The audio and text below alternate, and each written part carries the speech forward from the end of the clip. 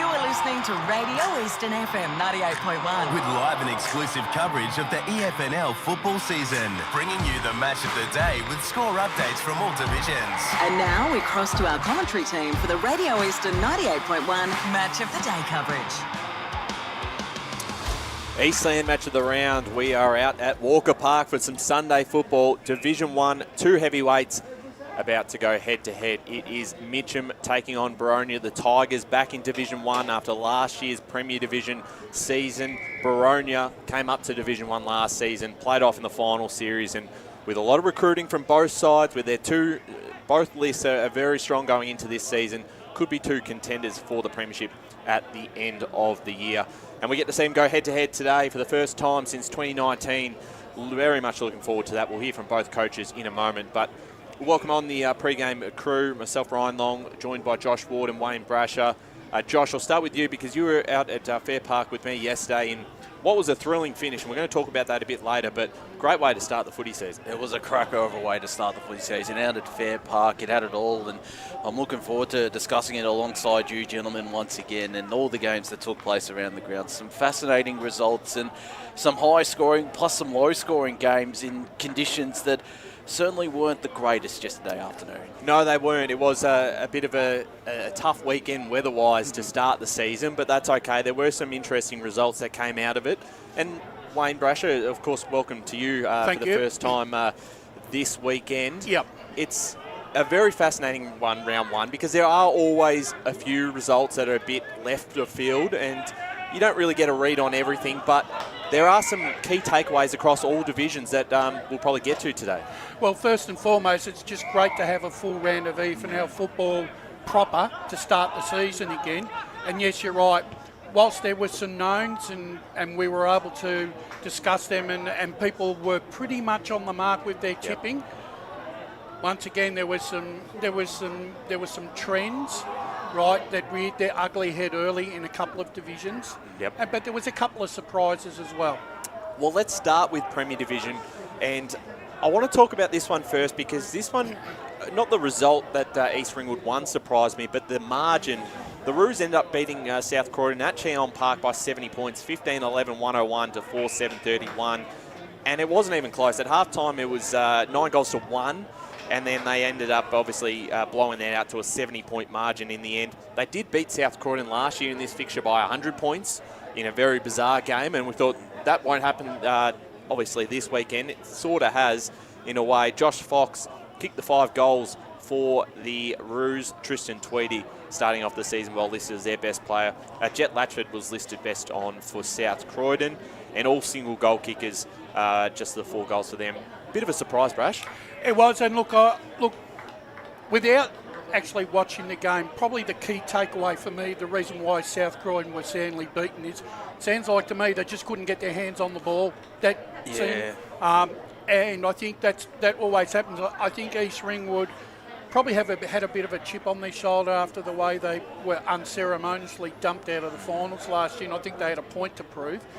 Interestingly enough, I went back over the win-loss ratios of these two, and since East Ringwood have come back into Premier Division, they've played South Croydon at Cheon Park 4 times and have beaten them now 4 times there.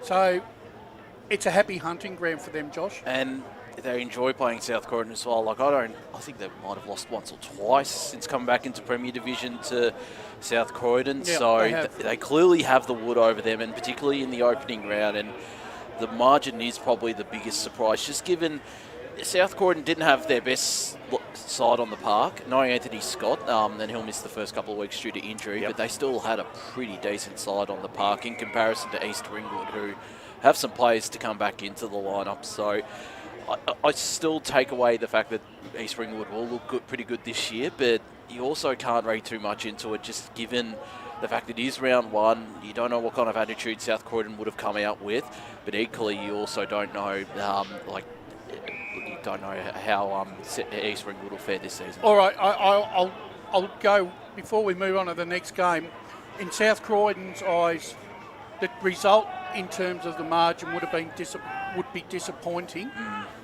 and they probably, and if was if there was a time to play your worst game of the year, right, this was the game to play it. Get it out of your system. Just put it behind you, because they did start slowly last year at 0-4. So that's why we can't take that much into it until we probably see a month's worth of football. But that's the thing Brendan Allen highlighted when I spoke with him in the pre-season. He didn't want to get off to that slower start. This is a setback to that start for season 2026, Ryan. Yeah, that's right. A couple of key players as well to note. Some of their inclusion, Stephen May and Blake Pearson, both kicked 2 goals each. We sort of debated where they'll play Stephen May. We haven't looked at the footage, so I haven't sort of seen for the full game of where he'll be obviously situated on the ground. But good result for the Roos to start the season, and I think they're going to be one of the sides to watch in Premier Division. Mooroolbark, Rowville, bit of a surprise. They were very competitive, the Bulls. 9-10-64 to 11-7-73 Rowville, and we're in front in periods of this game. And this is a strong Rowville side. We saw a strong Rowville side last week against South Belgrave, but they had 3 VFL players come in. They had Clark, they had Trent Minot, Tane Barlow into the side. Verrill came in as well. So it was a very, very strong side compared to a young Bulls outfit. But I think they're going to be, and I had them, Josh, you did too. We had them both getting relegated this season. But I think they're going, and one, it's probably coaching as well. I think Steve Hughes is a fantastic coach and one of the best in the league. But it's a very, very, it's an up and coming young Bull side. I think we just got a little bit worried about the guys they lost, and I think the depth might be a bit of a talking point this year. But you know, they've got to be pretty happy with that sort of performance. I think you'd be really happy to be that competitive against a Rowville side who I think we're at full strength pretty much. When you bring in those 3 VFL players and you're not going to have them on a consistent basis throughout the season, I think Steve Hughes would be over the moon how competitive they were. But they have had some close games in years gone by, have Rowville and Mooroolbark. I don't think they played a close game last year. I know round 1, I think Rowville won convincingly at Seabeck, but to still be able to be pretty competitive is a fair effort, Rush. Yeah, look, and I did speak to Ray Baird this morning about that game, and he said, look, the conditions down there yesterday were atrocious. He said there was a lot of rain, and a couple of key takeaways from what he thought was the fact that Noble Park definitely had a plan for Josh Clark and tried to execute it, as well as the 2 other VFL listed players, Barlow and that came into it. So there was a definite plan there by Steve Hughes. He did say that he still, he said, look, that Noble Park kept them very honest. And he said that, look, he still, even though Rowville have won their opening 2 games, he said they're nowhere near their best, and he said there's a few little bad habits that they've got to get out of their gameplay. But he said, look, 2 rounds in, you'll take 2 wins, and that's all you're doing. You're taking the wins even when you're not playing well. That's still a sign of a good side. And you'd rather be playing your best footy later in the season. You don't want to be playing now. your best in round 2. No, that's right. And not for them anyway. And I think the conditions actually out that way were probably worse than where we were yesterday, because Berwick, I saw some of the footage and up on their socials. It looked terrible, the rain there, and we'll get into that result because South Belgrave found it very hard to hit the scoreboard. They lost to Berwick by 37 points at Edwin Flack Reserve. Berwick 7-11-53 to South Belgrave 2-4-16. Great win for the Wickers to start the season. Then Neil and Thomas Nelson coming into the side obviously as well for Berwick. Both kicked 2 goals each. For South Belgrave, obviously just the 2 goal kickers in Smith and Tucker. Tough conditions out there, but we talked a lot about Berwick. This is a year that they can start to make some progress, Brash, and that's a perfect way to start that. It was comprehensive and in difficult conditions.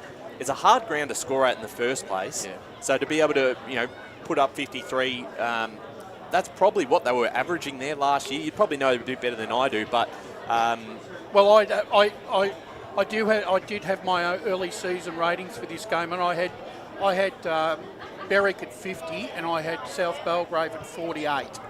So, which was not surprising, because, as you said, Ryan, they only average around 50, 55 points at Edwin Flack. It's the lowest scoring ground. And as I said in our preview throughout the season, there isn't going to be too many sides go down there and kick over 100 points in a game this year. And if they win... Very rare, isn't it? Yeah, and if they can win 6 or 7 out of their 9 home games, they're staying up. Well, that's a positive start. To convincingly defeat a South Belgrave side, who I thought were good for 3 quarters last week. Okay, it hurt that they probably didn't have Taylor Garner for their forward line structure, and probably meant they were a bit more reliant on your Tim Smiths, your Clay Tuckers, potentially a Damien Garner and a Matty Evans. And on a big ground like Edwin Flag, yes, they're given a bit more leeway, but equally it's hard to get out. It's hard to create opportunities for them. Does the score worry you, or 2 goals for? No, not not with really. the conditions. I think from what we saw the week prior, they were probably a little bit more competitive and they had a better side in. I think it's hard to judge too much of what we saw yesterday, considering the conditions, particularly out at Edwin Flack Reserve. And it's great to be joined by Neil Winton, the senior coach of the Mitcham Football Club now. Neil, great to have you on board. Sunday footy, back at Walker Park. I'm sure everyone's been pretty excited just to get back out there. Yeah, absolutely. It's pre-season bloody drags on when you start in November and you don't play a game of footy to April. So, yeah, it's very exciting. It's not the world's greatest day. It's like the middle of winter out there, windy and cold. But, no, it's very exciting to have almost a standalone game. Jammer down at Donny East has tried to steal some of our thunder, but no, it's good to have a Sunday game and we're looking forward to it. Absolutely, and obviously with the side last year competing in Premier Division and having a look at some of those results, and we were there at one of these games against Vermont, very competitive against a lot of these sides, and I think you had maybe 8 or 9 games where you lost by 1 or 2 goals, and obviously it came back to bite you in the end. But what did the group learn from coming in Premier Division and now re-entering a division where you were last in, where you won the premiership 2 years in a row? Yeah, it was really frustrating, mate, just to be able to get so close so many times. It was pretty demoralising that we couldn't get across the line more than once throughout the season. But you know, as I said to the guys, you know, after the last game of the year and before we started pre-season, you can look at it as if, you know, it was a disappointing year, which it was, but we took a lot of learnings from that, so I think it was positive in a sense. So, you know, we learnt that we need to defend a lot better, so we've sort of adjusted that a little bit more. Our ball movement needs to get better, so we still need to operate as if we're playing in Premier Division, because, yeah, there's still some bloody good sides out here that are more than capable of playing senior level football. So we're still got that mentality that we need to operate as a senior team, as a Premier team, and you know we've adjusted a few things to do that. Neil, pleasure to speak with you once again. Picked up some very handy players. I want to highlight Cam Alden and Mitch Johnson, both with State League experience. How big is that for some of the younger players coming through to have that experience come to the club this year? Yeah, absolutely, mate. It's been something in my time. We haven't had anyone with that level of VFL experience. We've had, you know, Josh May's played some VFL footy, Jake Brenny had played some as well, but, you know, those two, Cam's played nearly 40 to 50 games at Richmond and Mitch has played, I don't know what it was in the end at Southport, and kicked a lot of goals. So to be able to have guys that have played at a higher level of footy is huge for the group. Obviously not only for their talent out on the field, but also, you know, their training and stuff off field as well, that they just lift the expectations and the calibre of the group as well. So, you know, Mitch has also come on as a playing assistant as well. So that's great. He's wealth of knowledge inside forward 50 is going to be huge for our group, and I'm looking forward to seeing him out there. And Josh May coming back full time as well, alongside Guy Lachlan after a season out west. How great is that to have those two players back at the club? Oh, huge, mate. Like Josh is nearly a 200 centimetre key defender, which we were crying out for at times last year. He's had some troubles with his body over the last couple of years, and we're sort of managing him through that at the moment. But yeah, he just sort of stiffens us up down back.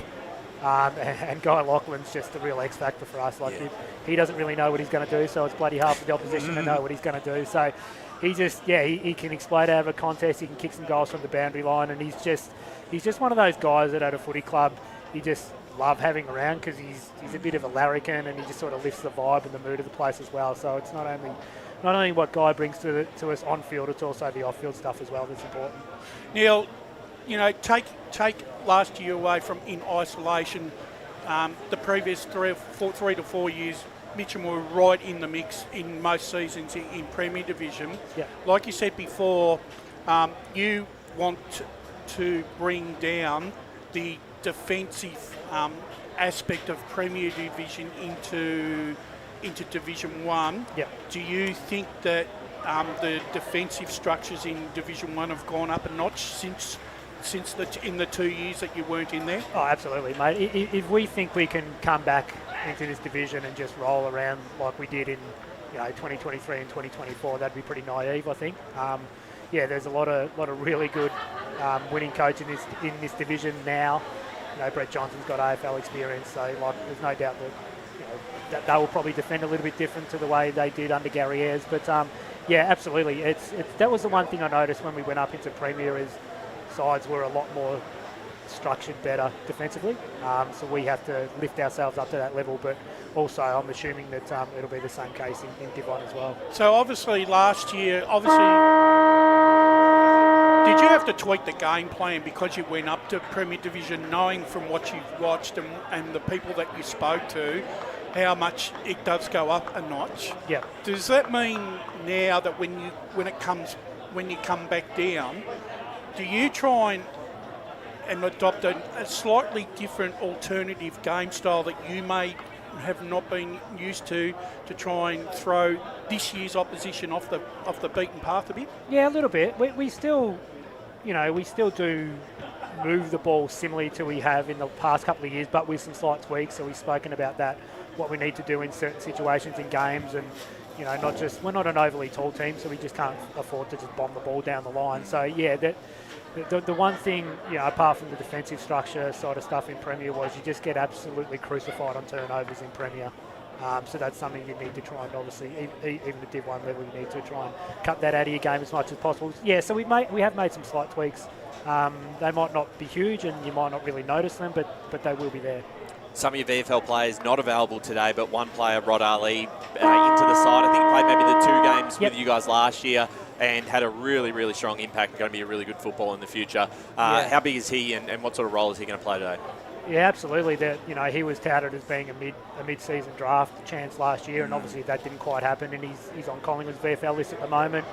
Played the 2 games for us last year, one against Baldwin where he would have had 7 or 8 intercept marks. He was outstanding that day. So, he'll play down back for us. He's just a really good athlete. Like you'll see today, his vertical is ridiculously good. He's just reads the play really well. So, he'll be an important part of the way we want to defend and also the way we want to attack off half-back. Absolutely. We know you've got a big afternoon ahead, so we'll let you go. But fantastic to be back out here at Walker Park. All the best today, and we're looking forward to seeing how the Tigers go. No worries. Thanks, guys. Neil Mitchell, the senior coach of the Mitcham Football Club, and has done a fantastic job at the Tigers and has led them to 3 flags in recent times. And I think right now, having a look at the top 3 or 4 sides this season, they are a massive chance to be there at the pointy end of the year. I think the key takeaway there is he said we're not a big side, so you can expect Mitchum this year to be trying to run the lines a lot more and keep the ball lower and try and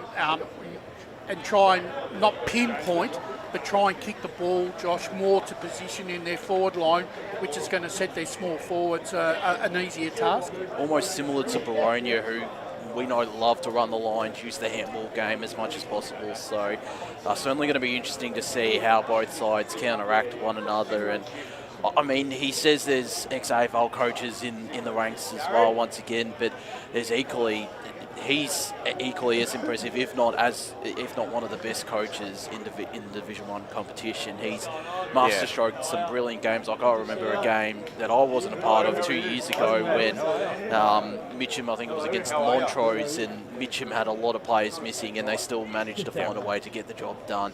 That's how good a coach he is. So I got called out after that game by Jesse Uren. Well, talking about Jesse Uren, it'll be interesting to see what he learnt as a captain last year. Right. And what was his learnings from last year as a skipper in Premier Division that's going to make him a better captain in Division 1 this season? Not that he's not a good captain. No, great captain. I think probably the hardest thing for him, straight away at the start of the season, they lose Jesse Cherry to an ACL, and that's a very key midfielder that went out of the side before round 1, and obviously a lot of attention on him. Where you look at maybe some of the other Premier Division clubs, like in East Ringwood, for example, you've got Toby and you've got James Bealow, but then you've also got the Waitmans and all these guys are really talented, and Downey and all these guys from VFL level. You're right, and I think the other thing that probably won't happen for Jesse this year is he may not get the attention that the opposition that were putting into him last year, because they did all the opposition sides, those other 9 sides, did their homework on him, because they pinpointed him as the guy, right, that they went for the jugular at the other sides, and they made sure that he had no influence. And when he doesn't influence a contest, Mitchum really struggles. We're going to talk about their opponent in Boronia in just a moment when Matt Clark comes up and joins us. But we'll go through these Division 1 games as well. Out at Home Park yesterday, the Saints got off to a good start, 10-7-67, defeating the Eagles 4-8-32. Michael Loco listed as their best player on the ground. Rice kicked 3 goals to them. Chappell and Livingston kicked 2 each. As for Beaconsfield, different looking Eagles side this year, all the single goal kickers. So it'll be fascinating to see what sort of side they're going to put out this season, and it might take a bit of time with new coach as well to really ease into the season. But Saints can't fold them off yesterday. It's a good start. They pick off where they finished the season last year, Josh. I'm guessing conditions wouldn't have been the friendliest out at Home Park Reserve as well. So, but that ground's still in pretty good nick, though. It holds up. I was going to say, and it helps that I don't think they play cricket there as well. So we'll obviously wait and see. What the footage looks like this week. But you'd have to be pretty happy with North Ringwood. Haven't made too many changes, which is a big positive for us, I reckon. No, and I actually reckon that was I'm calling that an 8-point game early on. Because I still think it's going to be hard for sides to go down there and win, right? And I think that's a massive win for North Ringwood first up. Good start to the season. They've got a big test next week against Park Orchards out at Clonby Reserve. Division 1's a magnificent round next weekend. Oh, very, very good. So we'll certainly keep an eye on that during the week. Mooroolbark, Wantirna South got a little bit more interesting on Friday when we saw the team list and saw the amount of VFL players that were listed for Mooroolbark. And Josh, you said it was quite easily their strongest list on paper that they'll have this season. They went down, though, to the Devils. So Wantirna South 9-10-64, defeating Mooroolbark 5-9-39 is a better win than probably what it might look like from the outset. Dylan Moore listed as their best player. Liam Hewitt kicked 3, Moore kicked 2. Noonan listed best for the Mustangs. No surprise there. Ethan Wright, their only multiple goal scorer, 2. So, Rash, good win for the Devils, because going into that game, Mooroolbark would have given themselves a big chance at home, tough conditions, with a lot of quality players back in, which they might not see throughout the season. No, when I listened to the Friday podcast and I heard the team was alluding to the fact that this was going to be Mooroolbark's strongest side on paper, I'm thinking, yep, at home, right, this is going to be their big opportunity, but they've fluffed their lines here, Mooroolbark, but take nothing away from Wantirna South.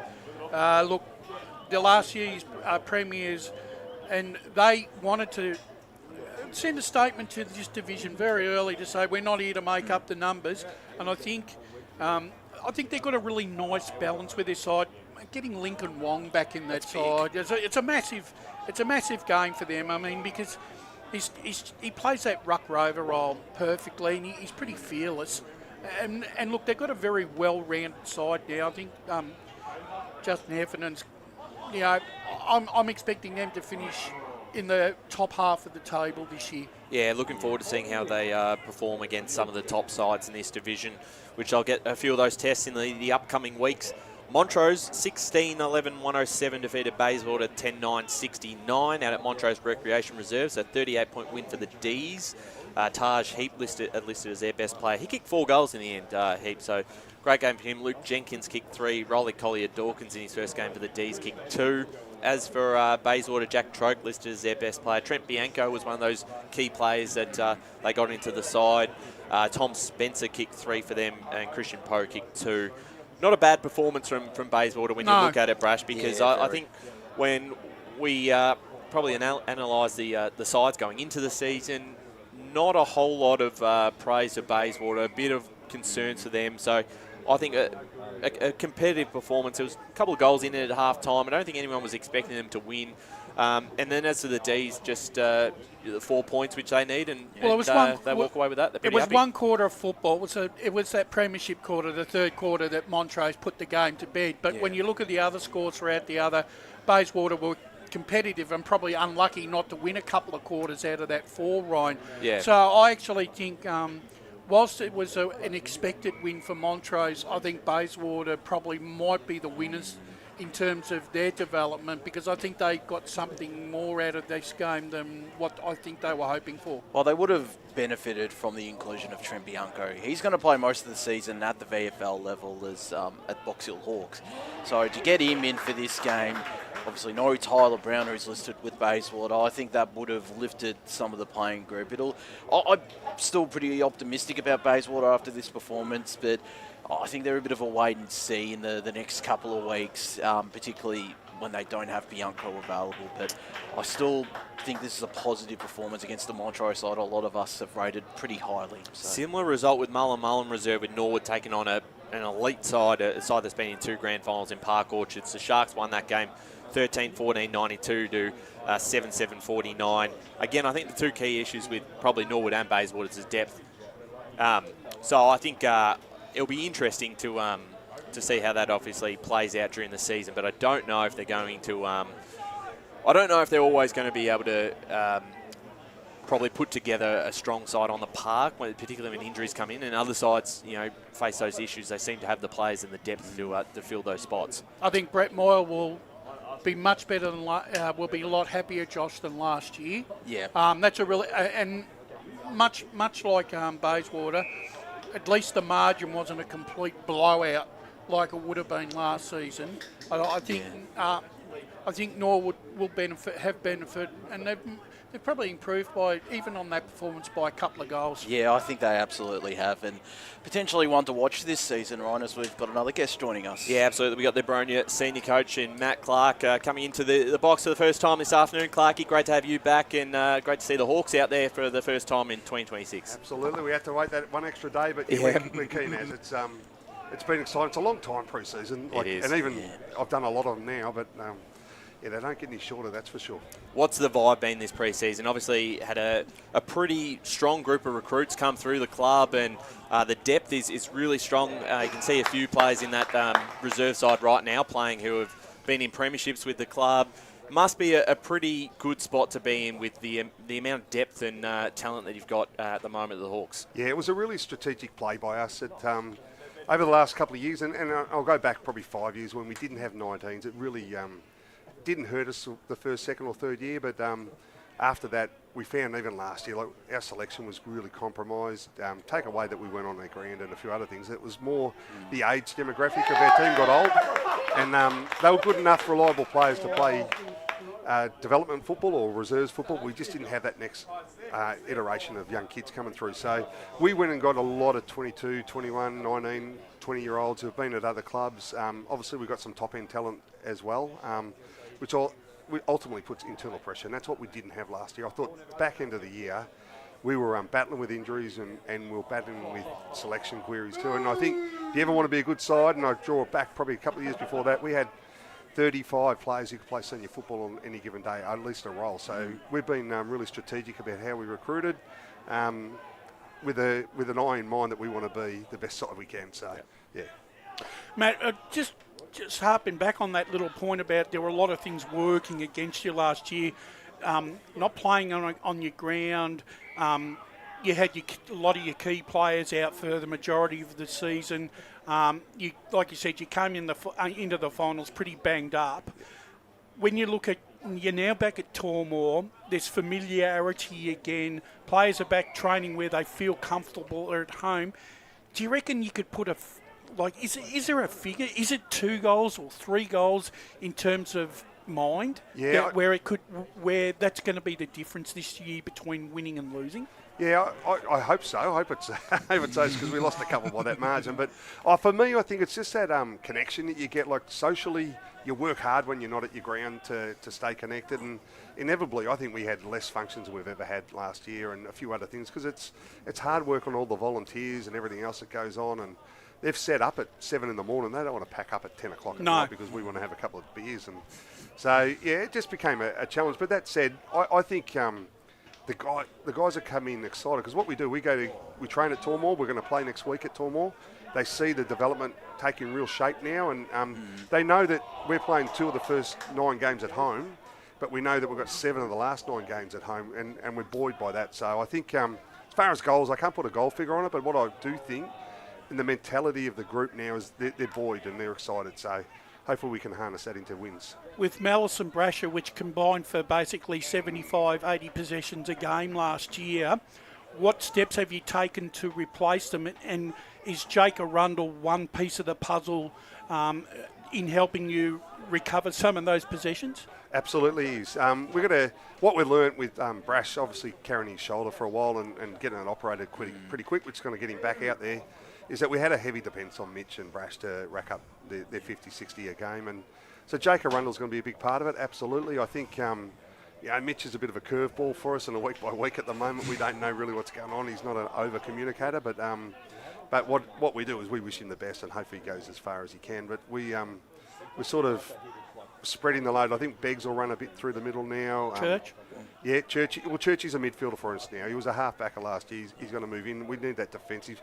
Damon Fairchild and that will get more opportunities. So we think we've got available talent. It's up for them to do the work. And obviously, sorry, Josh, obviously with Begley coming back into the side, that gives you that spearhead and that hardness and leadership that was missing for a lot of the season last year. Yeah, he's just someone who attracts 2 or 3 people, and we didn't have that last year when he was out. And we I don't know, we lost confidence of how we delivered the ball in. We were pretty sloppy, and we just went into a bombing side that really didn't have the targets to kick to. So Blair Hudson, a couple of others that we brought in are going to be equally. Like, I've been super impressed with Blair that we're going to have 3 or 4 really good marking options up forward that's going to challenge the backs to beat defenders. I was going to ask about Blair Hudson, obviously coming across, leading goal kicker with Heathmont, but predominantly played defence with Norwood. Is that handy to have that utility, being able to swing up forward or down back whenever you want to? Absolutely. I think I always want him to have 2 positions. I say that, but he's probably got 3. What I've noticed about Blair is he's a lot harder than what I thought he would be. He goes and attacks the footy with a fair bit of ferocity. His leadership's the best thing about him, right? Because he talks like... We do a couple of full ground match sim drills, and I stand behind the goals sometimes just watching and how they communicate. He's probably our best forward communicator. Like, he's really telling guys to move left, come back, move up. And so I think his value is going to be not only how many times he touches it and what he does, but it's more how he helps us be a better team too. And the young talent coming through, like Jordan Church is still pretty young, but you also got guys like Darcy Jamieson and Charlie Lavender, both part of the 19s program, playing today. How exciting is that for you to have them in the lineup and know they've still got a long way to grow in terms of their senior footy? Absolutely. I think we played 6 under-19s in both practice matches. So Johnny Wade, Miles Rayners, looks like we'll probably get Chappie back from Easton and Woody as well. So I'm always, play the kids. If it's 50-50 with an older guy and a kid, play the kid, because the future, that's my job as a coach too, to build sustainability at the club that long after my time. So I'm excited. They're smaller frame at the moment, those 2 you talk about, but they're very quick, and as long as they use their assets in the right way and don't get caught up in a body contest all the time, I think it'll be handy. But so that's the thing when I was talking about not having 19s for 5 years. Even when we won the flag in 2018, we played 3 under-19s that day. Yeah. So, and Churchy could have played 19s last year, so I think everyone sort of looks at him and goes, he's a really good player, but he's 19 years old, so he's still young. It's exciting. Finally from me, Matt, during the pre-season, we've spoken to quite a few coaches, especially in the higher grades, where a lot of them have... They've employed the expertise for strength and conditioning because of the fact over the last 2 seasons in the top 2 grades, there seems to be a lot more soft tissue injuries. As the game at these 2 levels, I've noticed it. Has it got quicker, and is it really more prevalent now that the club itself needs to put a bit more time in having a person like that so that you can keep your side on the park as fresh as possible every week? Absolutely. I think for us, we've got Dale Hudson, who's been like my fitness coordinator for a hell of a long time, and he's more around the cardio aerobic fitness. But we're lucky, like they've got a good group of friends at this footy club who all work together. And we've got Niraj, or Nudge as they call him, he's doing some osteo work with them. We've got a few connected people. Even use an opposition player. Wongy's down there at the moment, but I know guys see him. So they do all the dry needling. Their recovery rehabs, like, it's a world apart from what it was 3 years ago, let alone 5 years ago, 10 years ago. They take it very seriously. It's not anything that they have to, because the game's brutal. Like, I was talking to someone yesterday. I went and watched an opposition play, and they were just talking. I said, like, this game has got more collisions. Everyone says, oh, it's not as tough. You know, you go out there, you get hit as many times as they do. It's brutal, right? So we noticed that in when we did the Premier Division game. Yeah. They were going at it. Big bodies hitting at high speed. It's a collision sport, you know, and so we do every part of the rehab really good, and the guys have got to drive a lot of that too. So if they're not telling me they've got niggles or injuries, and we can manage that, that's when it becomes a problem. So you've got to embrace that maybe they might miss a session or miss a game, but the long-term benefit will be there. Yep. Just before we let you go, one player that isn't playing today but has been impressive, Mason Storr, coming across from Scoresby. Unfortunately out injured, but had a really good practice game a couple of weeks ago. He looks like he's going to actually fit into this Division 1 side quite comfortably, which we didn't know was coming from a lower grade, but looks really set to play. Yeah, I'll go back to 2018. I played him in 2019 in the seniors for 4 or 5 games. He done his hammy, and then he went away and played some country footy and Scoresby, obviously. But he's 2 practice matches and intra-clubs. Yeah, he's at that level. Don't worry about that. He's someone that I would say already is going to be critically important to us as we go through. So hopefully he gets over the finger injury pretty quick. You know, it was a sort of a Thursday night game against Heathmont, but his ability to mark, and the good thing is, right, he's a 40 kick straight. Yeah. So I think he's kicked 6-1 or 7-1 in the practice matches. So, I love the way he goes about it. He tackles hard, he flies for everything. And what impressed me most, even in Vermont, the first half when it was really flying around, he was able to hit the scoreboard from 40, 50 out. So he's a good kid. He can play, and I've got no fear that he won't be a really important player at this division for sure. Well, looking forward to seeing him in a few weeks' time, and great to see you and the boys are playing today. You've already had one win yesterday. The Bombers got up. Hey, Bombers. Hopefully for your sake, the Hawks get up today, and you can celebrate with another win. Awesome. Thanks, guys. Good luck with the call. Thanks, Clarky. Clarky. Thanks, Matt Clarky. Clark, the senior coach of the Baronia Football Club, is set for a big year, the Hawks, and I think with today's game between both sides, both, I think, will be right there at the pointy end as premiership. I think it's going to be a contenders. very high-quality, high-intensive running game from both sides, I think so. I think today. I think, and when you compare both lists, they're both very, very good lists, but as we've spoken to both coaches, there's players that come into this side as well, and I think that's, when you look at the top end of this division, the depth has been so important for you know, Mitchum's, Baronias. I think Park Orchards have shown that they've won reserves flags. When he said, we had to wait an extra day, and they were itching to play. Well, last year they had to buy in round 1 and had to wait an extra week. He actually alluded to when we interviewed him last year, he didn't think that actually helped them early on in the season, starting that week behind. We'll get to those sides who did have the bye, the Basin in Division 3 and Warrandyte in Division 4, and how that might impact maybe potentially a bit of a slow start. We thought as well, we did talk about, obviously, South Belgrave and Rowville playing last week. Did they come in with a bit of advantage? It didn't seem to play out that way, but it can, and obviously there's weather conditions. There's a whole lots of things to discuss. But the Hawks side on paper, very, very strong. We looked at some of those players. We'll talk about this game a little bit later. Yep. Just to go through those results in Division 1, I think we went through all of them. That Norwood Park Orchards, as we just spoke about, 13-14-92 Park Orchards, 7-7-49 Norwood. Park Orchards play North Ringwood next week. For Norwood, the signs are there. Look, very tough when you look. They've got to come here next week to play the Tigers. Then they've got Boronia at home, Montrose, North Ringwood. Very tough way to start the season. Then you look at the Mooroolbark, Beaconsfield, Bayswater in 3 weeks in a row. They'll win one of those games. Potentially they cause an upset elsewhere. But I don't think we're going to be sitting here at round 18 and looking at Norwood as a side who hasn't won. No, they're going to win. I don't think so. I think in all honesty, I reckon they'll improve enough for me to win 4 games. Me too. I think they can defeat Bayswater and Mooroolbark. Especially at home. Maybe not Beaconsfield, away from home, which I'm pretty sure that round 8 fixture against the Eagles is away. Yeah, I don't think they'll beat Beaky away, but they'll beat them at home. Yeah, I think so. They've got some good players coming in, 2 ex-AFL players and a talented ruckman in Jack Mackay, so a lot to like about the Norsemen in season 2026, Ryan. Absolutely. We're going to go to our first break here on the EFNL Facebook and YouTube for the Eastland Match of the Round. When we're back, we're going to touch on Division 2, 3 and 4, the results all from Saturday, and then preview the big game today between the Tigers and the Hawks. Today at Eastland, Lucy's trying on jeans for a momentous occasion. Coffee with the ex. She needs jeans she can move in, because she's definitely moved on.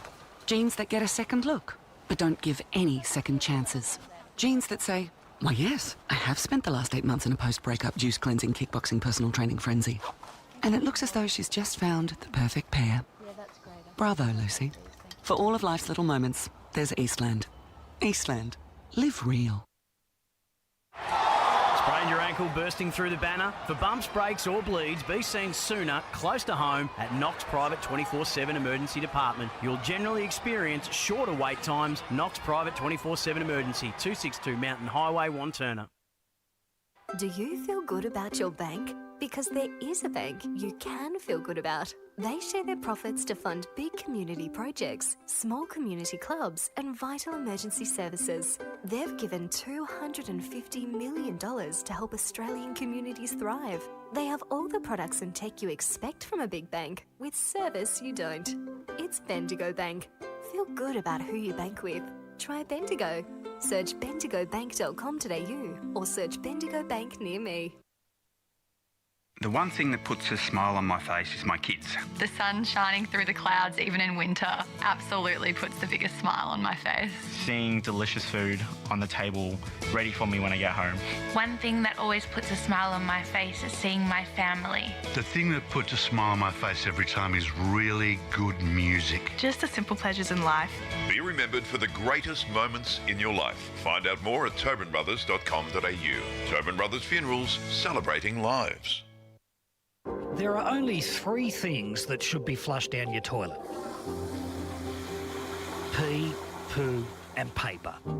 Some wet wipes and antibacterial wipes say that you can flush them, but you can't. They clog up the toilet and pipes, causing expensive blockages. Save yourself a truckload of trouble. Put your wet wipes in the bin. To learn more, head to the Yarra Valley Water website, yvw.com.au/wet-wipes. Hi, Dylan Dow from the Boronia Football Netball Club here. When I need to grab a quick coffee or a bite to eat, I'm popping into Eastland. Eastland's more than a shopping centre. They support a range of community organisations and have been a major partner of the EFNL since 2018. Cheers, Eastland. You are listening to Radio Eastern FM 98.1. With live and exclusive coverage of the EFNL football season. Bringing you the match of the day with score updates from all divisions. And now we cross to our commentary team for the Radio Eastern 98.1 Match of the Day coverage. Welcome back to Walker Park. Welcome back. Mitchum v Mr. Cotter. Boronia. Off to a great start here. Yes, thank you, Josh. As the Division 1 match of the round for Sunday, not on Radio Eastern today, but we've heard from both coaches. Great to hear from both Matt Clark and Neil Winterton ahead of the game. We're going through those results from yesterday. Of course, no podcast brash this week. I know I'll get asked where's the podcast for the Sunday, but because it is a Sunday game for us here. But it'll be back to normal next week, peeps. Yes, we're back next week for that. Division 2 results yesterday. Heathmont versus Templestowe. The Dockers 12-12-84 to Heathmont 7-2-44. That game out at HE Park Reserve. Big start for the Dockers. Matt Mariani kicked 5 goals for the Dockers. Josh Warren kicked 3. Bo Mitchum in the best, no surprise there. Very comprehensive victory over the Jets. So a bit of a new-looking Jet side this year. And then Surrey Park as well defeated Waverley Blues 17-10, 112 to 9-10, 64. Later listed as their best player. Williams also listed as skipper this year for Surrey Park. Saw that announced. He kicked 3 goals. Their their leading goal scorer on the day. Jay O'Connell kicked 3 for the Waverley Blues. Luke Daniel listed as their best. So just going to lump these 2 games together because the whole talk in the pre-season has been Surrey Park, Templestowe.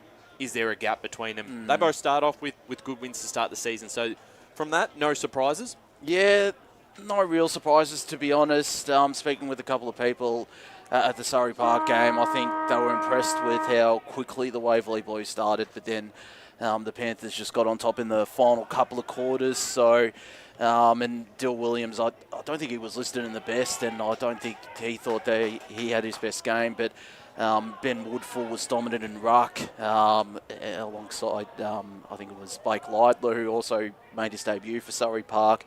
But people were also impressed by Cole Vickers, who I don't think, again, wasn't named in the best, but was still had a pretty decent game. So I think overall they would have been pretty happy to have gotten the job done, the Panthers, and so will Templestowe as well against, a pretty young Heathmont lineup, it must be said. I think a lot of under-19s and I think someone from an under-17 side making their senior debut yesterday, Brash. Yeah, well, I think, look, as Ryan said, look, I was impressed once again with Surrey Park, but at least Waverley Blues, look, they kept them honest for a while. Yeah. And I think it's credit to the Surrey Park side. When you're challenged early and then you're able to withstand that and then play your game and get on top and stay on top, I think that I think that spells really good signs for mentally for Surrey Park. As for Heathmont, I don't know. I'm a bit 50-50 on that with them. On that performance, I don't think they'll make finals because they again got a lot of young players in the side. No, Jamie Bennell probably doesn't help it. I think Templestowe. But they do have enough experience in that side. Yeah, with Jackson Green and James Appleby now taking on the captaincy of Heathmont as well. Appleby, there is enough experience there, but they come up against clearly determined Templestowe outfits. So. There are some worrying signs there, I must admit, and it'll be interesting to see some of the Premier data stats. The one thing that caught me off guard about the Templestowe game, Matt Mariani kicking 5 goals, perhaps a change in role this season, although I'd be surprised if that was the case, given how good of a midfielder he is. They've always had they've got a stacked midfield, don't they? So they've got depth, and I mean, he may not even be getting the best opposition player anymore. Yeah, probably. And that's the thing, because you look at them and the two keys for them are Fogarty and Mitchum in the ruck. Yeah. So you're going to put your two best players against them. 100%. So you've got a player like Mariani, right, that gets maybe the third best centre player or third best on baller. You'll cut you to ribbons. Yeah, absolutely. And watching back that grand final last year, Mariani or Fogarty and Mitchum nearly got Templestowe over the line. It's the best 1-2 duo in Division 2. The only thing that I can say about Templestowe is, for me, whatever happens till round 18 counts for nothing for me, because I think for them, mentally, things have to happen. Things have to happen for them in the finals. That's their only chink in the armour. They've got to try and translate that good season form, but and take it through that final series. Regardless, they've got 2 or 3 games. They nearly did it last year, but sometimes things aren't meant to be. Yeah, that's right. Let's have a look at those other games in Division 2. Twilight game out at Croydon Oval. The Blues 6-9-45 to Lilydale 4-4-28. Good win there for Croydon because they've had a lot of change this season, and all single goal kickers for them. Jason Pryor listed as their best player on the ground. Jake Clements listed best on for Lilydale. And looking at it, was a hard one to know. I think probably we haven't been very high on either side going into this season. We thought it was going to be a low-scoring game, and it is what it was. And I think even, and Brash, you've talked about that with night conditions and twilight games. I think with the weather yesterday anyway, and you could play that at 220, I don't think there's going to be that much of a difference. No, because I think they're not high-scoring sides. No, because when that game started yesterday, that was when the rain started coming through that eastern belt, that Croydon area. So I'm actually not surprised. The ground would have been pretty heavy at Croydon, I reckon. And I reckon the way that game looks like it was just one big dour struggle and was just going to come down to moments of the contest and who played them better. And I think at the end of the day, Croydon got the job done and got the 4 points. And I'd back Lilydale in this game purely because they won this fixture this time last year and they looked a bit better on paper. So credit to Croydon for getting over the line. Yeah, good start to the season for the Blues. East Berwick, good start for them, spoiling Scoresby's premiership unfurling with a 19-point win over the Magpies, 9-9-63 to 6-8-44. Didn't know what to expect out of East Berwick this season. Max Wills played forward and kicked 5 goals for them, so was certainly probably the difference in the end in a low-scoring game out there at Scoresby Recreation Reserve. Dale Hare, Lee Malone playing for Scoresby for the first time. They both kicked 2 goals each, but East Berwick win that one, which is a little bit of a low-scoring scrap out there. Conditions still obviously bad across the league, but good start for the Rams because they had a lot of honourable losses, and it was about this year playing the full 4 quarters and turning some of them into victories. So start with one. Am I right in saying that Min's not playing with them this year? No, he's at Oakley. Yeah. So look, and that's gonna hurt them because he's a player that kicks goals. When you said Wills kicked 5 goals before, he was a backman for a little while. He actually played forward as a junior, and he was a very good forward. So that's a good return for him. Look, actually for mine, that was probably the surprise result for me out of Div 2 yesterday because I was prepared to give. I thought Scoresby, because of their momentum, I thought that they might have been able to carry that, but knowing that they may be a little bit underdone in terms of personnel. Well, different side, isn't it, Josh? It is. A little bit. And I had, good things about East Berwick in the off-season. Yep. I don't expect them, again, to play finals, but to get the job done is quite good. Ringwood versus Mulgrave, the line 6-13-49, defeated Ringwood 6-5-41 by 8 points. I'm going to let you talk about this game. Connor Tilliard listed best on for the Lions. Heckley listed best on for the Redbacks. Why he's going like this, Brash, I don't know if you listened to the podcast on Friday. I did. We brought in the EFNL Survivor tipping competition, and this is a how this works if you haven't played this before. And I've done it with the NFL and shows you how much idea I've got of it. You pick a lock every week, and you can't repeat the same side. And if this side lose, the side you pick, you're out of the competition. That's who I picked. You picked Mulgrave. Well, I can guarantee you won. I picked Ringwood. And he's out Ringwood. Yeah. What an airhead decision that was. It's a 50-50 game. And no disrespect to Ringwood, because I think the tip is okay. I tip Mulgrave, but I think Ringwood, Ringwood, I've got no problem with that. But you pick him as your lock. On paper, what a disrespect to Lions, Josh. On paper, there's a bit of unknown about this Mulgrave lineup, I must admit. And I thought, but why risk it for your lock? Well, I honestly don't care about this game. I'm glad. I'm glad I didn't have to make a selection because it wouldn't have been either one of these two. Well, you can take my place, Brash. Well, because you know I struggle with Mulgrave. You know that they do my head in. And that's exactly why I didn't tip Mulgrave. And again, conditions would have suited Ringwood. But believe it or not, Mulgrave have got a really good record at Jubilee Park against Ringwood. Yeah, they did beat them there last year. That's true. I mean, it's actually no surprise. I think it's a bit of one of those relationships where Ringwood go to Mulgrave and beat them down there, and vice versa. So it's one of them. It's one of those games. I'm not making fun of you because I like the tip. The tip. I was almost going to tip Ringwood. You just didn't. You didn't respect my game that I was coming up with. That you're. But I mean, not taking it seriously. No that looked like that looked like it was a bit of a dour affair too on the. Oh my God. 49 to 41. It looks like a real defensive game between the two sides. And that suits Ringwood's game of style as well. Yeah. They're a very strong. Again, I don't mind the tip. Just no. Next time I'm not going to. When I moved to the north, I became more foolish. But I just.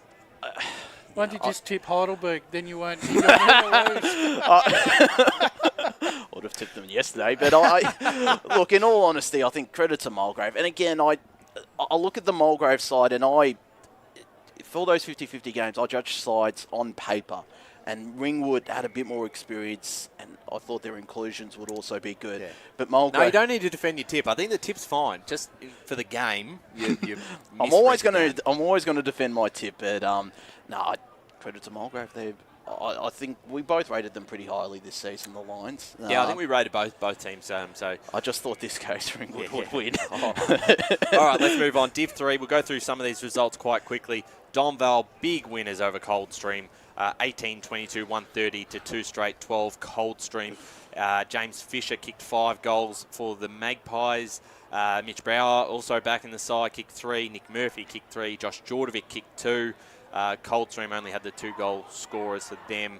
I don't know. I mean, are we going to go to the same storyline again? Is this going to be Donvale dominant all home and away season, and then the test will be the finals? I don't know, because I think Coldstream, very young, might struggle this year. I'm actually worried about this division already from what I saw yesterday. Well, we'll get into that in a moment, but 40 scoring shots to 2. That's a huge difference.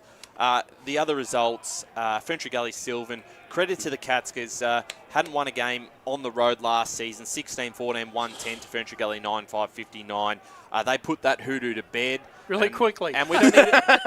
That's all I have to do. We don't need to talk about this now, this hoodoo. We talked about it a lot until they were going to break it. They broke it. That's it. So and it's a non-story now. It's a non-story anymore. It was fun last year while it lasted, but they win that game. They haven't listed their goal kickers just yet, but won comprehensively, Josh, 51 points. So credit to the Cats, because had to do that. And I think that 5th spot is open this year, the top 5. And they do have some big bodies in that lineup, so they do. Probably suited for these conditions. Perhaps I should have put them as my lock. I tipped them with trepidation, though, on Friday, mainly because of that away record, but I think that's a worrying sign for Ferntree Gully. I know they're a young side, but to lose by that big of a margin against the side that didn't win away from home last year and is probably the 5th or 6th best side in the division, it's very concerning. It is a little bit, and as you said, Brash, there's a bit of a gap. We'll fly through these other results, because we're just pushing time before the start of the... in fact, that's still the 3rd quarter. Yeah. In the, I think it'd have to be the 4th quarter. Are we going to be starting... It'd have to be the 4th quarter. That's what I thought. Whitehorse versus Oakley. The Pioneers 10-10-70 defeated Oakley District 5-9-39. A 31-point win for them. Came from behind too in that half time. Looked like Oakley had a little bit of control in that game, and a really strong finish. Adam Amin did kick 2 goals there, the Oakley District side in his first game there. Connor Cochran listed as their best player. Sharp kicked 3 goals. Daniel Horvat kicked 4. So Horvat was really important in their premiership side last season. Comes into Division 3, starts really well for them. And a good win for the Pioneers at home. Hard to know what to expect out of them, but I like what we saw yesterday. Still got some plays, one player at least, Andrew Padbury, to come into the side. He's back, is he? Yeah, he's back at Springfield Park.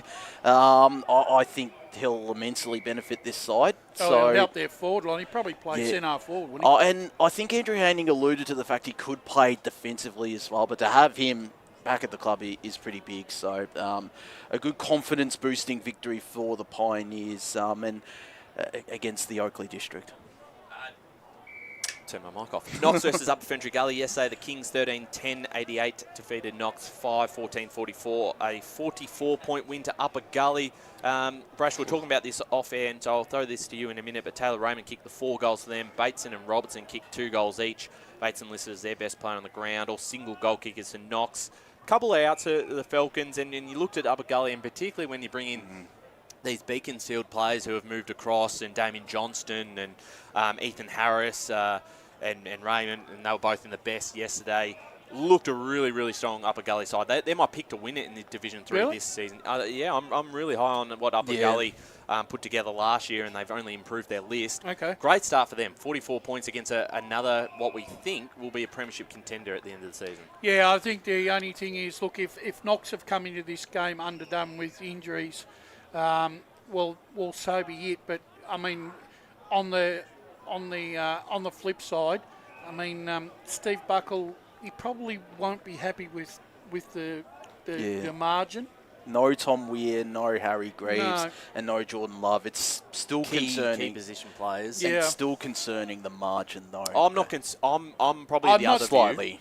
Slightly. I think once they get their side in, they'll be in the finals mix. And look, like you said about Upper Gully, I probably didn't do as much homework on them during the off season. But knowing the players that you've just mentioned, Ryan, that have come into that side, well, that's. I think that's really going to help them this year. Not only is it going to be experience, but I think it's really going to help with leadership as well. Yeah. And I think, if they win all their games at Kings Park and maybe pinch, 4 or 5 out of 9 on the away strip, they could finish anywhere from third to fifth, I reckon. Yeah. Division 4 yesterday. We won't spend too much time since we had the Saturday game here yesterday, and we're going to talk about this on EFNL Inside, I'm sure, Josh, because it was a thrilling contest. Fair Park 16-14, 110. Stole it from Chirnside Park 15-12, 102. Kicked the last 4 goals of the game to win that one. Bryce Gelvin did kick 6 goals for them in a really impressive performance. I think we gave the best on ground to Cole Hurd yesterday in the rush. Josh Swift kicked the 4 goals for Chirnside Park. Really high quality game. You can catch that out on the YouTube stream if you want to have a look back at that. We broke it down. We'll speak about it a bit later, but we'll go through those other results because we've got a break in a moment. Bulleen Templestowe, big winners, 16-16, 112 to Croydon North Emlock, 5-3-33. I like this win for the Bulleens. I think it was the manner that they won yesterday. Yes. That is a statement. And Matt Jessup comes into the side, kicks 6, Brash. Yep. Very handy. Jake Sticker kicked 4. You're right, it's the manner that they won. And they had some close results against Croydon North Emlock last year, 1, 2 of the 3, but that's a thumping round 1.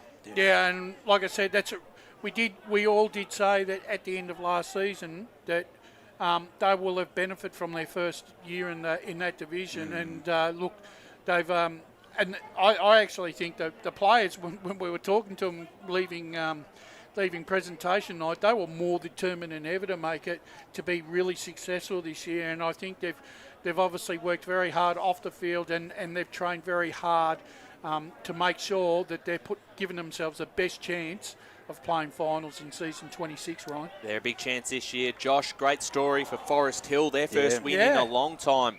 9-8-62 to 7-9-51 Nuttawading. And Nuttawading actually led at three-quarter time by a goal as well. So 5 goals in the last quarter. Great win for Forest Hill. Mitchell Pearce kicked 4 goals for them. I hope they celebrate hard because they put a lot of work into keeping this side. And great to see Nuttawading competitive in their first game back in the competition.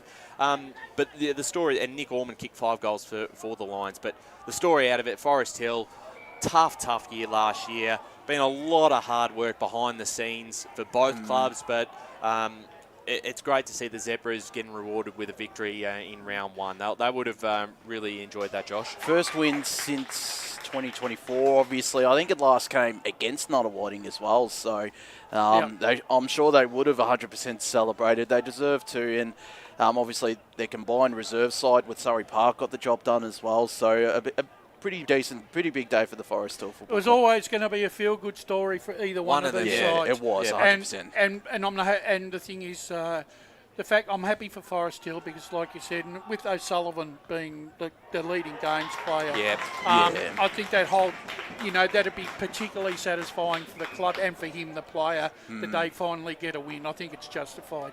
Definitely. We're going to talk a lot more about Division 4 and inside and during the week. So. Sorry, we're speeding through this a little bit because we've got to go to a break. But the Sharks also played their first game in the comp since returning. And they went down by 10 points against Kilsyth. Kilsyth 12-13-85 to 12-3-75. Justin Van Noonen kicked the 4 goals for them. Luka Vanovic kicked 3. As for Doncaster, Chris Anarkis back in the lineup kicked 4 goals. Ferguson and Taylor Egan kicked 3 goals each. But I think both sides would have got something out of that. Yeah, well, it's probably the biggest ground in Division 4 that any side's going to play on. And I think Kilsyth, that's an 8-point game for mine because I don't reckon on that form that Doncaster is showing, I don't think there's going to be too many sides that get to go down to Shrams and win this year. So I think Kilsyth have got one in early, and I think it's a really good fill-up for them for the start of the season. Massive positive is... Quickly touching on this reserves game, 2 points the margin as Dill Dow was sending... He's got his head ripped off. He sent them inside forward 50. We might have to call this game, Ryan. Well, how long's left? 30 seconds. 30 seconds. So is that Eastland's Dylan Dow? It's Eastland's own. But yeah, this is a cracking reserves game. A titanic struggle, but we might have to catch the end of this game. So plenty of support for both sides. I don't think we've got the camera on it at the No, moment. Megan's not on the clock yet. Unfortunately. Well, we're going to go to a break here for the Eastland match of the round, a Sunday edition. It is Mitchum taking on Boronia in the Sunday game. Just trying to see, the siren's about to go, maybe not. And there it is. So the Tigers get across the line in the reserves. Maybe a thing to come. They won 4-11-35 to 5-3-33 Boronia. We're going to take a last break here, and then we're going to bring the call team in for the big game. As Sarah opened her best friend Jackie's wedding invitation, she was overcome with a wave of emotion. While her two young boys wrestled on the floor, tears of happiness rolled down Sarah's cheeks as she saw the words she'd been longing to see. Please note, this wedding will be a child-free event. Well, Sarah, looks like we're off to Eastland for a new frock and some heels. Let's book in that babysitter. For all of life's little moments, there's Eastland. Eastland. Live real. At Yarra Valley Water, we know reducing your shower time, or show time, to 4 minutes can save you an average of $200 a year on water and energy bills. Shower shorter. Save water. Authorised by the Victorian Government, 1 Treasury Place, Melbourne. Sprained your ankle, bursting through the banner, broke a finger, high-fiving the ruckman, or did you run into the goal post again? For bumps, breaks or bleeds, be seen sooner, close to home at Knox Private 24/7 Emergency Department. The preferred provider of emergency care to the Eastern Football Netball League, you'll generally experience shorter wait times. You don't need private health, but there is an out-of-pocket fee. Be seen sooner, close to home at Knox Private 24/7 Emergency Department, 262 Mountain Highway, Wantirna. Do you feel good about your bank? Because there is a bank you can feel good about. They share their profits to fund big community projects, small community clubs, and vital emergency services. They've given $250 million to help Australian communities thrive. They have all the products and tech you expect from a big bank, with service you don't. It's Bendigo Bank. Feel good about who you bank with. Try Bendigo. Search bendigobank.com.au or search Bendigo Bank near me. The superpower I'd love for a day is to fly. If I could have a superpower for a day, it would be to time travel so I could go back and see how life was when my parents were young and stuff like that. Be mind reading. It's always good to know what other people are thinking. At Tobin Brothers Funerals, their superpower is always providing compassionate care to families at their absolute time of need. Get to know the team at tobinbrothers.com.au. Tobin Brothers Funerals, celebrating lives. Hi, I'm Ben Desson from Montrose Football Netball Club, and when I need a new kit for a night out, I head over to Eastland. But Eastland is more than a shopping centre. They support a range of community organisations and have been major partners of the Eastern Football Netball League since 2018. Thanks, Eastland. You are listening to Radio Eastern FM 98.1. With live and exclusive coverage of the EFNL football season, bringing you the match of the day with score updates from all divisions. And now we cross to our commentary team for the Radio Eastern 98.1 Match of the Day coverage.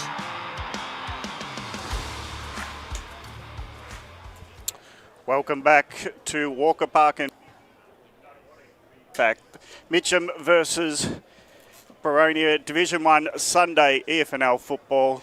It's great to be back for round one for me. We had 4 games yesterday, and I know all the boys in the pre-match chatted about the games that were yesterday, but we're looking forward to this encounter at Walker Park today. Hello from Gavin Casey.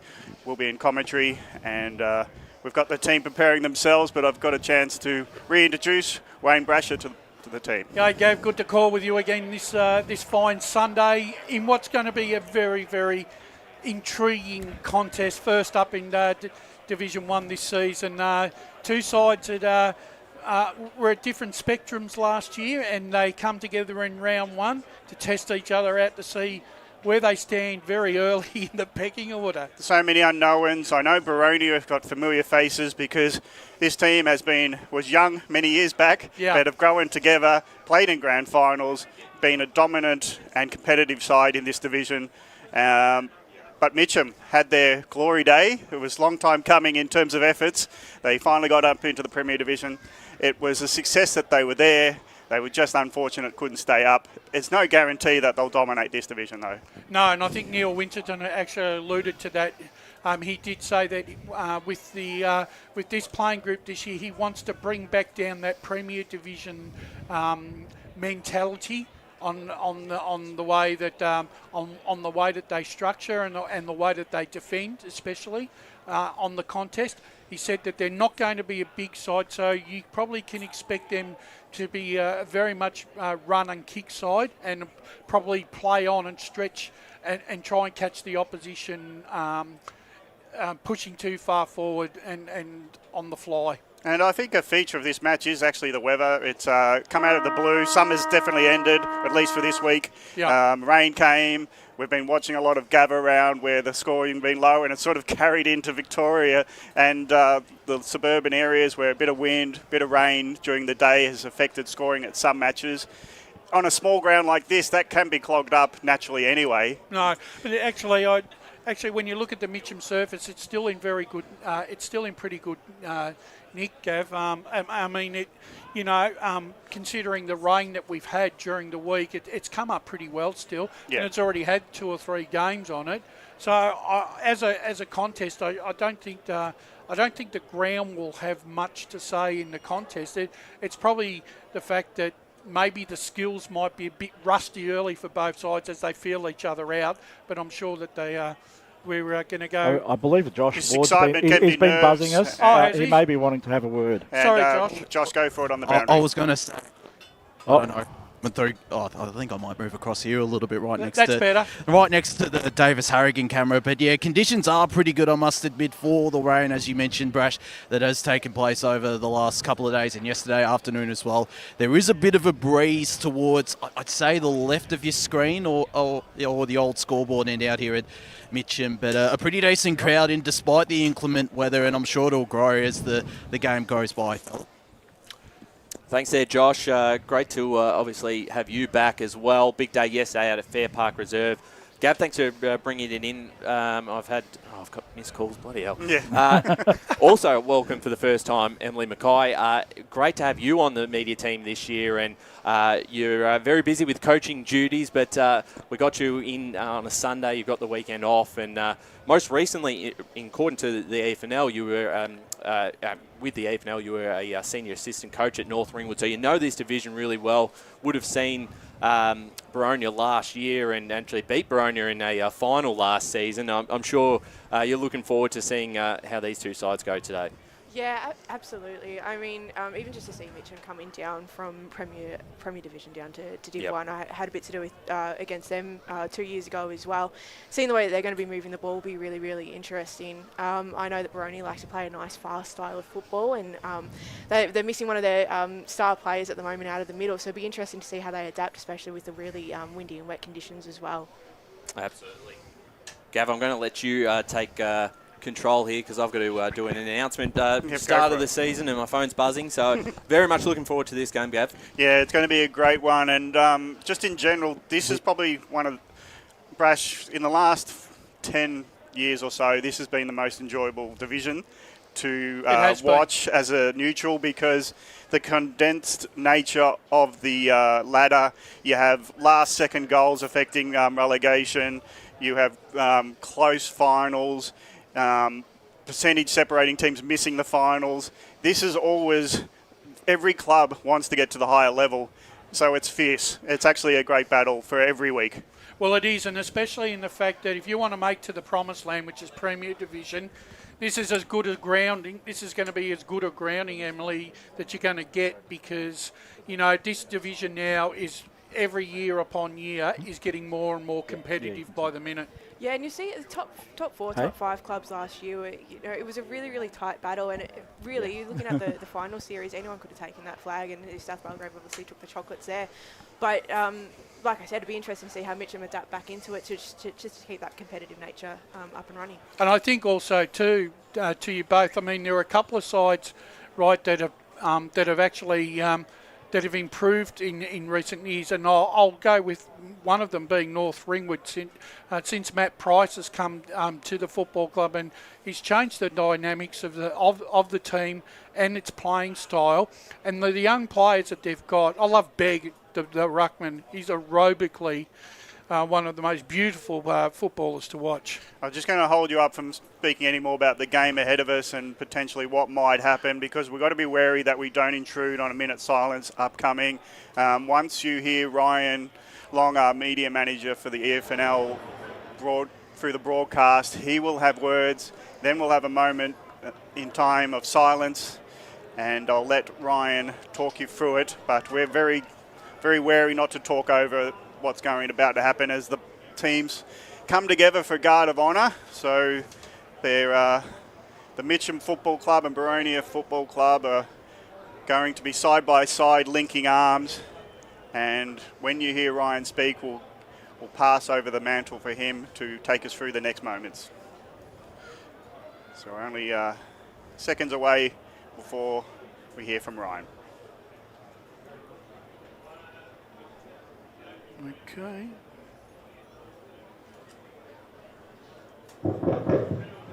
Welcome to the MCG of the East, home of the Mighty Tigers, and today's clash between the Mitchum and Boronia football clubs. Before we begin, we take a moment to reflect. Both of these great clubs are built on the people who have worn the colours, supported from the sidelines, and helped shape the community we're so proud to be a part of. Sadly, since both teams last played, we've lost valued members from both clubs. As a mark of respect, both teams will wear black armbands today, and at this time we ask that if you can, please stand as we pause for a minute's silence in honour of those who are no longer with us, but whose contribution, spirit and legacy will always remain a part of both clubs.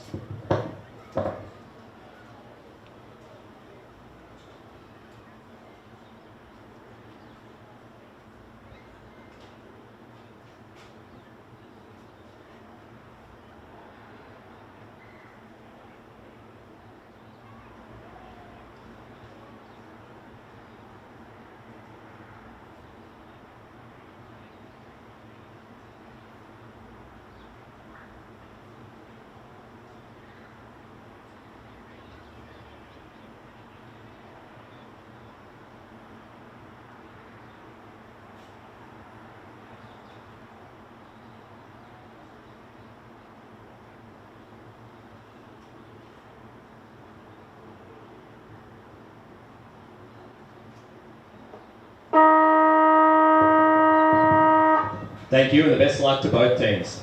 Beautiful moment of reflection on those who contribute to their clubs wholeheartedly. We are sad for the loss that both clubs today have felt, but this brings us to reflect on the camaraderie of football, what it means to so many in the community, and what these clubs provide for their past players, current fans and administration, and the players today. This is a big moment, round one of the year, and it was so special to have a moment to reflect on what football can give us all. Yeah, you're right, Gav. You know, especially, you know, we're still very blessed in this country, you know, that we've got a wonderful game that brings people together on a weekend. And, you know, when you look at the participants now, you know, the participation levels on Saturday, just in the Eastern Football Netball League, including our women, there's probably nearly 800 players playing a game of football in the Eastern Football Netball League on a weekend. Then you take in the netball as well. So, I mean, we've got nearly 1,200 people in this community, right, that, you know, that play for the Eastern Football Netball League, and it's an absolute honour, Gav, to be able to represent them on a weekend. Never forget your volunteers. We here do it for the privilege and pleasure of being here on the day. Emily, you've got involvement as a coach. You would know what background support would help in you get your job done, just so the players can be at their best. There's so much that goes into every Saturday, Sunday. Yeah, absolutely. And, just reflecting on the time that I had at North Ringwood, it was one of the most enjoyable experiences that I've had from a coaching perspective. And everyone involved in the club, it wasn't just the coaching panel, but, your team managers, your trainers, everyone just working together and just seeing the boys out on the park. And obviously we did have a lot of the women's teams. We had 2 women's teams back then.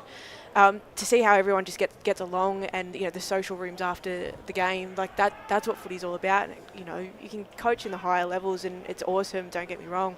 But if you can get to that point where you're enjoying the process and you're enjoying who you're hanging out with, that's why you do it. That's exactly right. Doesn't matter.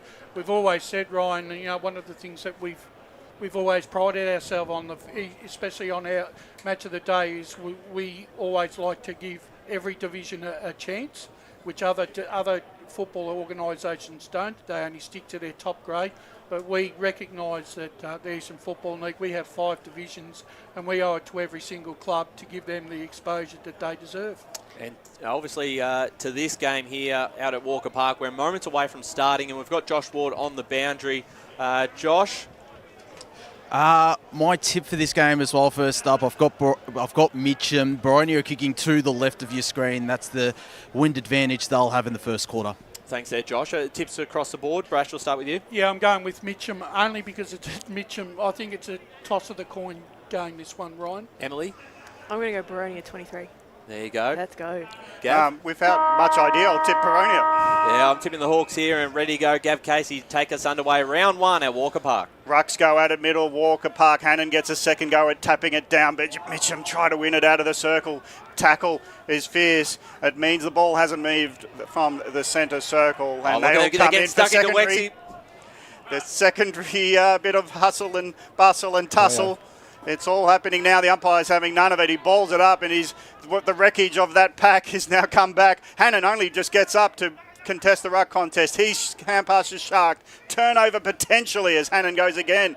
Hand pass out wide. It still hasn't opened up, but finally it gets into Jamison's hands. He goes backwards. Now the first kick forward in anger goes towards half forward. Underneath it was Hudson. He couldn't get into it. It's been knocked off by Mitchum. They're under a heap of pressure. That tackle from behind has been a beauty. And the run down possession goes to Begley. Begley loads up to the goal square. Robertson in position. Misses him as he just tries a body ground level. They can't keep it in, the Hawks, and it's in the pocket. No score yet. Well, there you go. Fiery start to this one. Daniel West, of course, playing for the Hawks today. Former Tiger premiership player. Plenty of interest in that one as fell through the hands of Uren. Out the back was Gill. Picked up here by the Hawks, stolen away. Clearing kick out of their back half for the Tigers. Sport from behind into a bit of space in the middle of the ground here. Who can pick it up cleanly first? And wrapped up in the tackle by Curtis. It was Matthew Barkas who's playing his first senior game for the Hawks this season. Coming off a bit sore from that one. So ball up in the middle of the ground. Sanderson went up first. The handball over the top in the direction of Hare. Picked up cleanly towards the top of the square. Robertson's at the back. In front was Hudson. Here's Begley. Hudson with the tackle. One of the key plays that they've recruited over the off-season. So we get a ball up 10 metres out from the Boronia goals. As Hudson's wrapped up this time by Jackson Glossop. Boronia 2 inside 50s early, but once it gets in there, it's a fair scrap. Late coming to the party was Hannon. Josh Hannon couldn't get in the ruck contest. Mitchum at ground level trying to share their way out of danger. But at ground level, it's been picked off by Jamison. Around the corner from 30. He's the man on the spot. First score for Boronia in their round 1 encounter with Mitchum. Boronia 1 straight, leading on the Bendio Bank scoreboard by that goal. Well, Boronia have dominated possession and of the contest and the opening minutes here, and they've managed to work really hard to keep that ball in their forward 50 as well, and have been rewarded with a goal here, Em. Well, one of the best things about Boronia just then is that they weren't all congested into the forward 50 either. So they had four blokes sitting out in the middle of the ground, but saw a lot more of the Mitchum players, their midfielders going into the forward 50. So that congestion makes it really, really hard for them to be able to get clean possession, and obviously Boronia's converted there too. Good start for the Hawks here. 1 straight 6 to no score as Duvalin puts the ball in the boot into the hands here. Wex tried to wrap him up, did Jesse Uren.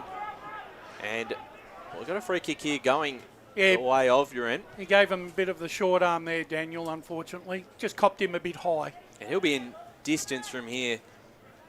Be kicking from right on the arc if he wants to go back and have the set shot, or look inside 50 and finds a target. Good kick. And that's Tom Lovell who's able to take the mark on the chest. New role for Lovell this year, normally predominantly playing back, maybe play forward this year, you think, Ryan? He played a bit everywhere, obviously plays in the ruck as well, but up forward certainly going to be key for the Tigers this season. As Lovell comes in looking for the Mitchum's first of the day, just to the left. So a minor score, one behind the Tigers, Boronia 1 straight 6. It'll be interesting to see what Baronia do here. They've really lengthened the ground there as well, so they'll be looking to try and get the ball long, surge the ball down into the middle of the ground. We'll see what happens. Burgess from fullback. Veteran now. Long ball down the middle of Walker Park being chopped off. And again, Mitchum load up. Long ball. Heaps of pressure. Nice dive. Back position. Bit of a lean off his opponent. And diving back with the flight of the ball. That is a great pair of hands. And Mitchum will have a set shot in the hands of Olden. Yeah, very, very good positioning there by Olden. So that's just smart football. Burgess stands the mark, and from 20 metres out, Olden hopes to put it over his and the goal umpire's head. Oh, that's a shank. Didn't go as high as the man on the mark, really, so it went around him and missed to the right. So Olden, second behind for Mitchum as they go to the White Horse Road end. They trail by 4 on the Bendigo Bank scoreboard. Boronia 1 straight 6. So another kick out. Long goes Burgess. There's a bit of wind behind that to the wing. Outer side. Dunlaven Road wing. Ground level though, it's a scrap for the ball, and they're keen to jump on each other when the ball's there on ground level. It's going to be hard work for the umpire to decipher free kicks, but he's happy to come in and ball it up. Hannon in the ruck contest was first to apply a tackle. So the ground level handball. Laughlin hands it back. Hannon trying to wrestle his opponent out of the way. And Skinner's sit at a hold. Oh, actually, it's a Shepherd. So the arm from the umpire confused me, but in a way, I agree with that free kick. Even though he had to grab him to try to get him out of the way, he was not allowed to go for the ball as he would have hoped to anyway, Hannon. So it's Josh Hannon from half back. The numbers flowered back for Mitchum. High ball to the arc of 45. Flying at it, Ali's was at the front, but he punches it down. Ground level, the Tigers, they really haven't got too much fluency yet from half back. Close to the boundary, wrapped up.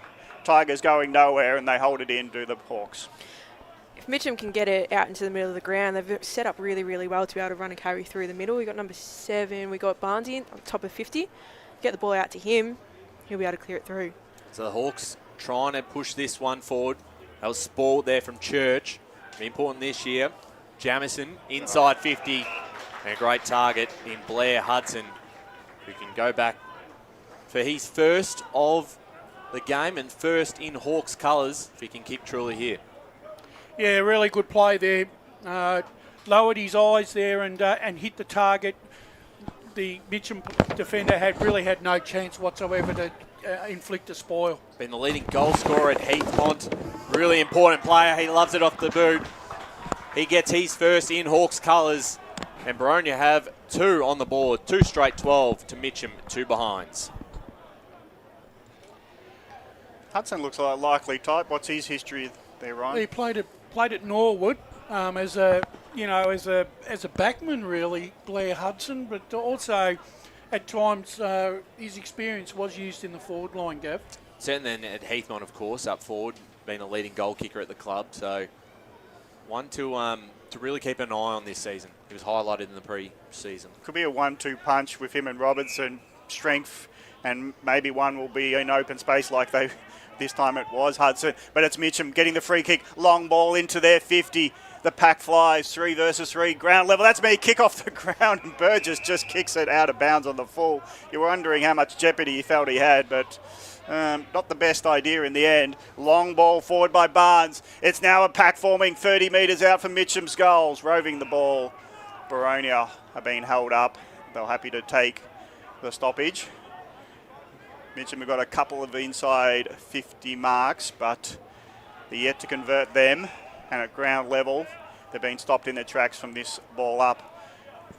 So we'll get another ball up, this time about 20 metres from Mitchum's goal.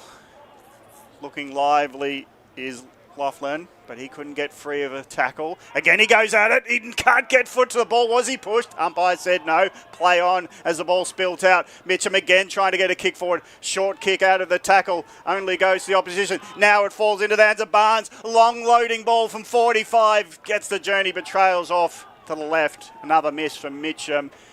3 behinds. They trail by 9. 9 minutes gone in this first term. So Harry Burgess with the kick in. Quick to play on. Finds a Rundle. Another one of the Hawks' prize recruits this season. Out of defence. Couldn't find Jordan Church. And it's out of bounds. So we'll get a boundary thrown on the far side out here at Walker Park.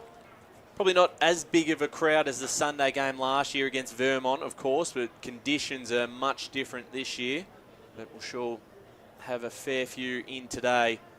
There's Lovell chasing this one towards the boundary, keeps it alive and ends up collecting it himself and goes inside 50, looking for a mark, but it's Jared Lake in front position. In front of Johnson to take this one for the Hawks. Missed a lot of last season due to injury, did Jared Lake. Great to see him back out there. Here's Tom Lovell, off to Rod Ali. Ali inside, 50 for the Tigers, and that kick is to the left. Goal umpire has a stumble. There's Mitchum on the board for their 4th behind. Boronia 2 straight 12. We played 10 minutes into this first quarter. They're always theatrical, aren't they, the umpires, when they fall over? It's never just a stutter. It's a total calamity. They're a different breed. So the Burgess is getting great practice. He'll master kick out soon because he's had 4 and now it goes long, but again it's a turnover. So the Barnes again is that, this time it's Maguire who took the mark again. So that's 2 he's marked from kick-ins. So I don't think they're trying to hit him up, but he's there in position. Long ball loaded to 30 out in the pocket, but it's a great mark and the Hawks have relieved some pressure as it's long ball now out for Boronia. 3 against 1. Kick misdirected. So Mitchum, they're setting up a nice wall on the wing. They'll do a long ball in. Again, it's just a hopeful one. Pack will rise, and again, this time it's Burgess, but Baronia taking defensive marks. If you're just going to kick it to no, it's been a free kick. Free kick against. Was it Burgess or another? It was Barkas, I think. So if you're going to kick it to a predictable spot is what I was going to say. Baronia are going to be all over it. But they did impede in the process, and it's going to be a free kick shot at goal for Mitchum, and it's in the hands of Townsend. So a bit of potential luck in that the umpire saw the infringement, but Mitchum will take it if they can convert, and they do need to make the most of their opportunities. It's been 4 minor scores so far. 12 minutes into their season. Can the first goal be put on the board? Townsend, what a beautiful kick for the left footer. 1-4-10. They now only trail by 2, Mitchum. 2 straight, 12 Baronia. 12 minutes gone, first term on the Bendigo Bank scoreboard. Well, they've probably had control of the contest over the last 7 or 8 minutes, Mitchum, and they haven't been able to hit the scoreboard the way that they'd like. But that's probably due to the fact that Boronia are not giving them any sort of loose ball in that forward 50, and when they do get it, Mitchum, it's been under pressure at their disposal. So we're back in the middle again. We'll get a ball up. 2 points in it. Hawks leading. Fairchild wrapped up by 2 Tigers. We'll get another ball up. Thanks for joining us today on EFNL Facebook and YouTube. One other Sunday game taking place out at Zerby's Reserve as Lovell punches it forward. And we're going to get a stoppage. The half-forward flank here for the Tigers. Hannon and Lovell. Hannon got the tap down. Duvallin's around this one. Fairchild. Same result again. So Mitchum certainly with some opportunities in this opening turn. 1 goal 4 to 2 straight. Tom Lovell out of the ruck. Here's Hannon.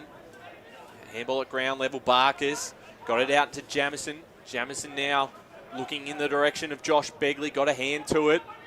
Picks it up cleanly off the second bounce and a smart kick forward to find Robertson. Right in the pocket in front of the past players of the Mitcham Football Club. Well, he's had the 2 touches, Begley, and he looks like he may have set himself up for another assist here for a Boronia goal. So Ben Robertson, familiar with kicking goals out here at Walker Park, played off in both grand finals in 2023 and 2024 for the Hawks. Kicking multiple goals in both grand finals. Robertson comes in looking for his first. It's not there. It's just a minor score, the first blemish for the Hawks, 2-1-13 to 1-4-10. Just wonder if he didn't read the play and just put it in front of the goals and let the wind take it at that metre it needs to. Kicking it so sharply, I think sometimes you've got to just let the wind do its job for you.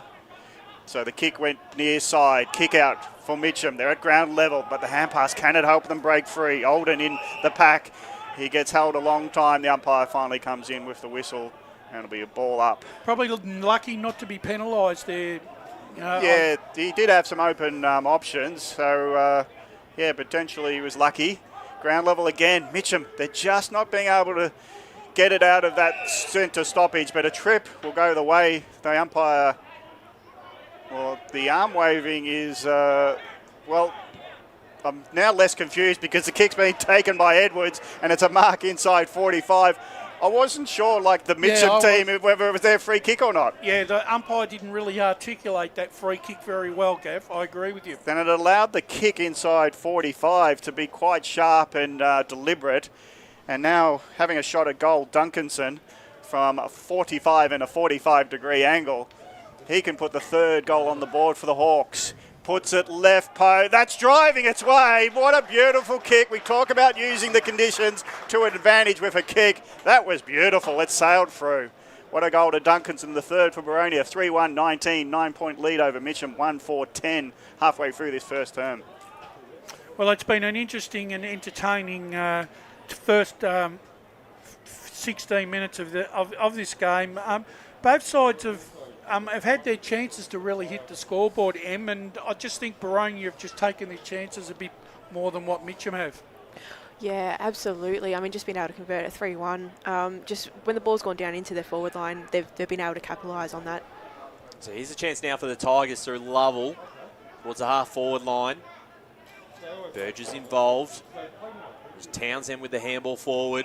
Guy Lachlan wrapped up in the tackle. Great to see Guy Lachlan back out there for the Tigers. Most definitely. Dual premiership player, 2023, 2024. Only mullet on the ground. Yeah, it looks good, doesn't it? Collins goes back to Burgess. Burgess out of defence. And that ball going to roll out. Both players happy to see it over. Oh, actually, there's another mullet. They'll give some credit to Urin as well. Yeah, he's certainly stands out. Here he is now. Here's Hannon. Dropping the ball. And they'll use the advantage straight away. The Tigers inside 50. Sport from behind by Lake and has given away a free kick in the process, has he? Yep. And the Tigers will get a set shot on goal. Mitch have been setting up really, really well when the ball's been in their forward line. Before we saw that it was Harry Burgess is kicking it back out, and then it was a mark by Mitch and went back in again. And they've done the same thing. They're setting up really, really well. So even if it is a behind, they're going to be able to get that ball and transition it back into the forward line. Absolutely, and given a chance here for Mitch Johnson to have his first goal in Tigers colours. Southport. Yes, Southport, as he lines up and puts it through. First goal for the Tigers.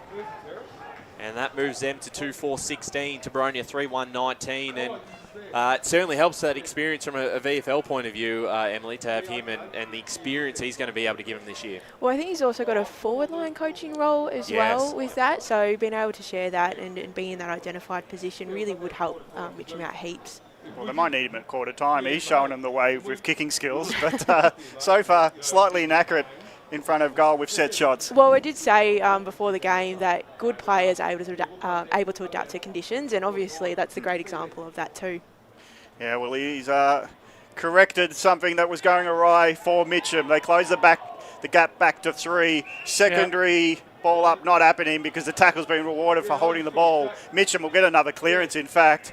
They've been doing well in that way. So Porter loads up a long ball. Leading's options come at him, but Boronia got numbers back. Ground level, working it around. Barkas was in there, and the clearing kick goes long to the wing, where the numbers not always suited Boronia, but forcing his way into the contest was Godwin. He spins out of a tackle. Hand pass didn't find the intended as he would have liked. And Mitchum can't get out of the rucker players either. And it's going to be a holding a ball decision to go to Boronia. So Edwards has got it on the outer side, winning the free kick from the tackle. His kick doesn't go on the full to his teammate, so it's a rush kick. Mark taken by White. White in the middle of Walker Park. Kicks high, higher than he would, longer. Flyers come out. No mark taken, Boronia. Ground level ball. Trying to get it going forward. Now they go long. At the back is Hudson Bonali. Well, I was looking at players behind him, but he leapt straight up and took it out of the air. So he went high, and what a specky early. Yeah, it was one of the candidates of the mid-season draft last year. Sends it long forward. Burgess with the handball to Edwards. He goes inside 50. Godwin just outside the arc. Takes the mark on the chest. We'll see if he backs himself in to have the shot. I currently lead this game by 3 points. 3-1-19 to 2-4-16. Given the conditions of the game, it made sense at the start to be surging the ball down, but as we just saw, the ball's been moved across changing lanes into the middle of the ground, and it's opened up the scoring opportunities for Boronia to be able to get the ball back, even though Ali took that. We've got this shot on goal here. Towards the top of the square, and they get a mark out of it in Duncanson. And if it's going to fall short, that's the best spot that you want it, right? Right in front position. And Cooper Duncanson, who already has one on the board this quarter, can line up for goal number 2. Had a bit of a breakout year last year, Duncanson. I thought, he was elevated his game to a different level in season 25. Oh, he's gone. Duncanson comes in and has hit the post. So just the minor score as Brash can take a break. That kick went as well as Brash's voice. 2-4-16. We're laughing, but that's more, mate. Mitchum driving out from the kick out. Spoil has to come in. Ground level, Mitchum might fight their way into the contest, going through Goulding, try to get on it, but he had to be the push off as the counter-attack is now on Jamison. He's a jet. He picks it up at half forward, loads up from 45. In position is Hudson, pushes the opponent off, and he takes a mark uncontested. Call to play on. He puts it on the ground, then follows through with his leg. And I'm not sure that wasn't a goal. I'm very confused. That was good body work. Was it not a mark? We'll talk about it later. It's played on so quickly. Now it's up at half-back for Boronia. Now they're under pressure. Going backwards under heap of pressure is Burgess. He finds a teammate. They go through the middle now. Now a mode load up through Hare. Hare long ball. Being tackled in the marking contest. Will be a free kick. No, it won't. Robinson says, what do I have to do to tell you it's a free kick? He was reeling back. He was rocking and rolling, and the tackle seemed obvious on him in the marking contest. No free kick to Boronia. And boundary thrown inside 50 here for the Hawks. Been surging in the last couple of minutes. There's Duncanson again. Stolen away by Barnes. Clearing kick out of their back half and finds Guy Lachlan. We'll go down the boundary to Josh Ward. Oh, whoops, sorry. I was just going to say, if your guys are confused, I'm very confused down here because the wind is playing funny buggers down here. It was at one stage going towards the right of the screen after it was originally going to the left. Can confirm he is confused. As the ball comes back to Guy Lachlan, who's had a bit of it in this first quarter. Long down the line, just falls into the hands here of Collins for the Hawks. Takes the game on through Church. Church in the middle of the ground looking to switch the play here towards us. In front of this one, Godwin. Handball back to White. White dodging traffic. Puts on the boot and straight to the hands of Guy Lachlan here for the Tigers, who's off and racing straight away, looking to make the most of this. It's a 1-on-2. The mark almost not quite taken. Just have a look at the way Ryan Ryan White kicked his last 2 kicks. They've gone off the side of the boot and gone right angles, not where he's intended to kick it. No ruckman contesting for Mitchum, but the ball up was a bit too high for Hannon. He had to wait a while, and then the tackle comes flying in from Barton Smith. Hannon, now he's got a ruck contest. Knocked forward by Lovell, but to no advantage. And Boronia hold it up at centre-half back. Let's get a snapshot of the scoreboard. 3-3-21, Boronia lead by 5 over Mitchum, 2-4-16. First term of Division 1 season 2026 for both clubs. Now, push off as the ball goes to the wing. Boronia spilling out of it. Oh, Godwin, he gets tackled at the last second. Does get the foot to ball. Jamison's been a live wire. Gets onto it. He tries to evade a tackle. Hand pass wasn't effective. Kick goes forward. Chopped off by Barkas. He goes long. Ali in position. Bit of a flyer. Backing up. Back into potentially a contest was Courage. But a free kick off the ball goes to Nicholas. So Mitchum get to have a bit of tempo footy. 2 kicks sideways are effective. Barton Smith on half back, just slowing it down. Short inboard is going to work. Now play on is the call as Goulding goes long. Long he goes, marking contest. Boronia been good to knock it down, but it's at ground level. Hand past the Porter. Porter goes from it from 30, but it's been chopped off again, and it's a Burgess marking it at the top of the square. He is so consistent. Absolutely. The skipper of the side. Never forget he's got Corey there as well. So when we call Burgess, most of the time so far it's been Harry. It has. As he finds Hare out of the back line. Long kick in the direction of Josh Hannon out the back. Strong hands here for the Tigers. It's Flynn Maguire who can put this ball back inside 50, looking for a late goal in the quarter. Johnson's in the middle of this pack. Out the back is Burgess. Here's Guy Lachlan off the right boot. He'll love this if it goes through. It's a high kick, still in play. Underneath this one, he might end up with his own kick. It's Duvalin. Did he drop it? Umpire says play on as Burgess wrapped up. So they're still not out of this, are the Hawks. Deep in their defence. The ball up over the top is Sanderson. Church ends up with the footy here for the Hawks. Handball over the top to White. White under a bit of trouble. Shrugged off the tackler. Got the hands off to Collins. Collins out of the back 50. It's a 1-on-2. Was there a hold on Begley? There wasn't. Lovell towards centre half forward. Finds a target, and it's Maguire again who... Was it him, Gav, at this game last year against Vermont? He kicked a goal from outside 50? Yeah, I think it was. I don't think we predicted it. No, so I'll back him in from here if he can. The kick is on its way. It's the wind's going to pull it left, and a mark out the back. It's that man. And it's Mitch Johnson. The shortest man on the field, really. And judged it well. Good pickup by Mitchum.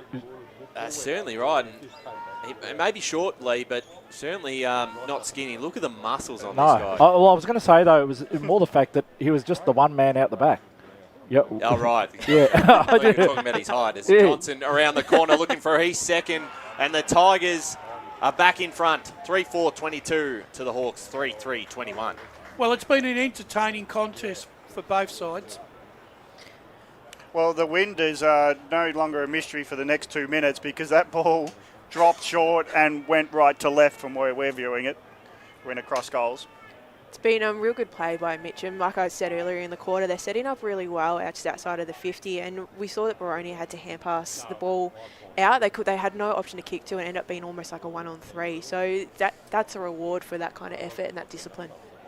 Rucks go at it. What a tight game we have. This might be tight throughout the... well, we certainly hope so. We hope we have a happy Sunday, a close contest here at Walker Park. Getting up with the ball and handing it back is Lovell. He's doing ruck work in the middle. Hannon jumps into him, then jumps up. That's going to be a push-off, yep. You can't go across the invisible line in the ruck contest and attack your opponent. So Lovell, he's looking for hand pass to the back runners, but now he goes across ground, does on the bounce find a teammate. Porter's under, spinning, and in all that spinning, we'll finish up quarter time because the siren ends all that. It is quarter time here at Walker Park. Mitchum 3-4-22, leading Boronia 3-3-21. Before we go to a break, it's Johnson who's kicked 2 goals for Mitchum with Townsend. 3 goals for Boronia have come from Duncanson, Hudson and Jamison. You're listening on 98.1 Facebook and YouTube. We'll go to a break. As Sarah opened her best friend Jackie's wedding invitation, she was overcome with a wave of emotion. While her two young boys wrestled on the floor, tears of happiness rolled down Sarah's cheeks as she saw the words she'd been longing to see. Please note, this wedding will be a child-free event. Well, Sarah, looks like we're off to Eastland for a new frock and some heels. Let's book in that babysitter. For all of life's little moments, there's Eastland. Eastland. Live real. Sprained your ankle, bursting through the banner, broke a finger, high-fiving the ruckman, or did you run into the goal post again? For bumps, breaks or bleeds, be seen sooner, close to home at Knox Private 24/7 Emergency Department. The preferred provider of emergency care to the Eastern Football Netball League, you'll generally experience shorter wait times. You don't need private health, but there is an out-of-pocket fee. Be seen sooner, close to home at Knox Private 24/7 Emergency Department, 262 Mountain Highway, Wantirna. Do you feel good about your bank? Because there is a bank you can feel good about. They share their profits to fund big community projects, small community clubs and vital emergency services. They've given $250 million to help Australian communities thrive. They have all the products and tech you expect from a big bank, with service you don't. It's Bendigo Bank. Feel good about who you bank with. Try Bendigo. Search bendigobank.com.au or search Bendigo Bank near me. The one thing that puts a smile on my face is my kids. The sun shining through the clouds even in winter absolutely puts the biggest smile on my face. Seeing delicious food on the table ready for me when I get home. One thing that always puts a smile on my face is seeing my family. The thing that puts a smile on my face every time is really good music. Just the simple pleasures in life. Be remembered for the greatest moments in your life. Find out more at tobinbrothers.com.au. Tobin Brothers Funerals, celebrating lives. At Yarra Valley Water, we know reducing your shower time, or show time, to 4 minutes can save you an average of $200 a year on water and energy bills. Shower shorter. Save water. Authorised by the Victorian Government, 1 Treasury Place, Melbourne. Sprained your ankle, bursting through the banner? For bumps, breaks or bleeds, be seen sooner, close to home at Knox Private 24/7 Emergency Department. You'll generally experience shorter wait times. Knox Private 24/7 Emergency, 262 Mountain Highway, Wantirna. You are listening to Radio Eastern FM 98.1. With live and exclusive coverage of the EFNL football season, bringing you the match of the day with score updates from all divisions. And now we cross to our commentary team for the Radio Eastern 98.1 Match of the Day coverage. Welcome back to Walker Park. Mitchum taking on Boronia. Very interesting first quarter. It's the Tigers 3-4-22 to Boronia 3-3-21. Em and Brash, we'll throw it to you about this first quarter because it was a pretty back and forth game, very interesting. Mitchum missed, I think, their first 4 shots on goal and ended up stealing the lead late, but both sides certainly gave us a bit to watch. Yeah, both sides gave good as they could get really in this quarter, and it was a bit of a ding-dong battle in the fact that, you know, both sides, you know, had moments of play where they controlled the contest, and when they had control, both sides actually looked really good with their own game plan. Yeah, absolutely. I think one of the highlights was once Baronia started to actually move the ball and change lanes in the middle of the ground, they were able to get the ball into their forward line a little bit more, rather than this bombing the ball down the line, this surge style of football. So I'm curious to see whether they sort of adapt or adopt more of that in this quarter. That's what I sort of see Baronia's game, what their strengths are. So I'm surprised it hasn't been happening as much as what it could be, but given the conditions, it makes a lot of sense too. But that being said, though, would that be the fact that Mitchum are very stoic down in their back 50, and their players don't give their the opposition forwards much latitude in terms of width? Yeah, absolutely. So Mitchum have been covering the middle of the ground. You can't see this on the screen if you're not on at the ground here. But Mitchum are covering that kick away option on the wing really, really well. And so that means that whenever Boronia look up, especially when they're in their D50, they're looking at a 3-on-1 contest, and that's really hard to adapt to and transition the ball out of their back line. One of the other things I noticed then was the way that when Mitchum won the clearance, a lot of their midfielders were running forward and creating like that 9-on-6 forward play, and it looked like that they had a lot of options moving into their forward 50, but they just couldn't hit the target in the right position at the right time. So and that's a classic Boronia style. And that that to me makes a lot of sense. But they weren't they didn't have the options on the outside. So because of those options were a bit limited, it meant that was more of a surge kick into the forward line, which means that you're just under pressure a little bit more, and you're putting your forwards under a lot of pressure. Easy for the back line to read. And we are going to be joined here by Matt Clark, as Josh Ward down on the boundary has Clarkey. Take it away, Josh. Clarkey, what do you make of that first quarter in very tricky conditions out here at Walker Park? Yeah, the wind's doing a bit, but I thought both sides attacked it extremely hard, and there was a lot of pressure around the footy, and I think whoever got it in quick was certainly taking advantage of it or getting dangerous. I thought our composure was a little bit off at the back half of the quarter, so we spoke about that then, but I thought, they're coming with the same intensity as we are at the moment. I'm happy with their intensity, just ball usage, and maybe we've gone too back the other way where we're not handballing at all. I think there's opportunity for us to make the ground big, get that 1-2 handballs, and then open up the fat side of it where we can let our forwards go to work.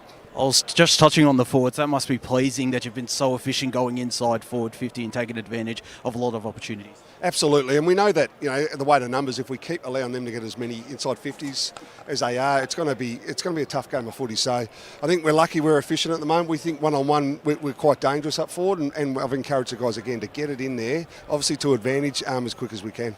Thanks, Clarkey. Good luck for the rest of the game. Thanks there, Josh Ward, with the Boronia senior coach Matt Clark.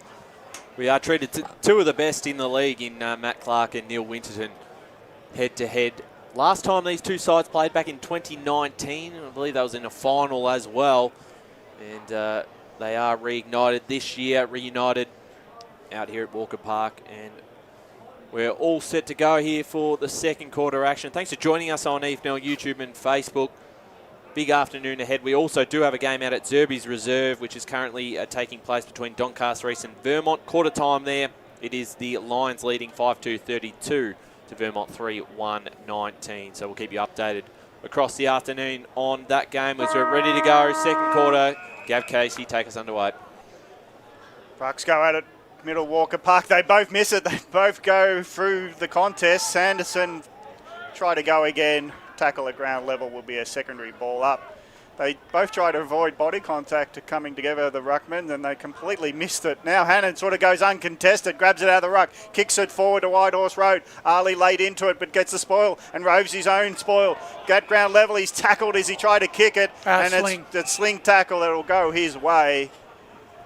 He did well because he was behind, made the run for the ball, and the sheeting of rain is now coming because the wind is propping up, and you can probably see it even on the screen, YouTube or Facebook, that the rain is coming down, and people are about to make this grandstand in front of us very full. And very local. So ground level, there's no mark or free kick given. Out of bounds on the outer side. Let's go ground level. Sorry you're there at the moment, Josh. That's all good, Gav. I'll tough it out. Lucky I've got the hoodie, but no, it's just little drizzle at the moment, although I am a bit concerned with the dark clouds above. Have you got an umbrella? No, I don't. I might have to come up, actually. Right, there you go. Big tackle there by Ali on Hannon. What happens if it's only the pink one, Josh? Can you handle that? Have we lost him? Nothing wrong with the colour pink, I think it really brings out a lot of people's eyes. I'm 50-50 on the pink umbrella. It's more the specific one, Em. It's all right. It's a different umbrella. Am I missing something here? Yeah, old joke. All right. Sanderson in the middle of the ground. I'm missing that too. I think I've missed something as we go inside 50. It's not funny if only two people know the joke. They run with it a lot, some of these inside jokes. Is on the ball, on the boot there, Goulding. Intercepted there by Hannon in defence as he kicks this one out and straight down the throat of Rod Ali, who just holds things up as this grandstand right in front of us starts to really fill up. Rain getting a little bit heavier. Ali's kick long into attacking towards the pocket. Lovell's in front position, was a hard one to mark and has been awarded the free kick. Chopping of the arms. I think I'm mad and disappointed that's a black umbrella in his hands. Where's that? Right in front of us. So a chance for Lovell, and with the conditions out here at the moment, going to take Tom's best. Well, it's going to take a really good kick from the boundary line. We saw Ben Robertson have a shot from there in the first quarter and just missed, but it takes a special type of kick. He's just going to put it up towards the top of the square. Josh Hannon in front position takes the mark, uncontested. You watch, they'll all come up here and then it'll stop raining and then it'll all go back down again. Wasn't the worst idea to put it in the goal square. He just didn't execute. It was a very floppy kick there by Lovell. Ground level though. It's in the hands of Porter. Goes long. Lovell will be laid into it. He has to spoil more than a marking attempt. Ground level. Boronia under a heap of pressure. But they'll get some release through Duke. Dribbling its way onto the outer side. And now there's no players forward of the ball. So spinning in... Wex was just spinning around in circles, just waiting for his players to give him an option. And eventually one came to him. And it's a mark on the outer side. When you look forward and you see nothing, and you have to stand still, it's quite perplexing for a footballer, but Boronia do nicely there. The contest, though, at half forward is a 50-50 one, and it's out of bounds, half forward for Boronia, outer side. Unfortunately, Gav, we don't have that Clarkie's paddock type game anymore, mate. They don't play that style. Well, I was wondering why there was a red stop sign or something that he had to stop. It was very sudden. So the ball goes inside 45 for Boronia. No mark taken. Hudson again involved. Comes a tackler as he's late into it. This third-party collision. And it'll be a ball up 40 metres from Boronia's goal. The White Horse Road end. Punch forward. But Mitchum at the back of the pack. Jamison's there to hassle. Quick kick. Goes forward. Boronia still in the danger area for Mitchum. They're under a heap of pressure. Laughlin takes on the tackler and hands it back to the umpire because it's going to be a ball up 45 metres out. We'll go at ground level again. Fairchild hand passes it forward just as he tries to burst the tackle. So now it's a disputed ball 30 metres out. And Stacks on the real free kick, pushing the back. There was a lot of people come in over the top of the person over the ball.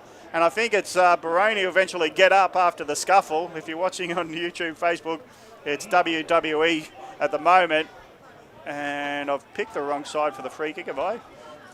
Yeah. So it's Mitchum who get the free kick in defence. I got excited. I thought that was Wex that Jesse Wren pushed down, but it was Begley. As the ball comes back out, Burgess. Handball cut off here by Guy Lachlan. Long kick down the line. And the mark was dropped by Barkas. Ball very slippery at the moment. Collins goes back to Lake. And then we've got a ball up here. It's amazing just how one fumble can cost you yardage. So Lovell, uncontested, sends a long kick towards the top of the goal square. Bouncing ball. Dangerous one here for the Hawks. Boronia just looking real in their shell at the moment. There was a real good opportunity to come forward and take the game on in that last contest just before. And they're seemingly just really hesitant at the moment. Missed an opportunity there, did the Hawks. Thanks for joining us on EFNL Facebook and YouTube. 6 minutes into this second quarter. Mitchum lead by a point, 3-4-22 to 3-3-21. Inside 50 here for the Tigers. Duvalin.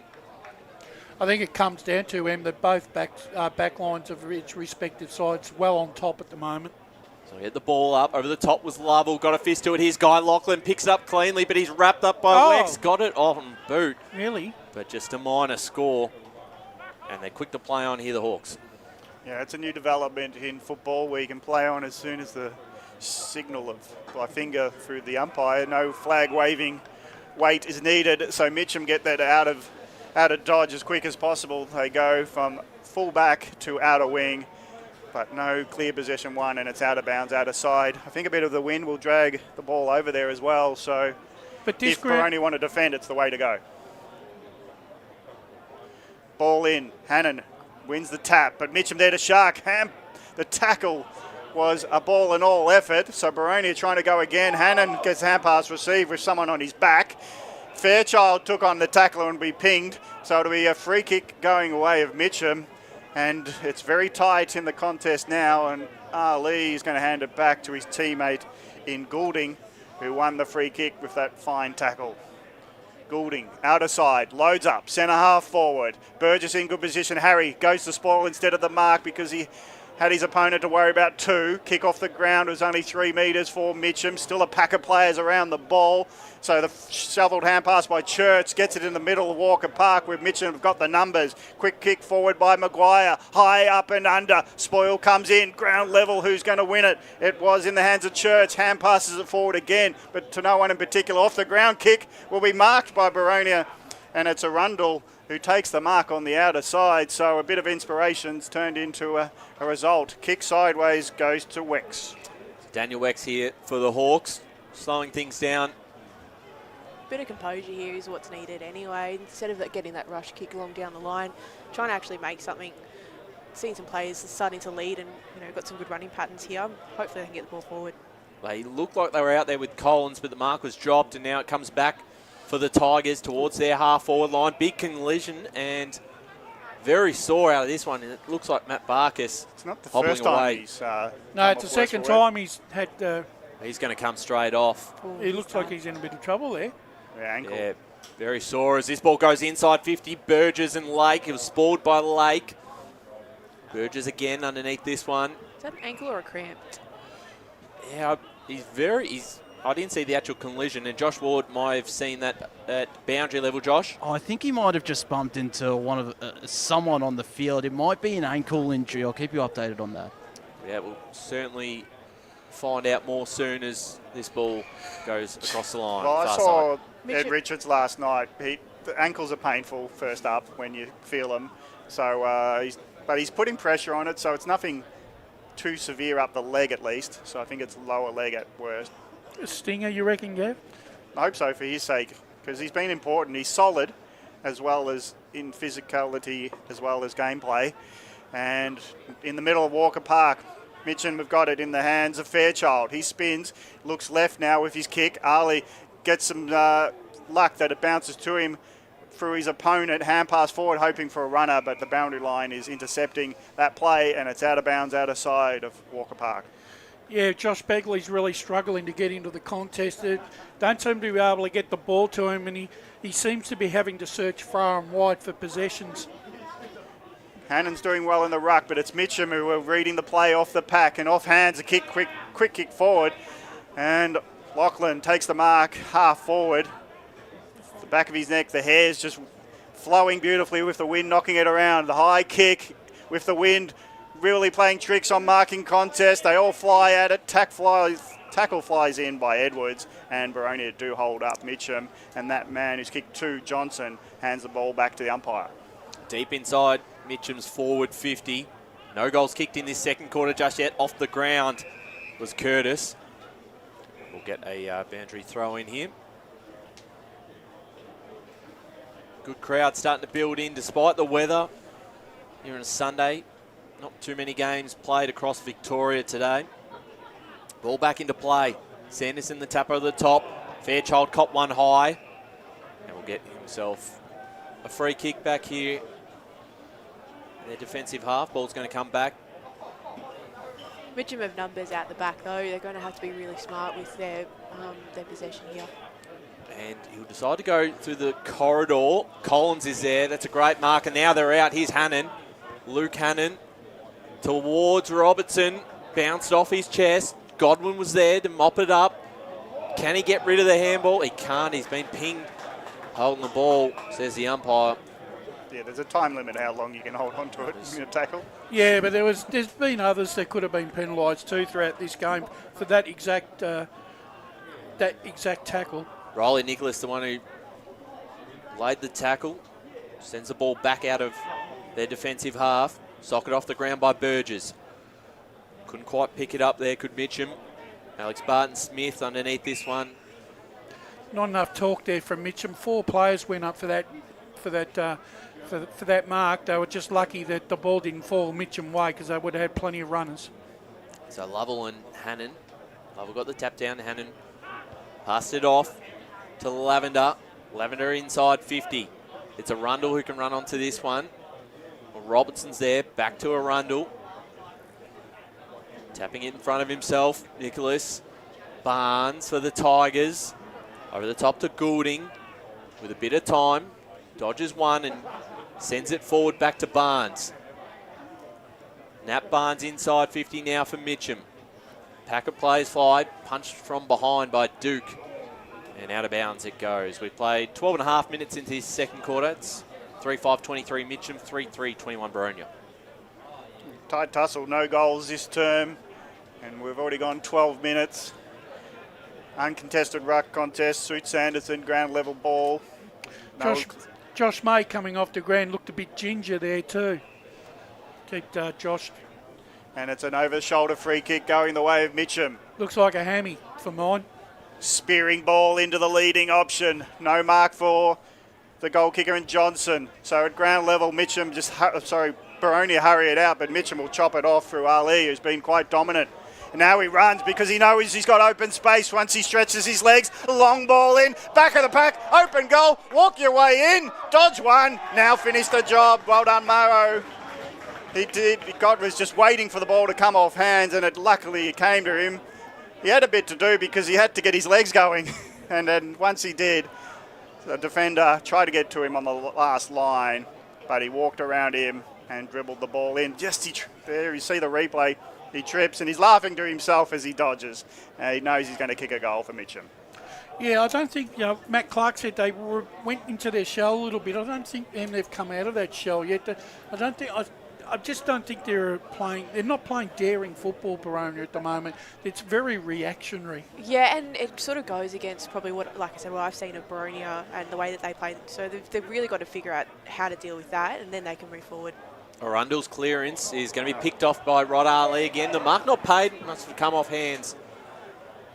It's making it real easy for someone like Ali to read the play as well. Yeah, but it's just that bombing into the and the thing with Ali too, he's got a long penetrating kick too, which is busting the lines. Free kick out of this contest. Not hard to on this ground, let's be honest. It's pretty small. Yeah. It is. And you're back in Luke Hannon from this distance, although the wind is playing a bit of havoc.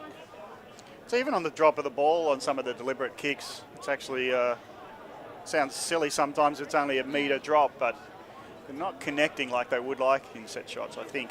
Luke Hannon looking for the quick reply for the Hawks. Right on the arc, long towards the top of the square. Robertson's got 2 to beat. Ali's there again, and over the line it goes. So minor score, 3-4-22 Boronia, 4-5-29 Mitchum. Almost 15 minutes gone. Yeah, that ball's still holding up in the breeze going down to the White Horse Road end, so you might just have to kick it a little bit lower. It's a long ball, Mitchum. Go broadcast side, that's something new. As off hands, Mitchum have got some runners. Short pass on, forward of the play now. Olden grabs it, goes long. He's hoping to get to the goal square. Late on him. Is it downfield? It might just be because Olden, 60 metres out, picks himself up. But it'll be Marrow who's trying to claim the free kick, 10 out, because you're in goal scoring range. Try to be first man there, I would say, if you love a goal. Well, would you back him in? Well, he's going to go from pocket, and he's already got the arc suggesting he's going to run inboard and hook it around. Now he's it's going back this way. So what's going on? This is umpiring by conference, is it?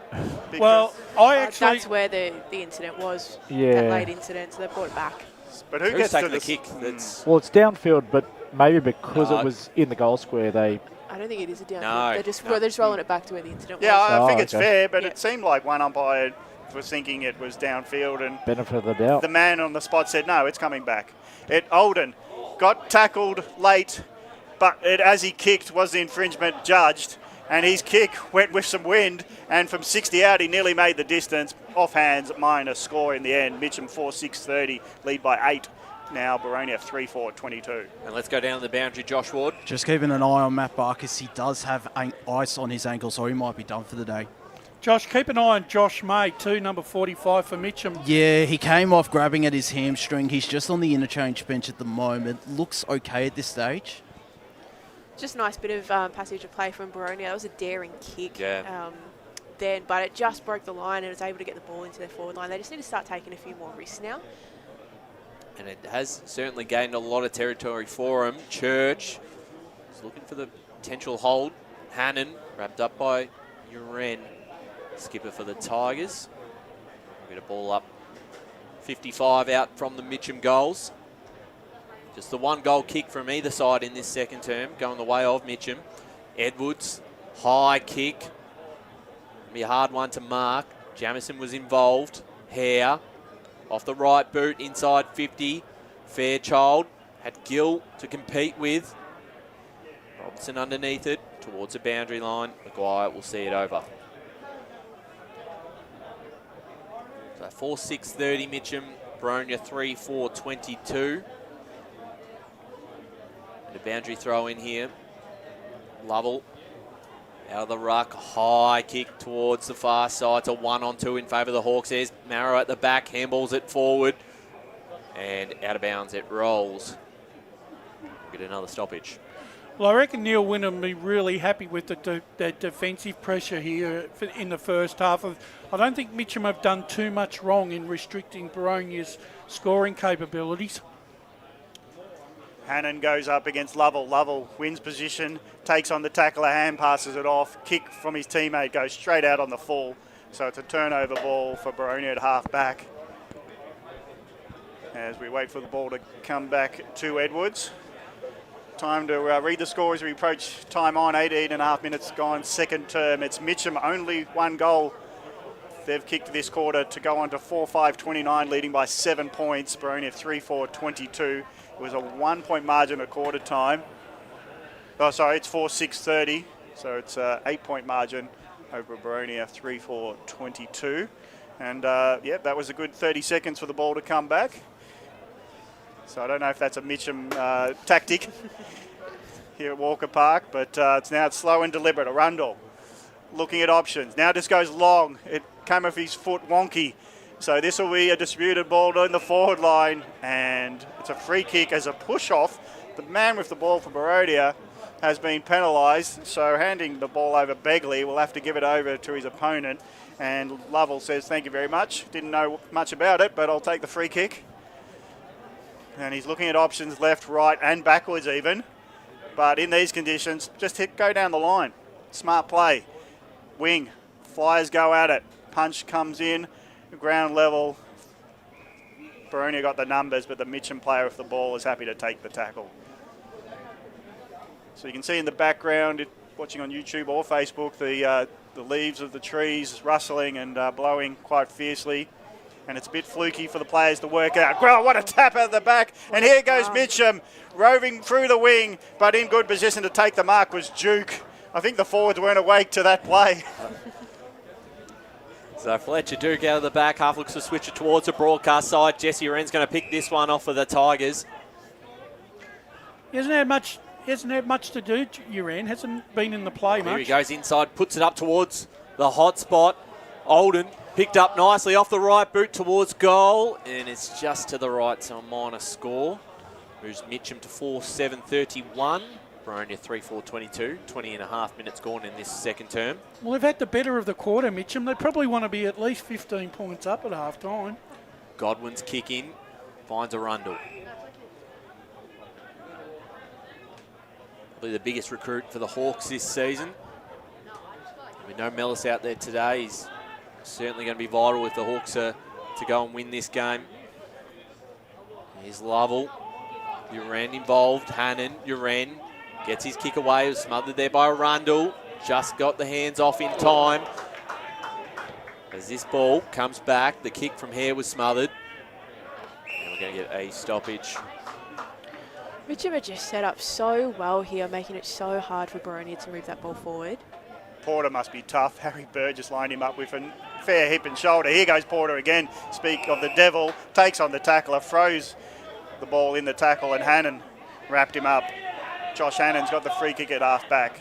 So not only a fine ruckman at ground level, he's very valuable for the Hawks. Kick was dangerous, but Ali bumped into the back of his opponent, Duncanson.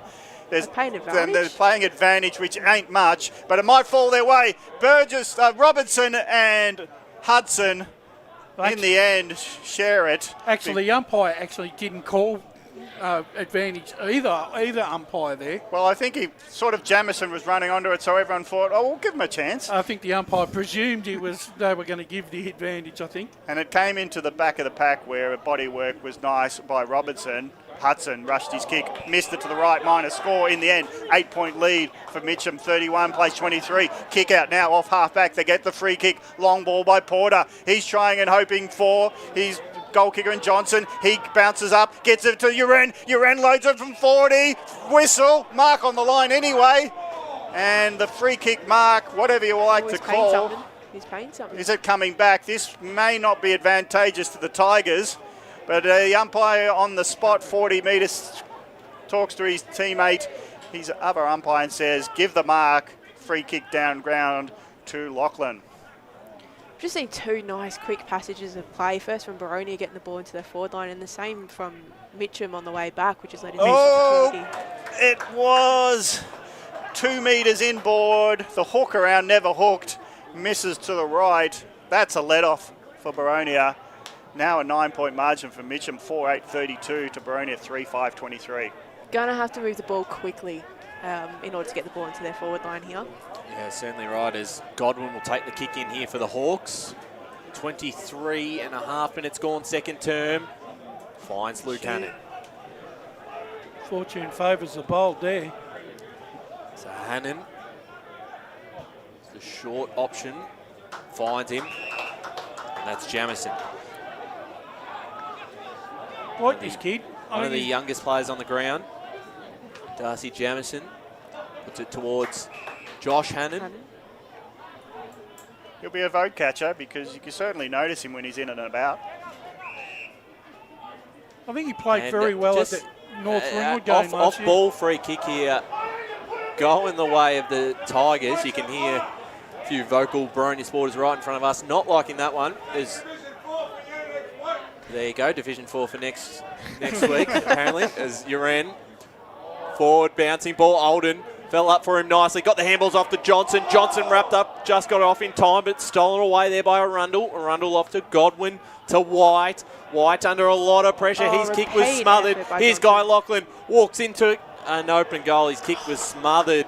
Great defensive act there, could have been Corey Burgess, missed who got the smother, but an important one there because the Tigers looked like they were going to walk into an easy goal. The one thing, they're not playing with any poise at the moment here, Baronia. They look a bit they look a bit, they look out of sync here. They just can't get their game style going here. The kick out, the running kick out goes out to Duncanson. Marks it at half back. Short pass. Good deliberate play here going forward to Begley. Begley looks into the middle. Who was he looking for? Even the shock of the Mitcham player, Sanderson, he spilt it in the middle. Walker Park, uncontested mark as well. And he punches the ground in dejection as Boronia win a free kick from that error. Oh. Now run down! It's going to be holding the ball. The player through the middle, Olden. I actually thought it hit his boot. Well, the tackle from the this looks not so good. Sorry to spill my words there, but I'm worried about the player here, Boronia. He's really in a bad way. We probably see that now. The players around him are concerned. I was going to talk about the play, but let's think about the Boronia player. Just didn't Ryan, if you can help me identify. Yeah, I believe that's Charlie Lavender. So yeah, certainly in a bad way. So he's barely moved. They've put him now on his side just to make sure he's safe. Yep. The stretcher's coming out, and the rundown tackle was a great one in terms of football, but for the players' welfare, we hope for the best and hope that he can recover as quick as possible. Josh Ward down at boundary level might be able to confirm that. That's Charlie Lavender. Yeah, it is Charlie Lavender. So Boronia, I reckon at this stage they're going to be 2 down on the bench with Matthew Barkers not returning to the field as well. It was, certainly a couple of players there alerting to the trainers immediately. So, well, the Mitcham player was in a no-win situation there. He had, 9 times out of 10, you go and you've got to make that tackle. Yeah, there's nothing wrong with the football aspect the tackle of was was actually a very, very good tackle. And I understand that the Boronia players are a little bit upset that their player went down, but there was nothing more. I didn't think. I think that was a health and awareness thing there by the players around him because they were worried if he's knocked out that he, in terms of medical attention, you don't want him to have swallow his tongue or anything too severe. Yeah. So I think they wanted medical attention as quick as possible and not worried about tackles or anything like that. The play was that the kick-in board was a spilled mark, uncontested by Mitchum. Yeah. It went down at ground level, free kick against Mitchum in the end. So Baronia thought they were up and running with the hand pass received by Lavender. He didn't know Olden was sprinting from the centre forward to run him down. And in the rundown, the process is he's either hit the ground or buckled under the tackle, and he's potentially unconscious and not in the best, obviously not in the best state of health. Concern is for him. The players now come into their own respective huddles, Mitchum and Boronia. The medical staff, if the family are listening, are on the spot. We do hope for the best. We trust people here. The scoreboard as we approach half-time, it might be very close to half-time, is Mitchum 4-9-33 to Baronia 3-5-23. It's been a great contest, but we'll take a moment to reflect on all that's just happened. Yeah, definitely, and it is obviously pushing half-time here, 28 minutes gone. An update out at Zerby's Reserve, the Eagles are in front there, 5-7-37 to the Lions, 5-2-32, so they've kicked they've kicked 2 goals, 6-0 in this second term as Boronia look to come across to right in front of Matt Clark, the senior coach, on the boundary line, as it will take obviously a bit of time here with the stretcher on the field. So Clarkie will just address the boys at the moment while looks like Mitch Johnson has got the boys in the middle for the Mitchum point of view and having a bit of a chat as they just reassess here. And well, I'll just, Ryan, just on a purely football philosophically, this can be quite disturbing for a team emotionally to cope with seeing a close level and an injury to their teammate. This could affect them poorly, and I think if we hope the medical situation is under control, but this disruption might not suit either side, and it might rattle a few players. Yeah, it's hard to know how that's going to factor in, and obviously, I mean, from a game point of view, where we sit at the moment, I know it's 10 points, Emily, but does feel like Mitchum have probably controlled, or not necessarily controlled, but probably had more of the play in this quarter, and even then, they're probably pushing Boronia into some, or forcing them into some turnovers that they usually wouldn't make. Yeah, well, that last couple of minutes there with Baronia, it's probably the first time I've seen this quarter that they were actually able to play what I would deem as their style of football. So Mitchum, as I said multiple times today, they've been setting up really, really well, which has given Baronia not many options to kick to. So having to go that long down the line, which isn't their style of play. So it's very, unfortunate. We've got a couple of minutes left in this quarter, and Boronia was starting to probably get a bit more of their way of playing. Yeah, definitely. And just having a look now, still in the middle, the stretcher's obviously out, but unfortunately we don't know how this will play out. So bear with us, of course, if you're watching on from Facebook and YouTube. This Division 1 clash approaches half-time. In other sports, sorry to budge in on it, the referee could say in another sport, just call the half-time and just take control. I would actually like it if we could sort of intervene. I know there's no rules in place, but if we could blow the siren, get the teams in the sheds and restart later, I just think us waiting around is probably not advantageous to anyone. Well, given it'd be 30 seconds to a minute, really, when it was a 28-minute mark, I think it was. Yep. From a conditioning perspective, it's cold and it's wet, and then they've got to deal with that mental aspect of it for not a very big period of play. Very, very hard to come back onto the field in this sort of circumstance to actually play at your best. It's probably going to be a lot of slow footy for the next couple of minutes until they can actually reconvene at half-time, and then we'll see how the game plays out. Well, bear in mind that it is a free kick to Mitchum. Yes. So the free kick is at the point of where the player's down, so we won't be restarting with attention at, and we'll go boundary side for more comment from Josh. Well, I should say the injured player Charlie Lavender is moving at the moment, and that's a good sign. Having a little bit of order as well. So hopefully sometime soon he is able to be stretched off. But that is very positive signs indeed, bro. I sort of like that rule. I actually think Gav, that's probably not a bad idea, I reckon. Yeah. Being able, I reckon the league should maybe look at that. Yeah, I think so. I mean, maybe the coaches can come to agreement and just wave to the umpires, say, we're happy to end the half, because then no one can come on Monday and say, hey, we didn't ask for you to do this. No. Maybe if there was a coach's call, captain's call, where they could go, you know what, we're waiting for 5 minutes to restart play and there's only 2 minutes to go. I'm happy to go into the sheds. Yep.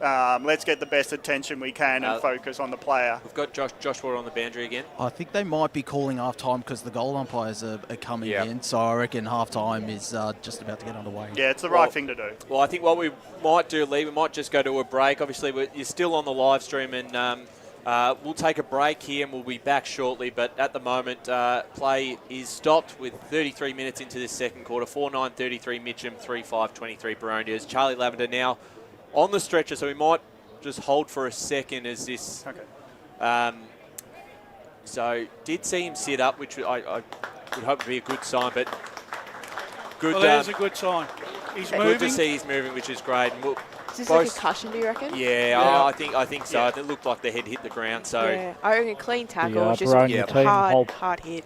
Whole Baronia team running over as well to see him off. Bit of a guard of honour by Mitchum. Well played. Yep. Yeah, well, it's good to see. Obviously, I can't remember who actually had the tackle now, but there was no malice or anything in that. It was just an unfortunate incident. So our thoughts are with Charlie Lavender as he comes off the ground on the stretcher. We'll wait for a moment as we find out what happens here. We're back in action. We're going back to action. I believe there's only about 28 seconds left in the quarter. There you go. So, to my mind, anyway. Is that a long down the line kick? Is that how we're going to play on? Is straight out of the middle. So Charlie went down around the 27-minute mark. Yep. So we're now at the 34. Are they going to add 5 minutes? Well, do you think sorry? they'll let... Well, no, the timekeeper was indicating there's only 28 seconds left in the quarter. Okay. So the ball's actually coming up towards centre half forward, and I think there was an actual incident after that where Oldham may have been knocked down and given the 25-metre penalty. So he's in range for a set shot from here now. in the little brawl that happened? Yes, yeah, we sort of missed all of that or forgotten about it. Had a 6 shot on minutes goal. ago. So this is a big opportunity now for Mitchum. Yeah. Can you imagine being Charlie Lavender looking back at the footage and going, that was a goal there. As Olden comes in from the arc looking for his first as a Tiger. Oh. And it's That is through the heartbreaking. middle. It's disappointing for the Hawks, but for Mitchum, it's a handy goal. 5-9-39 to Boronia, 3-4-22. So We did say 15 points up. Would and be, there's 17. Would be helpful. Yeah, I thought on the balance of play, I think Mitchum probably deserve a lead. I've got mixed emotions about that. I feel for the player, but Mitchum sensing that they needed to come together as a team and celebrate a moment, because Olden ran down his opponent and he delivered with the kick, so they wanted to celebrate with Olden. But here goes Fairchild, rove the ruck, hand pass over, trying to get it go forward through Rundle. Now long ball, it's in the hands, and another shot at goal will happen before half-time. It's Robertson for Boronia. It's all happening now as the siren goes. That is how Baronia plays football. So they need more moments of that. Absolutely. Fairchild getting involved, gets it over to Rundle. Rundle gets through congestion, and Robertson leading into the pocket. Can he convert? This will be a moment where Baronia can come together and celebrate. Half time. That was 30 seconds of football. Yes. It's been a big 10 minutes here at Walker Park. Robertson from the pocket. It's just a letdown for Baronia. Minus score. Half time here at Walker Park. Round 1. Division 1 Sunday football, EFNL. It's Mitchum 5-9-39 hosting Boronia, leading by 15, 3-6-24. We've had a lot go on. It's time to go to a break on YouTube and Facebook. We'll be back with more soon for the second half in this game. As Sarah opened her best friend Jackie's wedding invitation, she was overcome with a wave of emotion. While her two young boys wrestled on the floor, tears of happiness rolled down Sarah's cheeks as she saw the words she'd been longing to see. Please note, this wedding will be a child-free event. Well, Sarah, looks like we're off to Eastland for a new frock and some heels. And let's book in that babysitter. For all of life's little moments, there's Eastland. Eastland. Live real. Sprained your ankle, bursting through the banner? Broke a finger, high-fiving the ruckman? Or did you run into the goal post again? For bumps, breaks or bleeds, be seen sooner, close to home at Knox Private 24/7 Emergency Department. The preferred provider of emergency care to the Eastern Football Netball League. You'll generally experience shorter wait times. You don't need private health, but there is an out-of-pocket fee. Be seen sooner, close to home at Knox Private 24/7 Emergency Department, 262 Mountain Highway, Wantirna. Do you feel good about your bank? Because there is a bank you can feel good about. They share their profits to fund big community projects, small community clubs, and vital emergency services. They've given $250 million to help Australian communities thrive. They have all the products and tech you expect from a big bank, with service you don't. It's Bendigo Bank. Feel good about who you bank with. Try Bendigo. Search bendigobank.com.au or search Bendigo Bank near me. The superpower I'd love for a day is to fly. If I could have a superpower for a day, it would be to time travel so I could go back and see how life was when my parents were young and stuff like that. Be mind reading. It's always good to know what other people are thinking. At Tobin Brothers Funerals, their superpower is always providing compassionate care to families at their absolute time of need. Get to know the team at tobinbrothers.com.au. Tobin Brothers Funerals, celebrating lives. Do you want to study at the #1 sports science school worldwide? Study sport at Deakin and benefit from the most advanced sports facilities available, from running tracks to biomechanics labs, and decked out gyms to a climate chamber. Deakin have what you need to graduate ahead of the pack. Discover endless opportunities in sports science by visiting deakin.edu.au/sport. Deakin, proud sponsors of the EFNL. You are listening to Radio Eastern FM 98.1. With live and exclusive coverage of the EFNL football season, bringing you the match of the day with score updates from all divisions. And now we cross to our commentary team for the Radio Eastern 98.1 Match of the Day coverage. Yes, welcome back to Walker Park. Mitchum taking on Boronia. The Tigers 5-9-39 to Baronia, 3-5-23, 16-point lead. In fact, 3-6-24 on the scoreboard, 15-point lead. Is that right? Yeah, it is. There you go. I'm Ryan Long, joined by Josh Ward here at halftime. Josh, obviously, very interesting first quarter. It was a little bit back and forth. The second quarter, the scoring dried up, and then right at the end, of course, if you're watching on the YouTube live stream, Charlie Lavender, unfortunately, going down in the middle of the ground. Looked like it was a head knock on the ground from the tackle. So our thoughts are with him at the moment. He was stretchered off. Obviously, so they're at least one down. There was another injury to Barkas, which we think was an ankle injury. Yeah. So they could be down two. The Hawks, there's a question mark on May. I don't know, did he return to the field, Josh May, after going down? He didn't return, and he had ice on his hamstring as well, so he's done for the day. So 2 for Boronia and 1 down for Mitchum. And the May loss particularly hurts because he's obviously come back from the VFL, has had his injury concerns the last couple of years. So, but obviously Boronia copping the brunt of it with obviously no Barkas and no Charlie Lavender, unfortunately. And I didn't... I was focused on the ball after the entire Charlie Lavender incident, and I just saw him laying there on the ground, and he didn't move really for 4 to 5 minutes. So it was a positive sign that he did move and was able to get on the stretcher. But our thoughts are with him and his family as well. Yeah, absolutely. We wish him all the best. We'll give you any updates, of course, if we do receive those.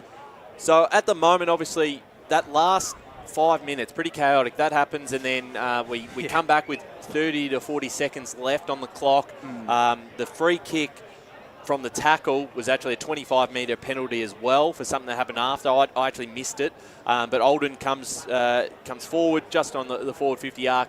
Big goal for him. That would be his first as a Tiger, which was an important one into the context of the game too, because Mitchum probably dominated more of that second term, but only had the one goal to show for it. So they get that little bit of an extra buffer. Goes down to 15-point lead, and then Baronia with a quick clearance almost got one back themselves through Robertson, but it was just a behind. So pretty wild last 30 seconds of the game. Entertaining, very entertaining to say the least.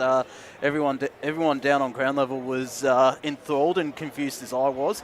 But it was certainly a first half dominated by Mitchum. I thought they did a really good job in the first quarter because I thought they were kicking against the breeze at that stage, but it's been swirling around Walker Park, and it's still favouring the old scoreboard end of Walker Park, but at times it's going to the far side or the Dunleavin Road wing of Walker Park. There was a brief moment where it was favouring Mitchum in that first quarter, but they have done really well and somewhat pressed home their advantage in that second quarter. I think they'll be a little disappointed they're not up by much more, though, because the breeze, when it picks up, it's certainly going to be handy for Boronia in the third quarter, but equally handy for the Tigers in the last quarter. Yeah, it'll be fascinating to see how that all plays out. Of course, we've got one other game at Zerby's Reserve today, and we mentioned that scoreline. That is a half-time scoreline. So Vermont 5-7-37, leading Doncaster East 5-2-32. 5-point lead, but they kept Doncaster East scoreless in that second term, but probably didn't capitalise themselves. They kicked 2 goals 6, did the Eagles. Just on our little Survivor competition that we put together on the podcast, Ray actually tipped Doncaster East as his certainty. So I might have this competition locked up after 1 week, which would just be extraordinary and terrible on you lot. But very interesting to see how that... I don't know if you heard Brash before. Well, I didn't. I can't hear him off air, but the second half's going to be important over at Zerby's, Josh, because Lions a bit of hype around them at the pre-season. We didn't know what to expect out of them, so that's a game we probably thought they might win.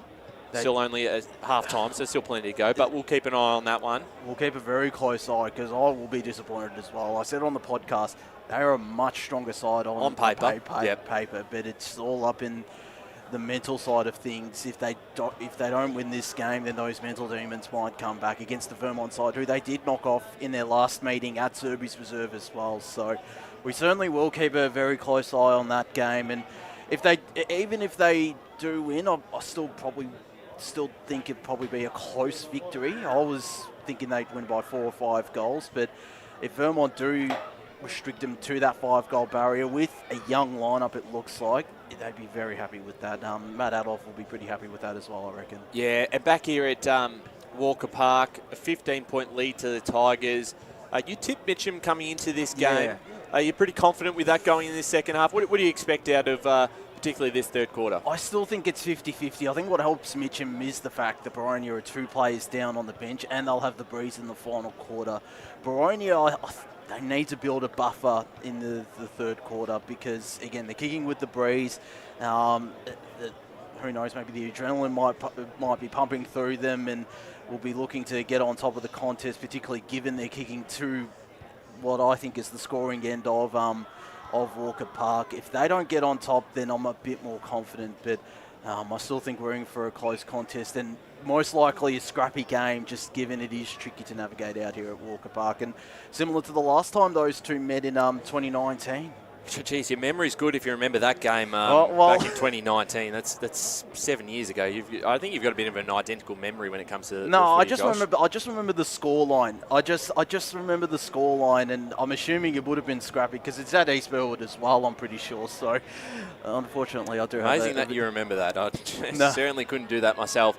Before we go to an ad break, we also do have been treated to Joe's Iced Tea, which you would have seen on the Facebook socials, of course, for EFNL, the iced tea sponsor of the league. How's it tasting? What do you got? You've got the mango lemonade. It's actually not too bad, I must admit, lemonade. I've got the berry lemonade, and I'm a bit of a sugar fiend, so 48 grams of sugar for me, it's beautiful. Hopefully we can get them to sponsor maybe we can get them to sponsor the furnace on our No, nothing. We don't touch that Blake segment. I have asked, of course, for a sugar-free. Yes, we'll follow up on that because... very, very good. I love the blue lemonade. So keep an eye on those. They're from Philadelphia as well, Josh. So very, very good. I don't know what Brush is saying off here, but get a Joe's into you. All right. Well, that's Yo, Joe. I agree with him. That's a halftime segment. Thanks to Joe's Lemonade. We're going to go to our break here, and when we're back, we'll bring back the call team for the second half. It's the Tigers, 5-9-39, leading the Hawks, 3-6-24.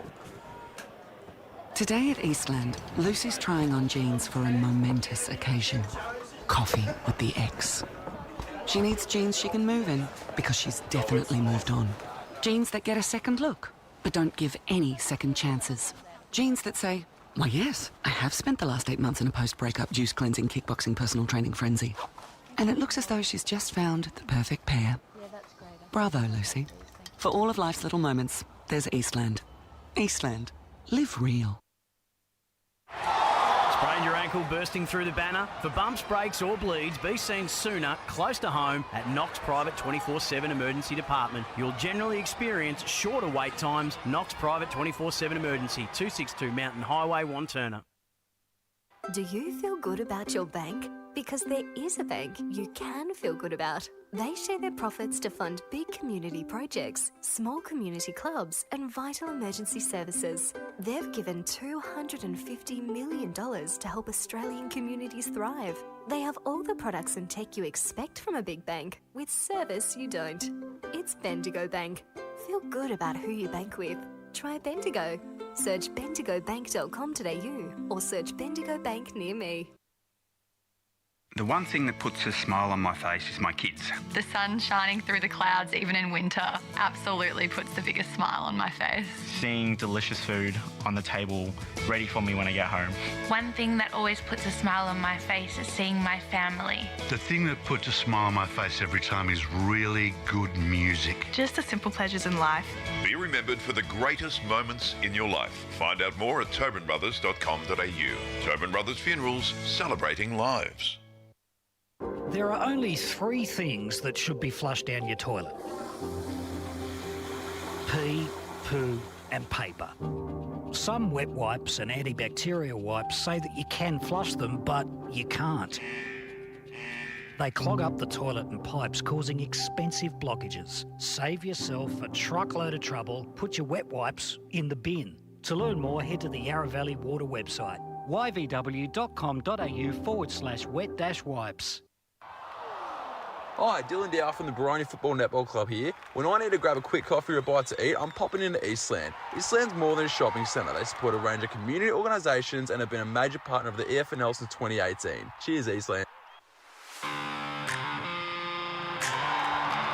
You are listening to Radio Eastern FM 98.1. With live and exclusive coverage of the EFNL football season, bringing you the match of the day with score updates from all divisions. And now we cross to our commentary team for the Radio Eastern 98.1 Match of the Day coverage. Welcome back to EFNL Game Day Sunday, round 1 for Division 1 in Nuttawading. Walker Park, Mitchum versus Boronia. Half-time score, Mitchum 5-9-39, leading Baronia 3-6-24. High drama just before half-time with the concussion injury to Lavender. 25-metre penalty from holding the ball decision, which was incidental, converted by Olden to push the margin out. Late after the siren shot by Robinson only closed the gap by a point. So as we stand, Mitchum lead Baronia by 15 points. As we go around the grounds, I'll just check the EFNL app. 5-7 to 5-2 at half-time, Gav, between Vermont and Doncaster East. Thanks, Brash. And it's probably time now as we hear the siren to get the players to come to the middle and re-engage for term 3. We'll get your take on what's to come. Well, it was the boys alluded to the fact that Baronia are going to need a buffer at three-quarter time, right, to try and have something to defend in the last quarter if Mitchum are going to go with the so-called breeze. Well, if Mitchum in front by 15, and I reckon Baronia are going to need at least 15 points, they need to kick 5 goals to zip in this quarter. At the moment, I don't see Baronia kicking 5 goals in this quarter, Gav. You know what I mean? The way the game is being played. Plus the fact they're going to be 2 down on rotations. Admittedly, Mitchum will also be down on at least 1 rotation. But I think Baronia will have to try and change something, right, that's going to be a little bit different to catch Mitchum off guard in the second half, Emily. Well, we did see, like I said, in that last probably minute or so, but just before the incident, they were playing the Boronia style of football, and if they can capitalise on that and they can get the ball into their forward line, they'll be able to convert. And so it's just, if they need a glimmer of hope, first couple of minutes, they play the way that they want to play, they come out of their shell, then they're good as gold. Centre half forward is probably the problem child position played at Mitcham. Centre, it's a really hard position to play here because of the smallness of the ground. Would you be? I would actually consider throwing Begley in the midfield for 5-10 minutes. Gav. I'll change one up on you. The swingman Collins. He goes. Sometimes he goes where the ball is because there's not a place where he can find the ball coming to him. He is tall, but he can run. I just think. You're talking about Begley being strength. I think Collins has got the run. It'd be interesting to see if he goes with Hannon. We go ground level for Josh. Well, Begley is starting in the midfield this first centre bounce stoppage. Brash, you were right. Yeah, it's interesting. Hannon, Begley, Arundel, and I think the other Arundel was playing on a wing in the first half. So it almost feels like that Matt Clark just has said, okay, I'm going with me big guns here. I've got to try and change something here to get us back into the contest. And this is as good a midfield or starting lineup that Baronia are going to get, considering what they've got at the moment on the bench. Just having a look at the way the Baronia players are talking to each other in that centre half forward, well, I reckon they're going to roll probably a fifth and a sixth midfielder up once the ball goes up and just put a bit of pressure on Mitchum. And then what that'll do is it'll open up some more space in this really small ground for the forwards to work in. One of Baronia's biggest strengths over the years is the fact that they've had more than four.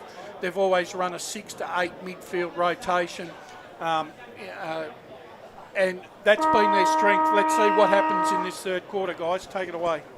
So we're ready to go for the third quarter here. Here's Begley, first to get hands to the footy. He was wrapped up high. He'll get himself a free kick against Guy Lachlan. So Josh Begley, as mentioned, straight into the guts of this third term. Long kick in the direction of Robertson, who's out the back. Picked up nicely by Jamison for the first of the third term. What a start for the Hawks. There we go. That's the space that they needed. Jamison gets his second of the day, and the Hawks move to 4-6-30, 5-9-39. Yeah, well, centre clearances are going to be even more important in this second half. Any clean ball that you're going to get, and you can put to your forwards' advantage, it's going to give you a really good scoring opportunity. Because I don't think it's going to happen in general ground play. Just to update you, important news for the family of Charlie Lavender and all fans of football in general, but Baronia, he's now in the ambulance and he's getting the best of attention. We hope for all the best for Lavender. Now another clearing kick for Edwards. Gets Baronia second inside 50, inside a minute of this third term. Mitchum under pressure. Hand pass goes out wide. Now they're pushed off as kicked, so it'll be a chopped off ball. Church looking forward. He's got underneath it. Hudson couldn't get it. Jamison knocks it up as he dives for the ball, but he knocks it into the hands of a Tiger. But again, the wall's set up, and Baronia, they're right in it through Church. Hands it off. Now long ball inside 50. Jamison, the small man, might be the marking option. He comes for the punch. Harley goes in, takes on the tackler, and Mitchum are under the pump early in this third term. Baronia setting up nicely to get it straight back in. Yeah, they're doing exactly what Mitchum were doing to them in the first half of the game. So they're set up real well. So the ball's just coming back and forth into their forward 50. Really great opportunity for them to spread out a little bit more and then use the space to be able to get another goal. Holding ball against White. The old choppers. You love it. Yeah, one of your favourites, Gav. Yes, I laugh every time you say it. As we go down the line, is Daniel Wex. Takes the intercept mark here for the Hawks. Wex kick forward and finds that man with the big teeth. There's White. We go just on top of the goal square into the cage. And inside 50, Duncanson was the leading target. Jamison out the back. Wrapped up this time by two Tigers, not going anywhere. So a great start to this third term for Boronia. They trail this game by 9 points. Hannon wrapped up, and we'll get another ball up. Harry Burgess is coordinating his back line there. They've got Hannon just rolling out number 17 as that tall for an intercept. So we'll keep an eye on that if there's a quick kick out of this back half from the Tigers. This ball's still not going anywhere just yet. I mean, the Tigers will have an extra in the mid. Oh, no, in the contest, sorry. Tap down, Guy Lachlan. And that should be holding the ball just about. Didn't dispose of it. Duvalin wrapped up by Begley. Still play on. Jamison got his hands off just, and he's been pinged for on the ball. Stiff. That's a free kick, but I thought the two prior probably were free kicks as well. So, geez, they're probably lucky they're the Tigers. Mitch Johnson calling for it long down the line. I want a big kick here. And a 25-metre penalty as well. There we go. A long kick down the line. Lovell amongst the pack. Out the back is Church. Church wrapped up, and we're 55 out from the Mitchum goals now. And the umpire wasn't in for a conversation after his decision as he marched Tigers forward. They get to half forward, but the defence holding up nicely for Boronia. Get it out of that stoppage. Get it to the wing. And no clear possession. One for either side. It's gone out of bounds. Dunlaven Road wing. Great start from Boronia. Straight out of the middle, they scored a goal, and now they're peppering with opportunities. They'll get another go with an over-the-shoulder free kick. Kick inboard, finds Duncanson. Quick play on to Chompers White. He takes on the tacklers, and he didn't make the right decision. Not a Colgate decision, that one, as it's going to be a turnover free kick holding the ball. Here's Barnes on the far side of Walker Park. Long kick inside 50. Amongst the pack, the mark has been paid. And the Tigers are going to have a set shot on goal. Looks like that might be Cam Olden again, who kicked his first of the game on the eve of the halftime siren. This is exactly what Boronia don't want here, because they've controlled the opening 5 minutes here. Yeah, this one certainly would be hurt. It's not going to quite go the distance. Punched over the line for a minor score. So that moves Mitchum to 5-10-40. Boronia 4-6-30. Definitely impeding the kicking distance by about 10 metres there. Godwin will take the kick-in duties. He's looking for shorts. He might be best just to run out and then try to get some yardage. He goes straight down the middle. I hope for his sake he finds a teammate. Begley tried to help him out. Couldn't put firm hands wrapped around it. But at ground level, they're good. Now Boronia go towards Robertson and our forward leading to it. Late spoil in over the top was great defence. Well done to Nicholas to come in and spoil. And it's out of bounds half forward. That's how quick the transition can be. Well, it was a dangerous option to go straight down the middle, but sometimes the risk and reward is worth the chance. I think that's the assertive pressure that Boronia are needing, though. If we can get the ball into their forward line and they can convert, they'll be in a good spot. Hannon just tries to lean his tap from waist height down to a teammate, but at ground level, the Tigers first hands on it through Goulding. Hands it back to the umpire. Have another ball up, and he'll have another because he saw a tackle fly in and he was like, that's not going to go nowhere. It's best in my hands for now. Get it going as quick as possible. Hannon takes on the ball out of the ruck.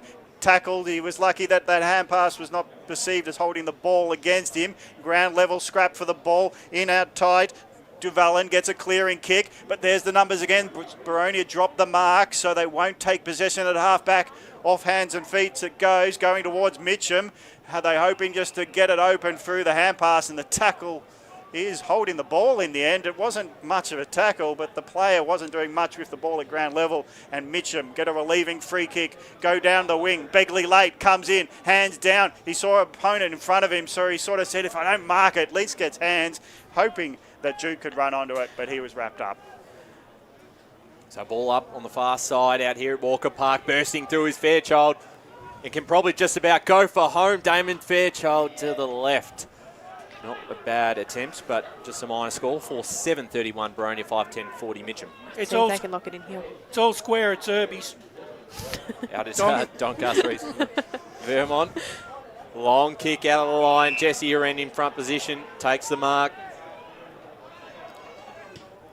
So Uren looking for Lachlan. Bounced just ahead of him. Picked up nicely there by Curtis. Got the handball back. Now they're streaming forward. The kick by Goulding towards goal is a fantastic one. It just blows my mind that is 2 kicks away. that is such a small ground. But the thing is, he took the wind out of it by keeping the ball low, but just enough to make sure that it cleared the playing group. Yeah, the execution of those trigger kicks is they're going to be very, very handy in a game like today. Yeah, and I love the umpire's movement there. Did you see that? He leant. Oh, well, I'm doing there's no camera on me, yes, yeah. but he had his hips still and his body was moving with the ball like a dance move. I'm sure we could get the camera on just for that little. I don't think the viewers need to see that. 6'10", 46 to 4'7", 31. He saw it go through the middle. Here goes Goulding again. Just kicks from the ruck. Tap down. Long ball to 30 out. Danger again for Boronia, but they got the numbers. Was there a trip? And the umpire sees the free kick going to the defender, and Godwin's happy to take the kick. But he did have help anyway from his teammate on the last line. He's looking for short options. I wouldn't mind him just... Oh. Well, he's run down! He didn't know what was going on. Open goal, finished off, and it's that man again for his third, Johnson. And he lost the plot, did Godwin. He was looking around for options, took a step. The umpire must have called play on because here he comes again, Olden, the rundown tackle. He's like stiffs opportunities for rundowns. And Robert and Johnson on the spot. It's a goal out of nothing. Got a score at Zerby's, Doncaster East, 9-2-56, leading firm on 6-8-44. So after a really good start to the quarter from the Hawks, the Tigers have kicked 2 quick ones and suddenly the margin out to 21 points. As we're back in the middle again. They've got it all to do here at the moment, Baronia. Mitchum have a defensive triangle. Oh, no, they don't. Oh, yes, they do. So back in the middle, Lovell gets a tap down. Edwards, Hare, off to Arundel. Gets past 1, gets past 2, gets a handball away just in time. Hannon's got a lot of Tigers around him. The ball's going to be held up here. About 55 out then. There was a bit of push and shove. Off ball, another free kick off ball. It's going the Tigers' way. They'll go towards the wing. They'll move this quickly, but it's going to be called back towards the middle of the ground. It is a Mitchum free kick, and it looks like it will be Lachlan Curtis to take the kick. I'm not saying it's wrong, but Mitchum got a fair bit of the whistle when they needed it today. Like, the scraps have been against, and maybe I'll just say Boronia have been undisciplined. Yeah, I think they've probably got a few lucky ones as ABS. Down the line to Lachlan. And they move this forward. The kick there was smothered. That was Rebecca's kick. Big ball to be won here. Holding the ball, not quite. Ball comes out. Hare. And just waiting for the decision here from the umpire. Another off the ball this time. It's again Mitchum. Tigers way again. Oh, they're getting frustrated on that too. Yeah, they certainly are. And it's going in the direction of Hudson Goulding, who's been very good this quarter.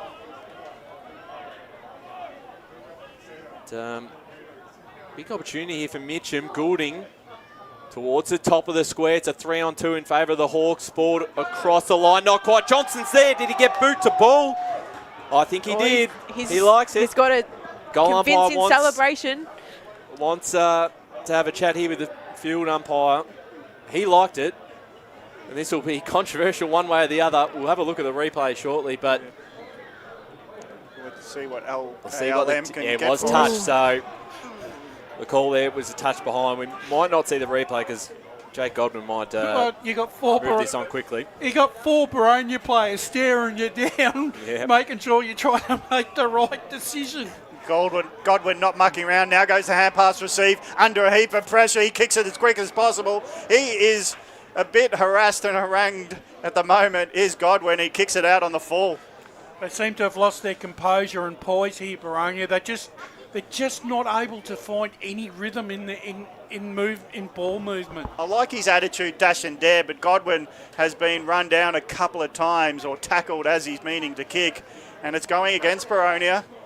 Mitchum have capitalised on some great forward pressure, and again it's in their forward line. 22-point lead, the scoreboard. It's clear in the screen as you watch what is a great contest, but it's a 22-point margin as the Tigers go again. The short pass was too short. Uren picks it up. He's been tackled to the ground. It's going to be holding the ball. Fairchild picks it up. It's going to be play on. No, it's around the neck. Umpire's paid a high tackle on Uren. Well, Fairchild was off to the races and gone, and now he has to come back to the finishing post and give it back to Uren. Only problem with Fairchild running that far forward, there was no other options for him. Kick, goes to a hot spot, doesn't suit anyone in particular, hits Porter, dancing, smothered ball, harassed and pressured his Church. He just hand passes, hoping for a teammate to help him out. He's been tackled to the ground. Here they go again. Marrow hand pass received close to the line. Did or didn't want to keep it in. Well, he went out, but he's been played on is the call. It's been marked and play on by that man in Johnson. He's a man on the spot. He's an energy bunny, but he misses.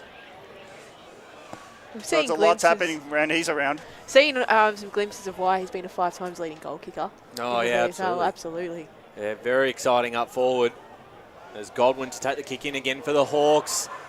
It's a dangerous one. Bart Smith had a bit of it. Laid the tackle on Duke. Umpire said it was high, so Fletcher Duke here at centre-half back for the Hawks. And by the way, there was no way that Marrow kept that ball in before. Yeah, agrees. Duke goes forward. It's all Tigers, but they compete with one another. Lovell still ends up with the footy. Short kick forward. Bit of work for Josh Hannon to do here for the Hawks. Had plenty of players around him in a yellow and black. Edwards with the clearing kick. No mark taken, so it's a chance here for Josh Begley if it gets onto it. Well done, Maguire. Did very well, Rod Ali, and bumped across the line by Fairchild, and will get a boundary throw in. Right in front of us, broadcast side, 7-12-54 Mitcham, 4-7-31 Boronia. Tigers kicked the last 2 goals of this game. Stays out the back, there we go. Well, there's a chance, Arundel. Goal square empty until that man gets there just in time. Riley Nicholas to take the mark and has a short target in Gill. Gill sees an option forward, nice drag in, no mark in the end as Silvagi, as he has to take on a tackler and wrapped up just as it was about to unwrap a forward chance. None prevail. Game's really opened up for Mitchum. They've been able to do a lot more run and carry and get the ball into their forward line and transition out. It's putting so much more pressure on Boronia.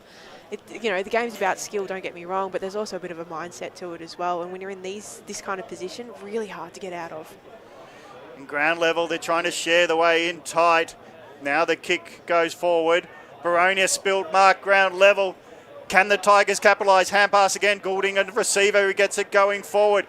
Lachlan now with the locks flowing, runs into an open goal, 45 metres out. Didn't calculate that the wind would take it offline, and it misses to the left. 7-13, 55. 4-goal lead in effect. Baronia 4-7-31. 15 minutes gone, third term. What do Baronia need to do here in order to get that ball up to the other end? Well, you're right, because they've been real struggling. Oh, big fly to the top. Jamison ended up with it, got the handball off to Duke. Duke now inside 50. It's a one-on-one Robertson to beat, and he does it. Is that the answer, long down the line? Long down the line, maybe that's your... Keep it simple. And won't say the last bit. As Riley Nicholas had front position, but Robertson judged it well and used his body. And a must-kick goal, I reckon, here for the Hawks, because... Must kick. The Tigers just been on top in the last 5 or 6 minutes. So Ben Robertson still looking for his first of the afternoon. Known goal kicker. Robertson comes in.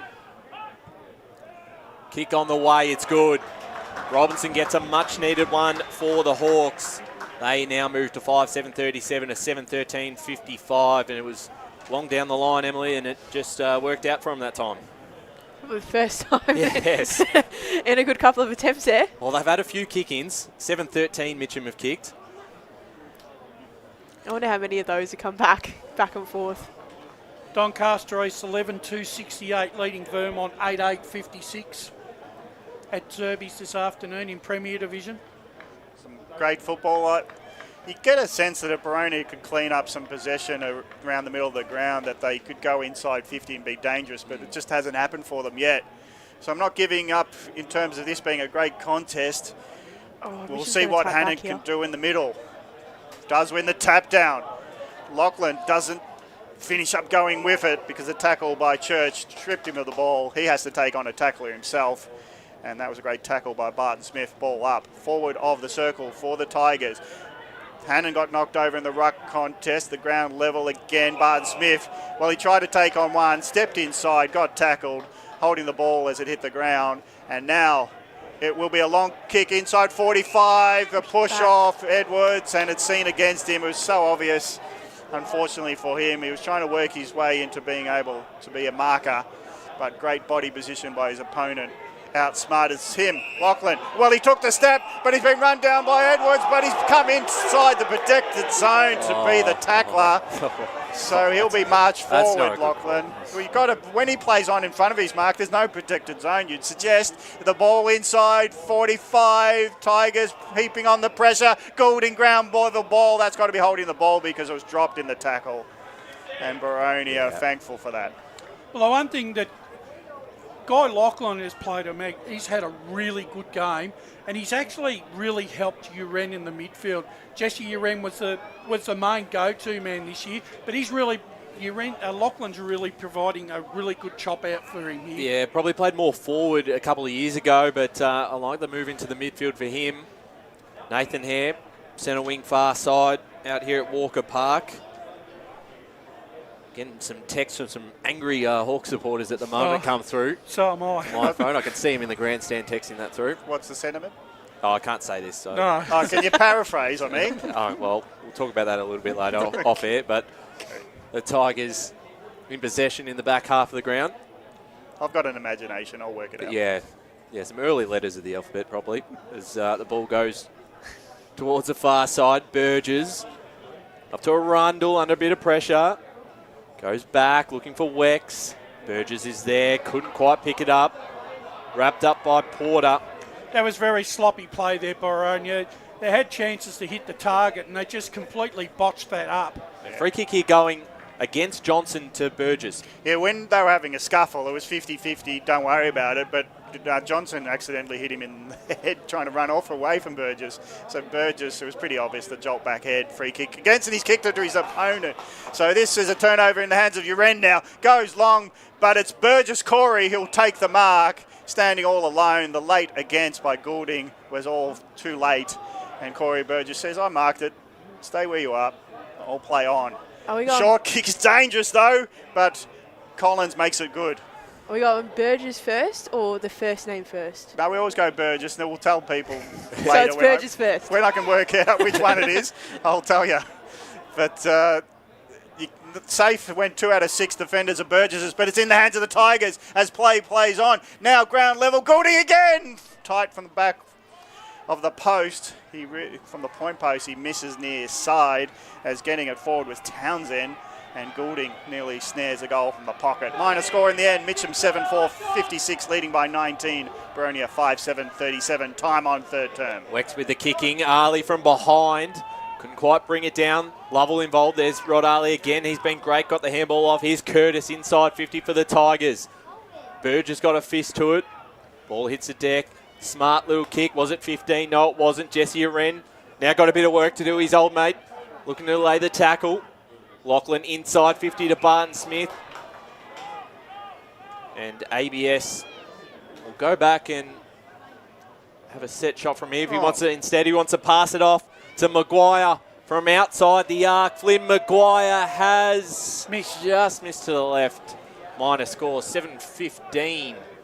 57 Mitchum. Boronia 5-7-37. That was poor marking by Boronia there. They should not have let Maguire run 10 metres free onto that contest. Yeah, they needed to put the brakes on ABS hand passing that off. And but Goulding, the kick there by Maguire was the smart play by the Tigers, but it trailed off as the wind has been doing. Hannon takes on the tackler, hand passes forward, hoping for Jamison. Jamison puts the pressure on, falls away the Hawks. Kick goes forward to Hudson. He wants to play on quickly. It's a one-on-one for Robertson. He's calling for it. He's the back of his opponent. Pushes off and marks it. Pushes off and marks it. 15 metres does Robertson. He was calling for it for about a minute and a half. The ball had to come to him before others came to help the Tigers' defence. But Robertson took the mark. You'd almost say open up the forward line and leave it with Robinson one-on-one on Nicholas because he's beating him hands down at the moment. Well, there's a height discrepancy and there's a strength. When the ball's played to his advantage, he's going longer than Nicholson hopes. Robertson's going to mark it. So from 15 metres out, can he close the gap close to three-quarter time? He puts it through. He celebrates like he means business, does Robertson. He's second for the term.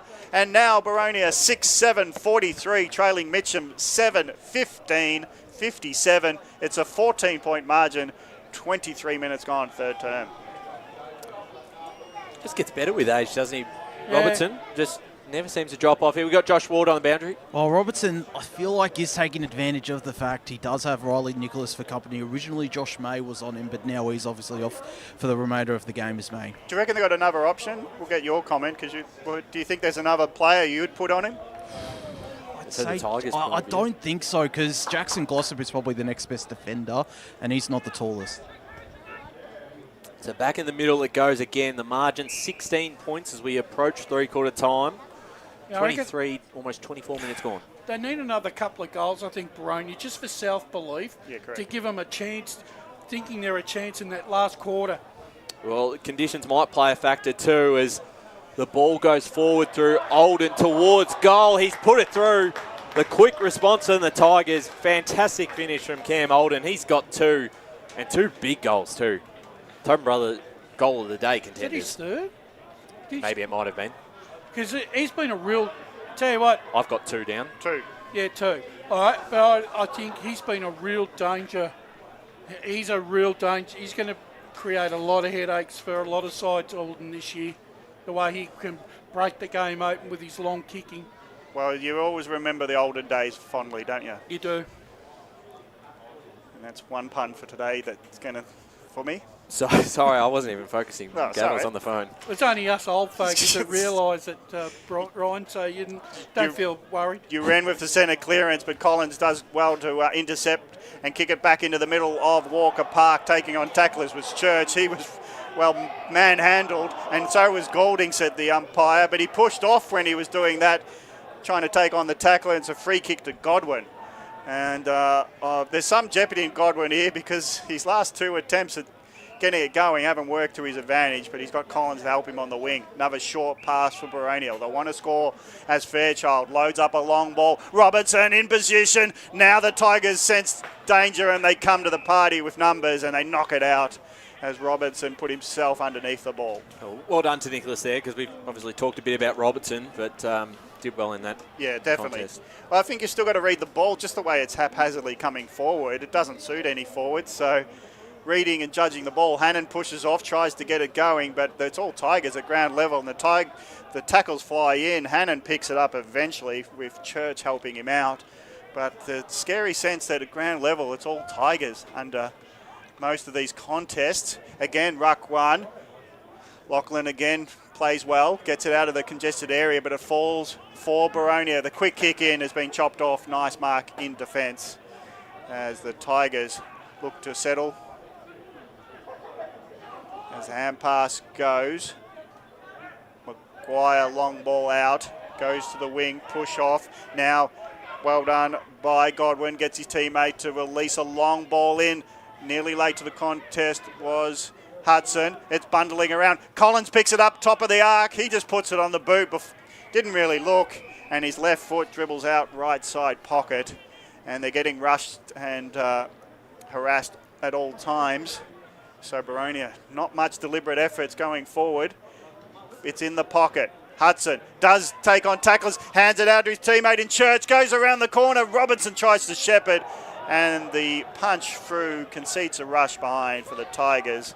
Another minor score, Baronia 6-8-44, trailing Mitchum 8-15-63. 27 minutes gone in this third term. The long kick out to the outer side wing. It's off hands and out of bounds. Gav, and people, I think, look, Boronia dominated the opening 5 minutes, but Mitchum have really once again taken control of the game for the rest of this third quarter. Boronia still very disjointed around the ground. They just can't hit targets, and when they do, they're just not able to take any advantage of it whatsoever. Here's Begley trying to burst through the tackle. White involved, off the ground. He wins it towards a one-on-one. Duncanson did well, picked up by Begley. Gets past one, can go for home here, Begley. Begley for a much-needed goal, misses to the left, so minor score for the Hawks, 6:9:45, Mitchum 8:15:63. We're approaching three-quarter time. Umpires called something. Is that the blood rule? Tell you what, Boronia are pretty, pretty lucky that they're still in it. Mitchum at 8:15. Yeah. They had converted a lot more. Boronia wouldn't stand a chance. Glossop's got kicking duties. Took a nice relieving mark before in defence. He's looking at options after that whistle to stop play. I think everything's fine for continuation now. You're going to have to go long down the line. Yep, safety is to go out a wing. Mitchum got some numbers there, but so too Baronia, and off hands it goes out of bounds. I think time is in the favour of the scoreboard leader in Mitchum, considering they are going to the scoring end, you'd think, with an 18-point lead late in the third quarter. Hannon, ground level though, it's picked off by Church. Long ball, it's so long that it goes over the marking contest, the top of the square, but it misses to the left. Another minor score, Baronia peppering without success. 6-9, 45 to 8-15 is 63, 18-point margin. 6-10, sorry, so 17 points the difference. Great mark there taken by Curtis, halfback here for the Tigers. They're just taking a bit of time before he sends it long down the line. Sport, almost his teammate there, as Lovell comes in and stolen away here by White. Arundel couldn't pick it up cleanly. Porter now involved. Just lost it. So a free kick here to the Hawks. They won't take the advantage. Ball will come back here to Jaden Collins. Now he moves it forward to Hannon. Hannon up to Arundel. Off the right boot, snap towards the goal square. Picked off here by Riley Nicholas. There had to be an inboard kick to find rather than the snap around the corner. And he'll send it back where it came from. And that might be out of bounds on the full, which means Jaden Collins again will be able to bring it in. He sees Church. He's got a bit of time. Great mark.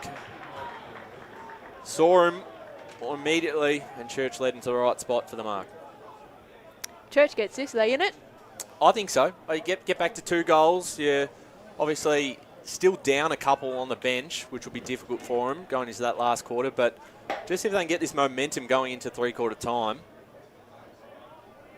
As Jordan Church, who's had another big pre-season. First year at the Hawks last year, was second in the best and fairest. His kick is to the right, so another missed opportunity for them. 6:11:47 to 8:15:63 Mitchum. Long ball by Ali. Goes to that same spot, but Boronia have been good. Hannon, ground level player. He probably wants to get some shared help. As he comes back to him, he takes on the tackler, and the umpire says, I'm happy to ball it up. 60 metres from Boronia's goal. They've been peppering the last 5 minutes. It's just that last ball inside 45 that lets them down. Mitchum dribble it forward. Now hoping hand pass release will get it going. Lachlan runs, and he's got the mercy. Boronia at his mercy. Hand pass over to Johnson. He couldn't get out of that tackle and slipped the tackle for a shot at goal. So Siren beats all Mitchum's attacking there. They've done a lot of it. 8:15:63, leading at three-quarter time by 16. Boronia 6:11:47. We'll go to our three-quarter time break. Mitchum leading by 16 points here at Walker Park. Round 1 of Division 1 EFNL. Back for more after this break. As Sarah opened her best friend Jackie's wedding invitation, she was overcome with a wave of emotion. While her 2 young boys wrestled on the floor, tears of happiness rolled down Sarah's cheeks as she saw the words she'd been longing to see. Please note, this wedding will be a child-free event. Well, Sarah, looks like we're off to Eastland for a new frock and some heels. Let's book in that babysitter. For all of life's little moments, there's Eastland. Eastland. Live real. Sprained your ankle, bursting through the banner? Broke a finger, high-fiving the ruckman? Or did you run into the goal post again? For bumps, breaks or bleeds, be seen sooner, close to home at Knox Private 24/7 Emergency Department. The preferred provider of emergency care to the Eastern Football Netball League, you'll generally experience shorter wait times. You don't need private health, but there is an out-of-pocket fee. Be seen sooner, close to home at Knox Private 24/7 Emergency Department, 262 Mountain Highway, Wantirna. Do you feel good about your bank? Because there is a bank you can feel good about. They share their profits to fund big community projects, small community clubs, and vital emergency services. They've given $250 million to help Australian communities thrive. They have all the products and tech you expect from a big bank, with service you don't. It's Bendigo Bank. Feel good about who you bank with. Try Bendigo. Search bendigobank.com.au or search Bendigo Bank near me. The one thing that puts a smile on my face is my kids. The sun shining through the clouds even in winter absolutely puts the biggest smile on my face. Seeing delicious food on the table ready for me when I get home. One thing that always puts a smile on my face is seeing my family. The thing that puts a smile on my face every time is really good music. Just the simple pleasures in life. Be remembered for the greatest moments in your life. Find out more at tobinbrothers.com.au. Tobin Brothers Funerals, celebrating lives. At Yarra Valley Water, we know reducing your shower time, or show time, to 4 minutes can save you an average of $200 a year on water and energy bills. Shower shorter. Save water. Authorised by the Victorian Government, 1 Treasury Place, Melbourne. Sprained your ankle, bursting through the banner? For bumps, breaks or bleeds, be seen sooner, close to home at Knox Private 24/7 Emergency Department. You'll generally experience shorter wait times. Knox Private 24/7 Emergency, 262 Mountain Highway, Wantirna. You are listening to Radio Eastern FM 98.1. With live and exclusive coverage of the EFNL football season, bringing you the match of the day with score updates from all divisions. And now we cross to our commentary team for the Radio Eastern 98.1 Match of the Day coverage. Welcome back. You might be tuning in on YouTube or Facebook. Thank you for watching our broadcast here at Walker Park Reserve in Nuttawading. It's Mitcham's home ground, and their first game of the year is going quite swimmingly so far. 8-15-63, Mitchum leading Boronia 6-10-46. Actually, I'm just reading different scoreboard. 6-11-47. It's a 16-point margin for Mitchum. Gavin Casey, Ryan Long, joined by Emily McKee and Wayne Brasher. I think, Wayne, you'd be keen to tell us scores around the grounds because we've got the EFNL app up and running. Yeah, we have Premier Division at this stage. Doncaster East with a very handy 21-point lead, Gav, at Zerby's Reserve this afternoon. Doncaster East 12-5-77, leading Vermont 8-8-56.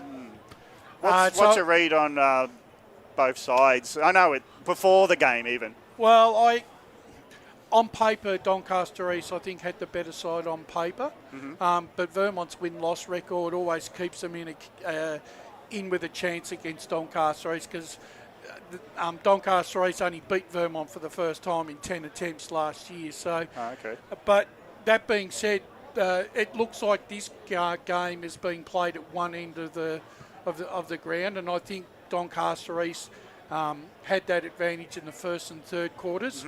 I think Vermont will have that opportunity in the last quarter, but 21 points, that's 4 straight kicks that against your opposition. It's still a bit of a job to do. Still game on. Well, do you think, Emily, it's game on here because we're talking about scoring ends? I think Mitchum through just progress through the lines. Just smarter today, but they haven't got the score on the board to finish off the game. 16 points at three-quarter time. How's your read on what could happen and how the game's gone? Well, I think Boronia, if they were able to play this last quarter like they played those first couple of minutes in the third quarter, anything can happen in a game of footy, right? Mitchum had plenty of scoring opportunities in that quarter, so it's not like it's impossible to convert down there. And it's really 3-6 that quarter. Absolutely. So there's not much in it. So that's 9 scoring opportunities. Imagine if Boronia get the ball down there a couple of times, score a couple of goals, and all of a sudden it's 5 or 6 points in it. Completely different game. It's just a bit of belief, bit of momentum. I mean, got a small interchange bench, which really does hurt. But if they can clear it out of the middle and get the ball down the line, like I said, anything can happen in a game of footy. Rash, we're going to go to the Josh in a sec, but Boronia break off always early, always first. Winterton with Mitchum, they've still got the huddle, and Mitchum always waiting a minute in the middle. What's your read on that? Because it's an interesting fact of today that Mitchum have long huddles and Boronia just disperse it nice and quick. Well, Clarkey might be short and sharp to the point in what he wants from his players. 100%. That's what I was going to say. But Neil Winterton, right, Neil Winterton is very methodical, and sometimes there's a little bit of gamesmanship. Keep them waiting. Yeah. I mean, that's one way of making, you know. They're still arms locked. Even the supporters got sick of it. They've left. They're leaving the ground as we speak. It'll take a minute to clear. Half the time I thought it was him taking an extra couple of minutes to get his breath back because being the player coach years ago. We'll go down the boundary because I believe Josh Ward has Neil Winterton with him. I do have Neil Winterton. Neil, a very promising and very good first 3 quarters. What have you made of the game so far? Yeah, it's obviously with the conditions, it's been a bit scrappy. I think both teams have had some opportunities to hit the scoreboard a little better than we have. But yeah, you know, we're obviously happy at 3/4 time to be in front by, can't do the maths, whatever that is, 16 points I think it is. So we're happy where we are, but we understand Boronia are a very good team, and you know this game's far from over. They're going to come hard in this last quarter. The pressure's been really good as well. Is that something you're looking to continue into this final quarter? Yeah, absolutely. It's been a bit of a focus area, as it is nearly every week, but particularly today. They've got some really good midfielders, so if we allow them time and space to use the footy, they're going to cut us up. So that is a focus for us in this last quarter. Thanks, Neil. Good luck for the rest of the game. Thanks, mate. Thanks there, Josh Ward with the Mitchum coach, Neil Winterton. So ready to go for this last quarter. If we have a look at the way that stoppage is set up, we've got 2 players on the far side. There's a lot of space in between them. If Mitchum win that ruck tap, they're going to tap to that side, which gives a lot of space to run on and then bomb the ball down the line. They've been doing that for a lot of that 3rd quarter, so it'll be interesting to see if that happens again in this one. Boronia going to the right of screen to the White Horse Road end. Hannon wins the tap, but at ground level, Lachlan wins the kick forward for Mitchum as they go to the scoreboard end at the scoring end. Repelling there was Harry Burgess. He gets his hand pass into the middle with Fairchild, shares it to Hannon. Josh Hannon kicks a high up and under. Rundle's going to have to be good to get to that ball, and he's beaten to it by his opponent. Very poor option there by Hannon. Long ball inside the Tigers forward line at ground level. It's been picked off by Godwin off hands. He shares it off. And long ball by White, trying to get some momentum going. Arundel had to be the spoiler in the end, and it's out of bounds, out of side, half forward for Mitchum's attacking. Scoreboard 63, plays 47. That 3rd term, 3-6, Mitchum beat Boronia 3-5. Boronia win it out of the boundary throw in. Ali going back with the fly to the ball, knocks it down, does get some help at ground level. So the Tigers do share and hold up nicely in defence. Lachlan got an inside ball. The kick's a bit fierce, and it's all the Hawks in the middle of Walker Park. Now a driving ball. Underneath it is Hudson, and he's beaten to it by numbers. But at ground level, is that over the neck of Hannon? Hannon ducked his way, and smartly, you've still got to tackle him properly, even if he ducks down. And Ali's tackle was over the top and gives a free shot at goal for Luke Hannon. If he gets this, that's only 10 points in the game. Yep. It's and you can get a bit scared of opponent coming from behind, and nerves do terrible things to your skills sometimes. But we have to see this go through for momentum to start for Boronia. They had so many shots at goal late in that 3rd term that they didn't capitalise on. Now, Hannon kicks it long, driving ball, and it gets inside the left post to be a goal, and that closes the gap to 10. 53 plays 63. Potentially game on. Boronia getting a goal through Hannon. Vermont have got it back to 9 points. It's Doncaster East 12-5-77, Vermont 10-8-68. Back here it's 10 points, 8-15 to 7-11. Important one for the Hawks to get first. Hanning with the tap out, forward it goes to his brother in Luke, who's wrapped up by Lachlan. We'll get another ball up in the middle of the ground. Do you reckon they just go in distance here, just surge the ball into the forward line? Yeah, I punch the think ball forward? I just think they've got to just go straight down the line here, Em. So Hannon again, being involved, got off to his brother once more, Collins. Looks like they were trying side here. isolate Ben Robertson as well, but they've got double teamed and had to bring another player back. And it's Duvalin now for the Tigers, who gets them out of trouble for the moment. As that ball crosses the line, we'll get a ball up. A boundary thrown on the far side. Thanks for joining us on EFNL YouTube and Facebook today. This ball brought back into play. Round 1 for Division 1. Arundel. Bouncing ball, picked off by Rod Ali. Dodges through one, gets a handball off. And the Tigers now move this ball forward. Mark is taken by Sanderson. Got the hands off and inside 50, picked off by Fletcher Duke. Will he chip away through the middle? He does. Begley stood tall, took on that. Now gets a quick hand pass, shares it through Godwin. Now it goes through Collins into the middle to Arundel. Now Fairchild takes on the guy tackling him. He doesn't evade the tackle. Collins there to help. His chip kick into the forward line on the bounce. It's play on. The Tiger tried to fool the umpire by covering the ball up and say it was a mark, but the umpire's not buying into that, and Duvalin has to hand it back. So nearly there for Boronia. They just couldn't evade one tackle. Going in again, Collins being more influential as he moves onto the ball. So Begley and Collins, and this time being wrapped up was Duncanson. They'll be influential if they can get back into the play. Fairchild does the tackling, holding up Boronia. They're trying to keep it in. Can they be dangerous from a stoppage? Mitchum have been very good in tight around the circle of the stoppages. And again, Duvalin takes on the tackler, has a second go to take on the tackler. Was nearly going to be pinked, but it falls to Arundel. Chips it into Jamison on the lead. Short lead, but the player will have a shot from 45 metres out. Tight angle boundary. There is right to left on this kick. So if he's smart enough to work this out, put on the near right post and hope for the best. Jamison, has he got the journey? Puts it right of the rightest post, and it's too far out and out of bounds. Looks like we're heading for a grandstand finish at Zerby's Reserve because Vermont have hit the front here. Vermont 12.880 are now in front of Doncaster East 12.577. Jeez, that's happened quick. Yeah, 21 points very quickly. And out here, it's a 10-point lead to the Tigers. This fixture against Vermont last year, round 1 Sunday, they did have a similar lead going into the final break before Vermont came from behind. So Boronia looking to emulate that themselves as they trail by 10 points. Here's Lovell. Finds a target. Lachlan Curtis. He's had a bit of the ball today. There's Curtis inside 50. Marrows amongst this. So is Olden. Couldn't quite bring it down. Trying to burst through was Wex. Stolen away Gill. His kick was smothered.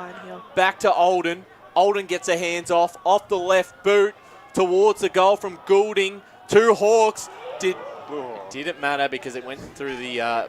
it didn't matter that he never touched it. But, geez, they almost looked like they bottled that. Yeah, so the Hawks had all 2 against 1, and they're hoping to spoil it before it went over the line, and missed Chessmark, nearly went through for goal. But Baronia, sigh of relief, only concede a point. Trying to get out of the defensive area, they won't be successful in that attempt first up, as Goulding took the ball close to the line and taken over the boundary. 6 minutes into this 4th term, 1 goal to Baronia has closed the gap to 10 points. 11 points, 64 to 53. It's 11-point margin in favour of the home side, Mitchum. They try to get forward of the stoppage. Now it's in the hands of Uren. Uren spins onto his right, puts the ball into the pocket. Pack forms, and the danger is averted for the moment as the defence concede a boundary throw in. Do you reckon Baronia are missing that slickness of Mitch Mellis? Yeah, they can't break the lines. They haven't got someone that's broken the lines in that midfield. They're also missing Max Brash's linking play through that midfield. They haven't got that extra player that they usually need. Whistle. Where's it pointing? It's off the off-play. Umpire says it's a holding decision going the way of Hannon. So Baronia, sigh of relief, free kick. Kick across the ground. Holden again. He's come in from the side. He comes in so late. They don't see him coming half the time, and Olden takes the mark in front of the intended marker for Baronia, that is Edwards. He never saw the intercept happening until Olden takes the mark in front of his eyes. So he'll go around the corner, 30 metres out, never bent it. And it's another minor score. Mitchum 8-17-65, 2-goal lead. Boronia 7-11-53, another let-off for the Hawks. Don't want to give them any bad juju, but they were very inaccurate in that Vermont game too. So that came to bite them then. We'll see if it happens today as Hannon out of their back half. Begley's got time to take the mark, and he's off straight away looking for Collins. He's got him. Can go back to Begley if he chooses. Has wide across the field. Dangerous kick. There's two Tigers there. Might work out because Arundel's amongst this one. He picks it up cleanly. Chasing this one once more. Plenty of Tigers around this. And one of them is Jai Townsend to wrap him up in the middle of the ground. That's where it's fallen down for Baronia today. They've been able to create linkage, but then it's one bad disposal that's been creating the turnover. Barton Smith swung around. Collins handled to Begley, to Church. Church to Hannon. Back to Church. Rebecca now involved for the Tigers. And they just create a clearing kick forward. Lachlan. He's wrapped up by Burgess. Now White. Middle of the ground, picked off here by Alex Barton Smith. Barton Smith finds Lachlan, who's by himself. He's off straight away. Looked at originally at home, then found the short target in Johnson. And a great lead and a good kick there by Guy Lachlan. He's played a really good game, Lachlan. He's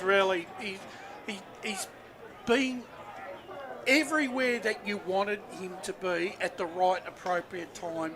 And he's been creative, and he's made something happen for Mitchum this afternoon. And so is this guy, Mitch Johnson, who has 3 goals next to his name. A fourth here would extend the margin to an even 18 points and really make things difficult for the Hawks. As Johnson lines up the new recruit. He likes it off the boot, has the fist up, and the Tigers are now 18 points up. 9-17-71 to 7-11-53 Baronia. We're 10 minutes into this last quarter, and one thing I have liked about Baronia is that they are still attacking and moving the ball through the middle. And what we saw from the last couple of quarters is that stopped after about 5 minutes or so, but they've kept that momentum. So it'll be interesting to see whether that goal's just brought them back down a little bit, or whether they're still going to continue to take those risks. Because if they do, and they pull them off, again, anything happens in a game of footy. Doncaster East have taken the lead back off Vermont again at Zerby's Reserve. It's Doncaster East 13-5-83, leading Vermont 12-9-81. Sanderson rucking. Hannon decides to not go up against him. Ground level. The Tigers do win it, but they're under a heap of pressure as the pack's quick to form, with Fairchild leading the tacklers for the Hawks on his opponent in Rebecca. I know it's probably the early call, but if Mitchum gets the next goal, I think they're going to be really hard to beat from there. Hand pass forward of the pack. Now another hand pass goes into the hands of Collins. He's long ball. Robinson tries to push it forward to a runner, hoping for, but Ali's in the way. Now he runs away from them all, puts it on the right foot. A bit of a barrel as it comes off his boot. The mark not taken at half back, sitting on the ball. Boronia say that's holding the ball, but no, says the umpire. It'll be a ball up, and just one of the Tigers players, I think that was Lovell, fell over, and the umpire had a bit of sympathy for him and blew a whistle just to hold off for him. As now Boronia, can they get it going? Forward of the pack through Church. Church spins on a dime, kicks it long to Whitehorse Road. Robinson can't take the mark. Ground level. Tigers are there, and Lovell in good position to mark the quick hurried kick his way.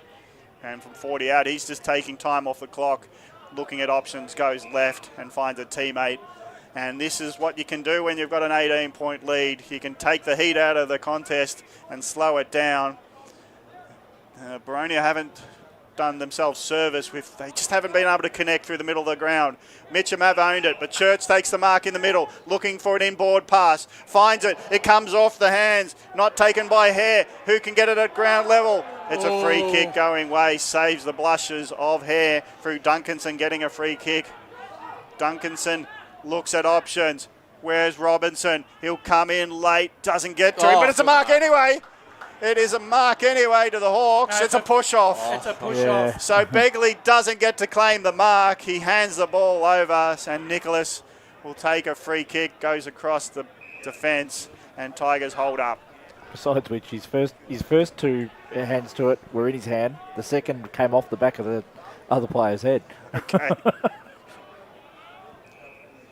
So kick across ground as Tigers share it nicely. So they move this down to Glossop. He's got a bit of room in front of him.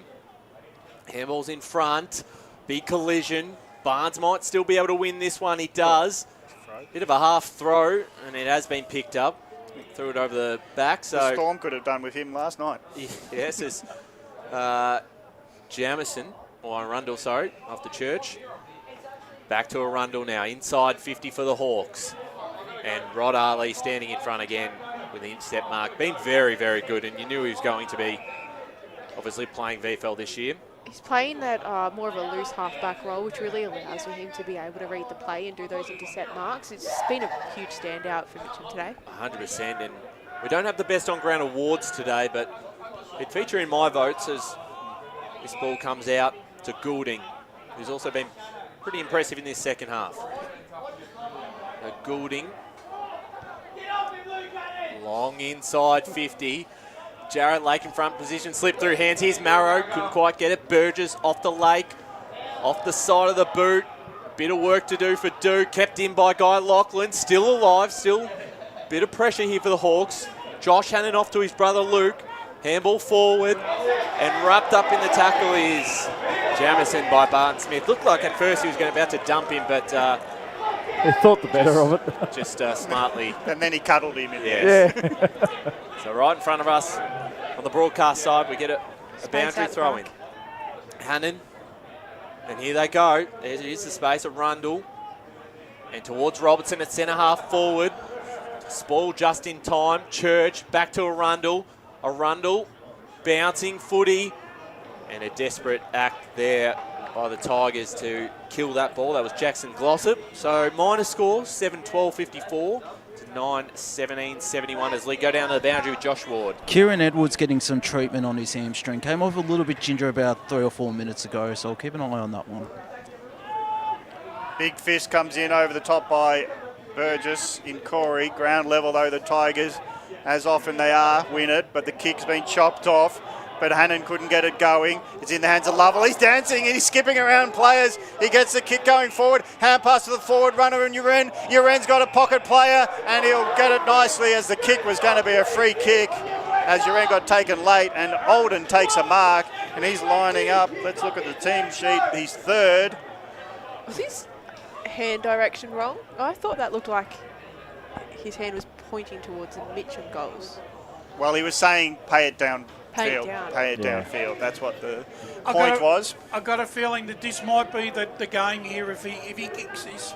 Well, memory about 5 minutes ago, Olden had the same kick. This time he doesn't take too many steps. He keeps as close to the goal line as he can, and he kicks it through the middle, and he's pointing to the crowd. He's going to be a fire starter. He's going to stir up some muck, I reckon, this year. Wow. Olden, 3 goals, and it's a 23-point lead for Mitchum. Yeah, I like this pick up for them, and I think that was to the Tiger fans too. He wasn't.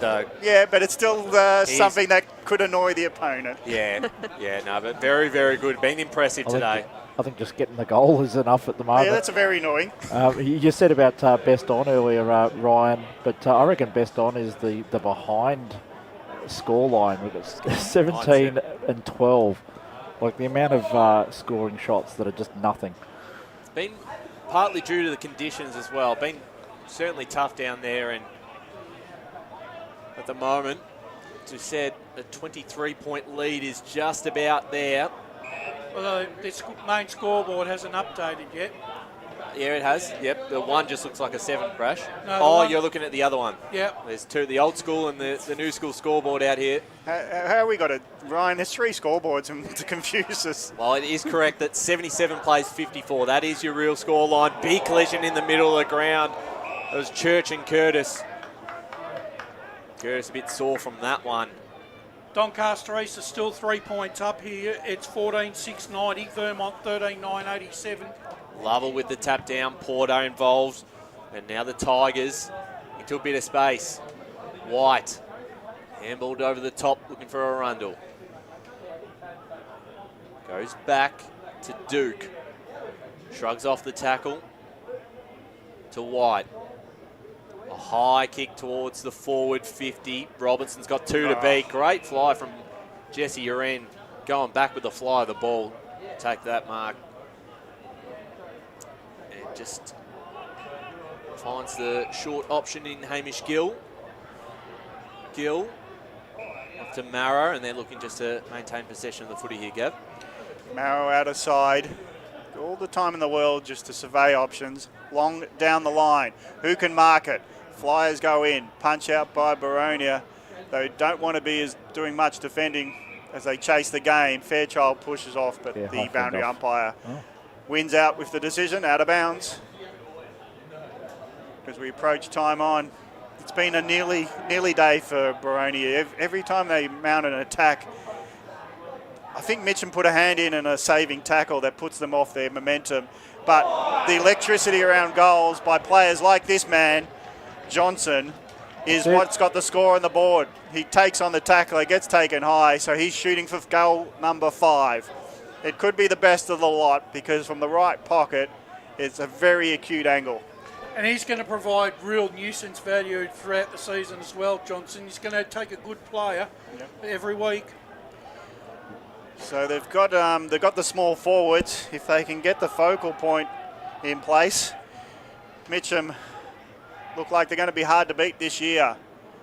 Johnson from the pocket, the most acute angle you can get from that pocket, 30 metres out, puts it high, maybe too high, but it's a mark. A Tiger mark at the top of the goal square. Yep, it's that man. Olden. It's Olden. It never gets old, him kicking goals for the Tigers fans.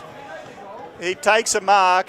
He's always late in. It's like he works out what's going to happen and then he just goes for it. And he takes the mark in front of a pack of players like he was the only one going for it. Olden from point blank range, goal number 4. He joins Johnson on 4. They're a 2-punch attack here today. Mitchum 11-17-83, now lead by 29. The lead they probably deserve of Baronia, 7-12-54, 20 minutes, fourth term. Yeah, well, they gave it their best shot, Baronia, early in the opening 5-6 minutes of the last quarter, but they just didn't have enough in the skill department this afternoon, Emily. They just a lack of direction, and they just had no one to direct besides Robertson. Yeah, I'd say from a composure or a structure perspective, that's probably where they were getting let down after that 5-10 minute mark of each quarter. It's first round, yes. So take what you want from that. They've still got 17 left. They're still going to be competitive. They're still missing some very valuable players. Yes. They're still changing the way that they're moving the ball. So it's not the end of the world. This is against a team that's recruited well, coming down from Premier Division. It's a game of footy at the end of the day. Just these couple of minutes just hurt if Mitchum sort of get on a roll. Yeah, which they're looking to push forward to get another late goal. It's a free kick here going the way of the Hawks. But equally, it was important for Mitchum because they wanted to make a statement too after a poor season last season in Premier Division as well. Yeah, well, it's hard. Was it not many? No wins? One win? Yeah, one win. One win, yeah. So coming down, you definitely, just for a bit of belief around the club and for everyone, the fans, the supporters to fall back in love with the game and love coming down to Walker Park as well. Yeah, absolutely. And despite the conditions, they have packed it out well. Plenty of Mitchum supporters out here today. I reckon Sunday's a marquee day. Clubs have got to use this chance to get neutrals and locals into the ground. I reckon Sunday's a viable option. Not too many times because I don't want to do too many Sunday games myself. It's not all about you, mate. As the ball comes back out of the hands of Begley. Composed and got it off to Jamison. Jamison through the corridor was looking for Church. Harley got hands to it. Might end up with the footy. It's Collins over the top to Duncanson. Has Hare on the outside. And Nathan Hare can go for home and has missed to the left. So minor score for the Hawks, 7-13-55 to Mitchum, 11-17-83. Got a final from Zerbies, and Doncaster East have hung on by 3 points. Doncaster East 14-6-90, defeating Vermont 13-9-87. Big result. So we wrap up Premier Division. It's happened over 2 weekends. And now round one wraps up with a thriller down at Zerby's. It's in the hands of Porter for Mitchum off half-back, and they're sharing it around with skill now that the game is sort of petered off in terms of heat. And we haven't seen 5 kicks, 5 marks in a row all day. So that just shows you that now the game is all wrapped up. Long ball by Mitchum. Another inside 50. Flyers go at it. Boronia have got some tools there to knock it down. Marrow's trying to get onto the ball. Church picks it up, gives it to Jamison. Hand pass backwards to Collins. Collins' kick was smothered, but it does get to his teammate in Arundel. Hand pass share gets to Wex. Now gets back to Arundel through the kick being marked at centre forward. Oh, nearly taken out. The winged mark nearly there by Lovell was humorous because it was such a fluky attempt at it. Fantastic effort. Didn't get to the Robinson. And now Mitchum again get it out and Morrow takes the mark. I don't know if that's on the replay, but... No, but it looked like he was doing one of those tricks you do with a, and this is a visual gag, but you know, the waiter trick with a plate where you put it in under your arm and spin it back up with something on it. It was Harlem Globetrotters-esque. But it's now at half-back for Baronia. Been pretty good now, Church, in the last half. Gets it to his teammate Fairchild, finds a teammate in Begley. Begley's looking for options because 50's too far, he reckons. He dodges, does his own shadow, now goes and kicks it out in the full. You know what, I'm actually liking these last couple of minutes of Boronia. The game is pretty much done and dusted, but you've seen some really nice passages of play. That Boronia style of game, which is to go through the middle. They've had plenty of kick-outs where they've gone straight to the top of 50, which is a very dangerous kick. Back themselves in. They are still doing a run and carry. They are still looking to change lanes all the way out to, you know, the last couple of minutes of the game. It's still good footy. There's so many upsides to Boronia moving forward. Yeah, still pretty confident on where they'll finish this year. I've got them, my premiership tip actually, but I certainly think they'll be right there amongst it. Mitchum as well. We've got 2 very high quality sides today out here at Walker Park in this division. I think I put them top 4. Do you remember? I can't remember. I know you're playing around with my ladder predictors on the whiteboard in my office. Yeah, everyone else's were wrong. Mine was right. Yes, we'll go back and check that at the end of the season as Arundel's kick picked off here by the Tigers. And Mitchum, 25 minutes into this last quarter, currently lead the game by 28 points. Jesse Uren and Church going at it. Church giving away the free kick. Just so we're clear, that was North Ringwood, top of the ladder. Yes, it was your pick. If Baronia got that, that'd be a 3-peat. That's a 3-peat, isn't it? 3-peat? No, they didn't win last year. Oh, they didn't get it last year. And there's the song for the Tigers. 11-17-83 have defeated Boronia 7-13-55 at Walker Park. A strong win from the Mitcham Football Club as they return to Division 1. And they've had to wait a while to sing the song. Their last win coming in round 8 last year.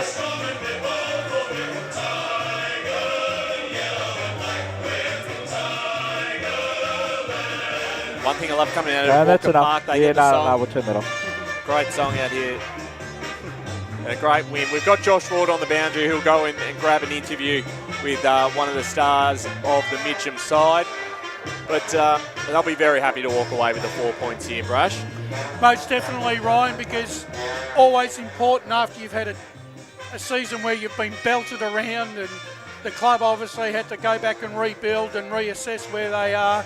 But they withstood a really, really spirited Boronia side this afternoon who probably made a lot of mistakes uncharacteristically.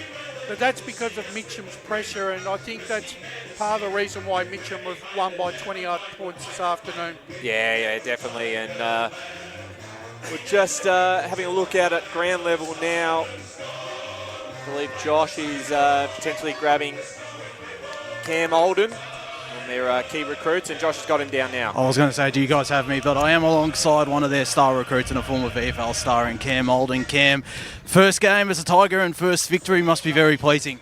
Yeah, it's really exciting. It's good to be down here. Gav, turn it down. Can't wait for the season ahead. It's good. Jess, it's a great game.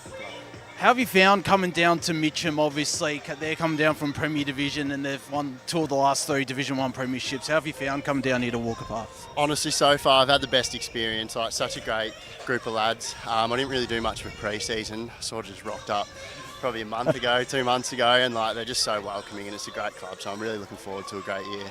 And playing up forward alongside a bit of a live wire as well, and Mitch Johnson, who's also your forwards coach. Must be exciting to do it alongside him. Yeah, absolutely. He's a great bloke and he's a great leader. It's unreal to play alongside him, and hopefully we can keep the dynamic duo going all year. It'll be good. Okay, and thanks so much for joining us. Congratulations on the victory. Thank you. Well done there. Josh He's already Ward called with Team Oldham. himself part of a dynamic duo. Yeah, well. Who's that man? Well, I think we'll learn a lot more in the first 4 or 5 weeks, but both very impressive in their own rights. And we won't get the song. We'll let Josh Ward come up because we are on a live stream and it is approaching 5 o'clock, which we will Thank you, because it just started raining down here as well. Yeah, all right. Quit your complaining and get up here already. Actually, Josh owes me a beer too, so make your way down to the bar downstairs and order my pint, and we'll go from there. I'll take my time. I'll come back up. I need to warm up because I think it feels like 10 degrees out here, so a little bit chilly. Let's just put it at that. Yeah, good on you, Josh. Great work this weekend, and a fantastic result for the Tigers. 11-17-83 to Baronia, 7-13-55. We're going to start to wrap things up here as we're off at 5 p.m. Emily, I'll start with you. Great to have you on board for the first time as part of the media team. Did a fantastic job in the special comments chair, and very good job from you. Well, I don't know what I'm going to say to that. Thanks. You can say thank you. No, it was really nice to just pretty much not be in the coach's box at the end of the Different day. view from up here compared to on the coaching. You've coached at Walker Park plenty of times before. Yeah, it's cool. The view's a lot better than on the away change rooms. I can tell you that for sure. But to not have that pressure and to just actually enjoy a game of footy, it was really, really nice. Yeah, absolutely. It was a pleasure to have you on board today. Brash, as always, great to have you on board. Yeah, thank you, Ryan. Thank you, listeners. And thank you, ball boys. And we'll see you. So we'll see you again real soon. And get a Joe's into you. Joe's iced tea if we missed that at half time. The pink lemonade. That's gone. You finished We're it. finished. Yeah. Yep. Well, yes. I'll finish mine before I get down to the bar. But yes, very good. More on that in Insight, Josh. We'll bring those out again. Gav Casey, great to have you on board on a Sunday. When are we going to see you next? Probably a while. Oh, no, I'll try my best. So you can put more Sunday games on. That'd be lovely. Yeah. That's why you want the Sunday games. And if they're in Mitcham, where I could walk in until it rained, I was thinking how great's this. I could walk to a game. Great game to broadcast from. I was going to say, maybe we can do the King's birthday on a Sunday instead of Saturday. Whatever you can achieve, I'll be there for you. I think it'll be at Noble, though. I've got a wedding that day, so... If not, Gav, we'll see you in August. That's not important. Yeah. We're all great players. I won't be going to Noble. I'm Clark Keating. I can tell you that. All right, and Lee Green to Megan Green on the camera. Big weekend from you guys. A big thank you to you and LKL and Media. That's it for us today. It is Mitchum defeating Boronia in round 1. 11-17-83 to 7-13-55.